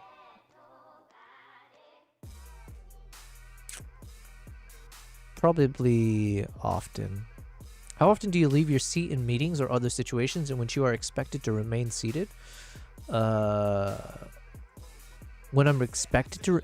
I'm very good at listening to instructions, so I would say rarely. If someone tells me to sit in one seat, I'm probably going to do that. Okay, we got someone from the YouTube side, so I'm assuming you're not spam. Always the spammers or the whatever are on Kick. This user says, I dare you to try to say my username. I'm not trying to get you to say anything weird. And that username is Adataka Kakanukata. Adataka Kunakata. Jesus. Adataka Kunakata 1.02. I can do the last part really well. 1.02. Well, thank you, Adataka Kunakata 1.02, for chatting on the YouTube side. Hopefully that means you're a subscriber of my YouTube channel as well. And make sure to hit that like button on the stream. For any reason, but really for the fact that you forced me to say your name out loud. Marky Mark says, an online test doesn't seem very reliable. I would not take the result as the truth if I was you. Yeah, I'm just doing it for fun. Maybe one of these days, I'll go to a doctor and see. Part of me does feel like maybe I have some kind of disorder. I just don't know if it's ADHD. How often do you feel restless or fidgety? That one's like probably very often. Adataka Kunakata 1.02 says it means it was not warm in Japanese. Huh. And why did you name yourself that? How often do you have difficulty unwinding and relaxing when you have time to yourself? Rarely. I can relax often. Guys? Nala.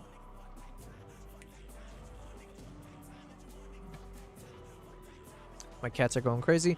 How often do you find yourself talking too much when you're in social situations? Often. I'm the talkative person in like my social gatherings. I enjoy just rambling and keeping people entertained. Ooh, my food is here. Give me 1 second. As we reach the grand finale, the question still looms. Can the 400mm lens dramatically outshine the iPhone 15 Pro's zoom capabilities? Let's take a look. Here's the unedited raw footage. After some creative adjustments, cinematic.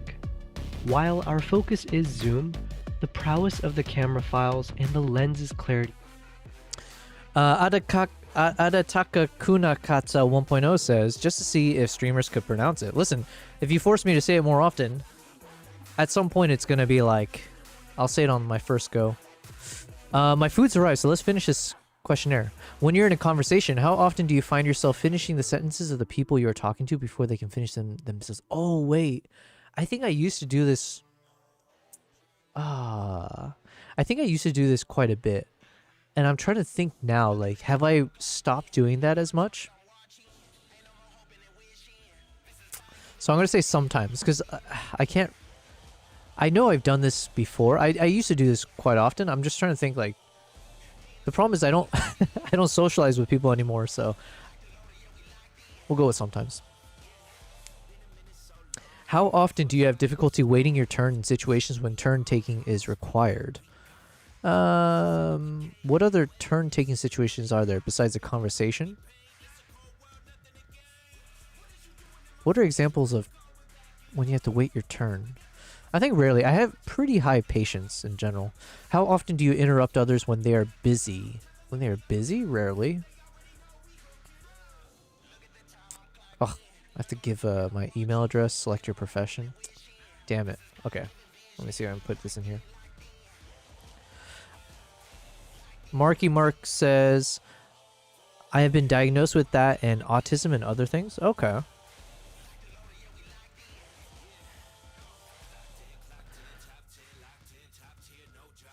What is my profession? I'm just testing myself. Submit. Alright, well, they've emailed the PDF results to me. Alright, fine. I'll check this out.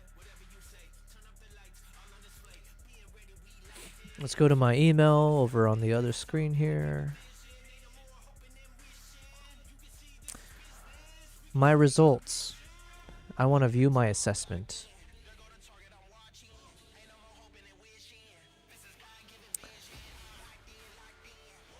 Locked in, locked in.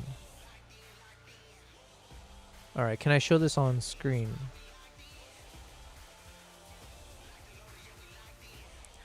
Alright, here we go. Client name, dummy clients, date of birth, blah blah blah blah blah. Okay, time taken 9. Oh, they were counting how long it took me. That's not fair. I was distracted, which is I guess the point of the ADHD thing, right? King says, Joe Bell, keep up the good work and keep streaming even if it's on the low without the missus knowing. Well, thank you. I'm always on the hush hush, you know. I appreciate that. Oh yeah, it's almost 2:30. Okay, let's quickly see. According to Novo Psych, do I have ADHD? Raw score 18, community percentile 97, descriptor very high. How am I supposed to read this? Man, I don't understand this. Criterion part A. They're saying my score was an 18, which is on the 97th percentile, and the descriptor is very high. Very high for what? ADHD? Additional symptoms, which is part B of the questionnaire maybe? My raw score was 23, community percentile is 58, so I'm mild to moderate. And my total score, combining everything, was 41. So they just added this. Compared to the community percentile being 82. So then my descriptor is high. Subscales, inattentiveness, raw score is 6. Items endorsed, 67%. Hyperactivity, impulsivity, raw score 5. Man, how am I supposed to understand any of this? Okay, so the ADHD cut... Okay, this I can understand. Can I zoom in on this? Do it. Okay, so it says, for the part A, in comparison to community and ADHD distributions. So the ADHD cutoff point, the cut point is here. And where was I? Part A, my score was 18. Oh, okay. So they're saying for that part A criteria, I guess I was considered ADHD.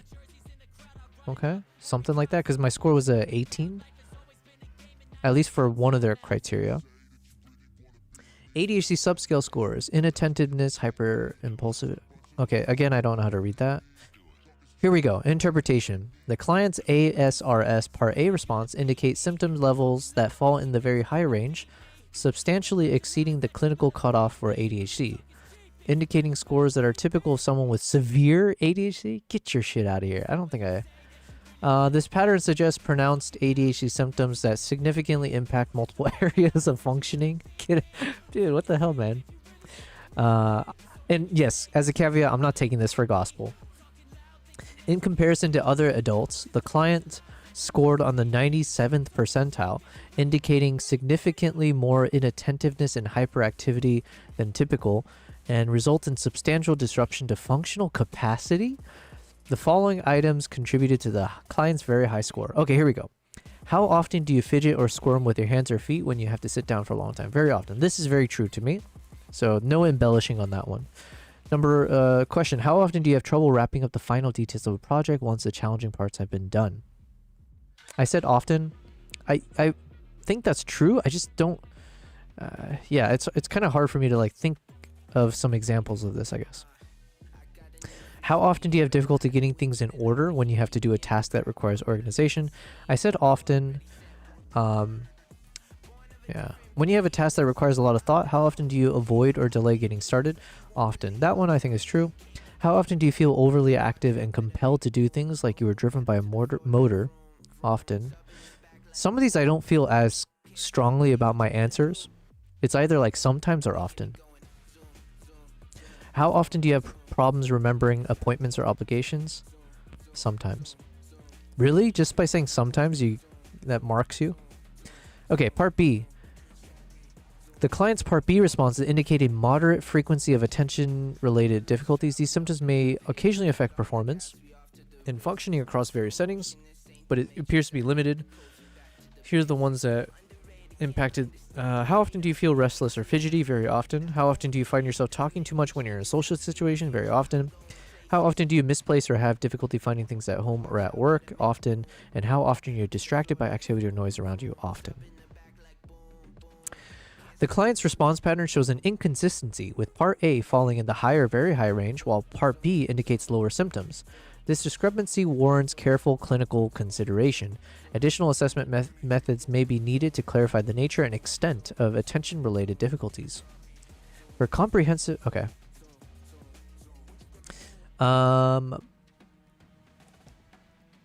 Part A scores are most predictive... Oh, no.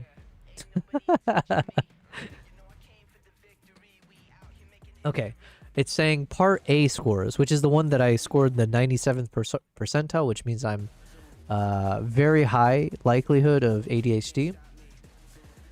Apparently they're saying Part A scores are most predictive of an ADHD diagnosis and therefore have the most screening and diagnostic utility. However, other aspects of the ASRS can aid in the considerations. Okay. Criterion A. If the respondent scores 14 or more in Part A, then the symptom profile of the individual is consistent with the DSM-5 TR ADHD diagnosis. What did I score? I scored 18. That's hilarious. Again, I'm not saying this is gospel. It's just funny. It's funny to assume that this is all true.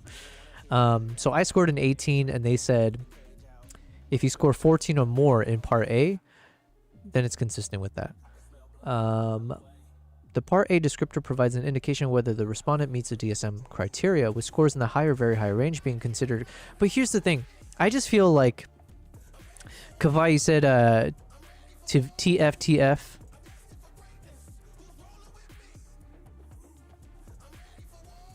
The F, Keck W, thank you very much. How true can this quiz be, right? Or how true can this diagnosis be? They only asked me freaking 18 questions, and it was 18 questions with like the dumbest of scales. Never, whoever responds with never, right? When do you ever respond with an absolute? Like, anyways, never, rarely, sometimes, often, very often. And the questions they asked, half of them were like, what the hell, man? Like, yeah.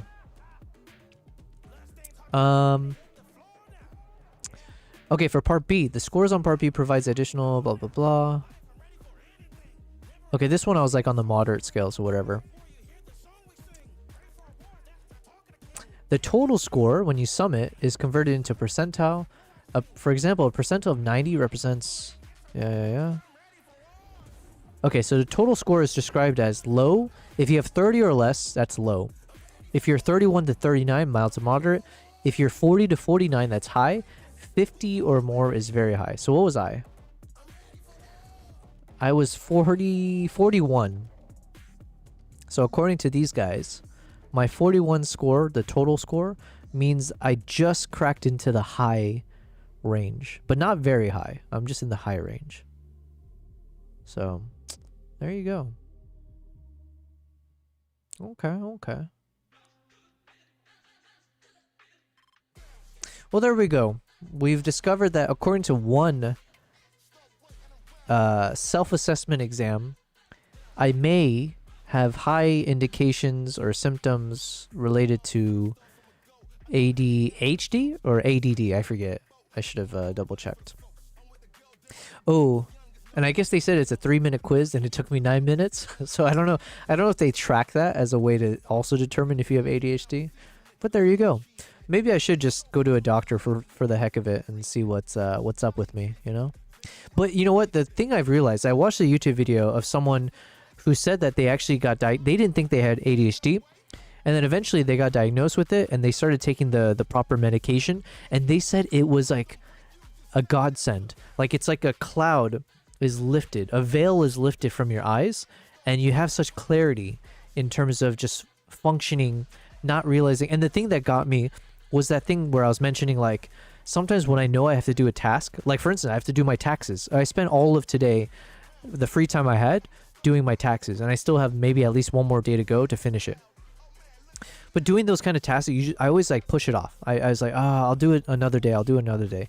And then this YouTuber was explaining how that was one of the symptoms where he does the exact same thing. And then after taking the medication, I forget what the medication's called, whatever the typical thing is, Vyvanse. He said like that concept disappeared. So that feeling of like putting something off and procrastinating, it just like disappeared. And he was now functional in the sense that he's doing those tasks when he needs to. And so that was the thing that hooked me into realizing, like, if I had that diagnosis and if I took a drug that could cure that feeling of always putting things off that I know I shouldn't, that would be worth the diagnosis, or like it would be worth going to a doctor and actually determining that. So anyways, that was like one criteria. I was like, oh, okay, huh? Because everything else, like, honestly, I can survive with. I can survive with them saying I get easily distracted or I get hyperactive, because I found ways to manage that. Like, that's why when I work, I am multitasking. I have like 5 screens in front of me. I'm listening to music. I'm watching a movie. I'm like on my phone over here. I'm doing one thing on this screen. I split things up. And like, I'm not new at, or I'm not like the only one that does that. But I know of all my friends, nobody else seems to want to do it this way. So I know that that could be a symptom of like ADHD, but I found ways to, live with that in a way that I enjoy. I can sit in front of this desk and work for hours because I'm multitasking and keeping myself entertained throughout.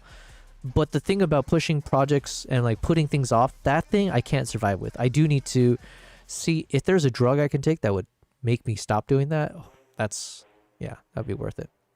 Kavai, you said that would be helpful. Yeah, I think so too. Okay, anyways, so that's a good place to end things for tonight. It is now 2:36 a.m. I've been told by the internet that I have a disorder, so not that I haven't been told that by all my friends. So it's good to know that they were true. There's a bit of validation there. Tomorrow I will stream obviously again, and we're going to continue. We're going to continue obviously looking through Musicbed. Oh no, my cats are going crazy. I think they're hungry as well. So far so good with Musicbed. I'm really excited to continue testing them out and see if we can build our own playlist, and eventually this might become the sound library that I want to use for all of my future videos. We'll see. It might have that potential. We're going to find out in the next coming days. All right. Thank you guys for being here. I appreciate the late night stream. I appreciate you guys were super, it was so entertaining from like the first minutes of the stream all the way to the end. So I appreciate that. And I'll see you guys on